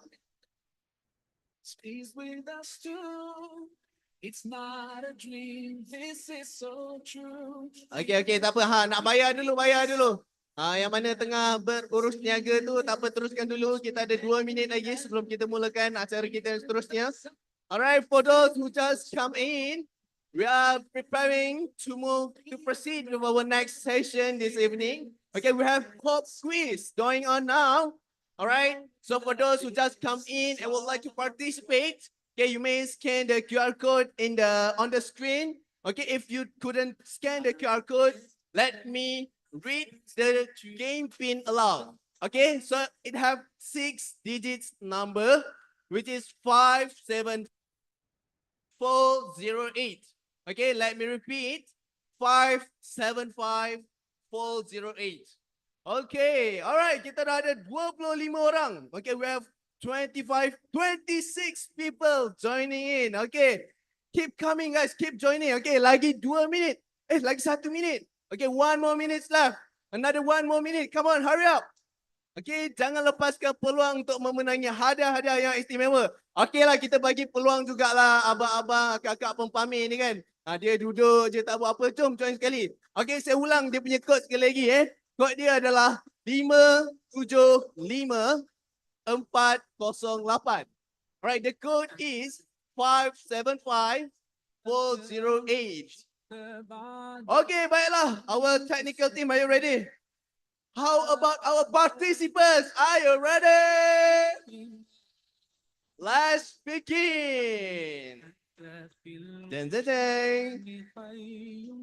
أنت للعينين ضي أنت عند الحاضرين أنت هادي وصفي يا حبيبي.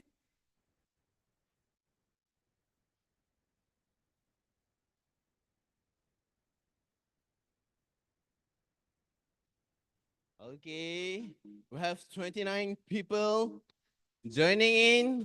Let's begin now. On your mark. Get ready. 2, 1. Soalan senang je ni. Di manakah Nabi Muhammad sallallahu alaihi wasallam menerima wahyu? What is the first revelation given upon the prophet? Okay, we have almost everybody correct over there. Okay, so jawapan dia adalah Gua Hira. Siapalah gagaknya yang salah tu ya? Mungkin dia nak tercepat tadi tu kan. Tersalah tekan. Okay, so let's see the result. Siapakah di kedudukan yang pertama? Yuhu! Siapakah Yuhu itu?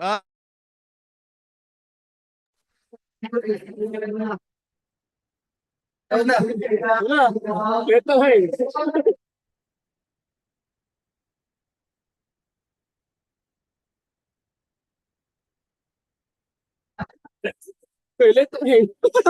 Apa letak flash ni ah?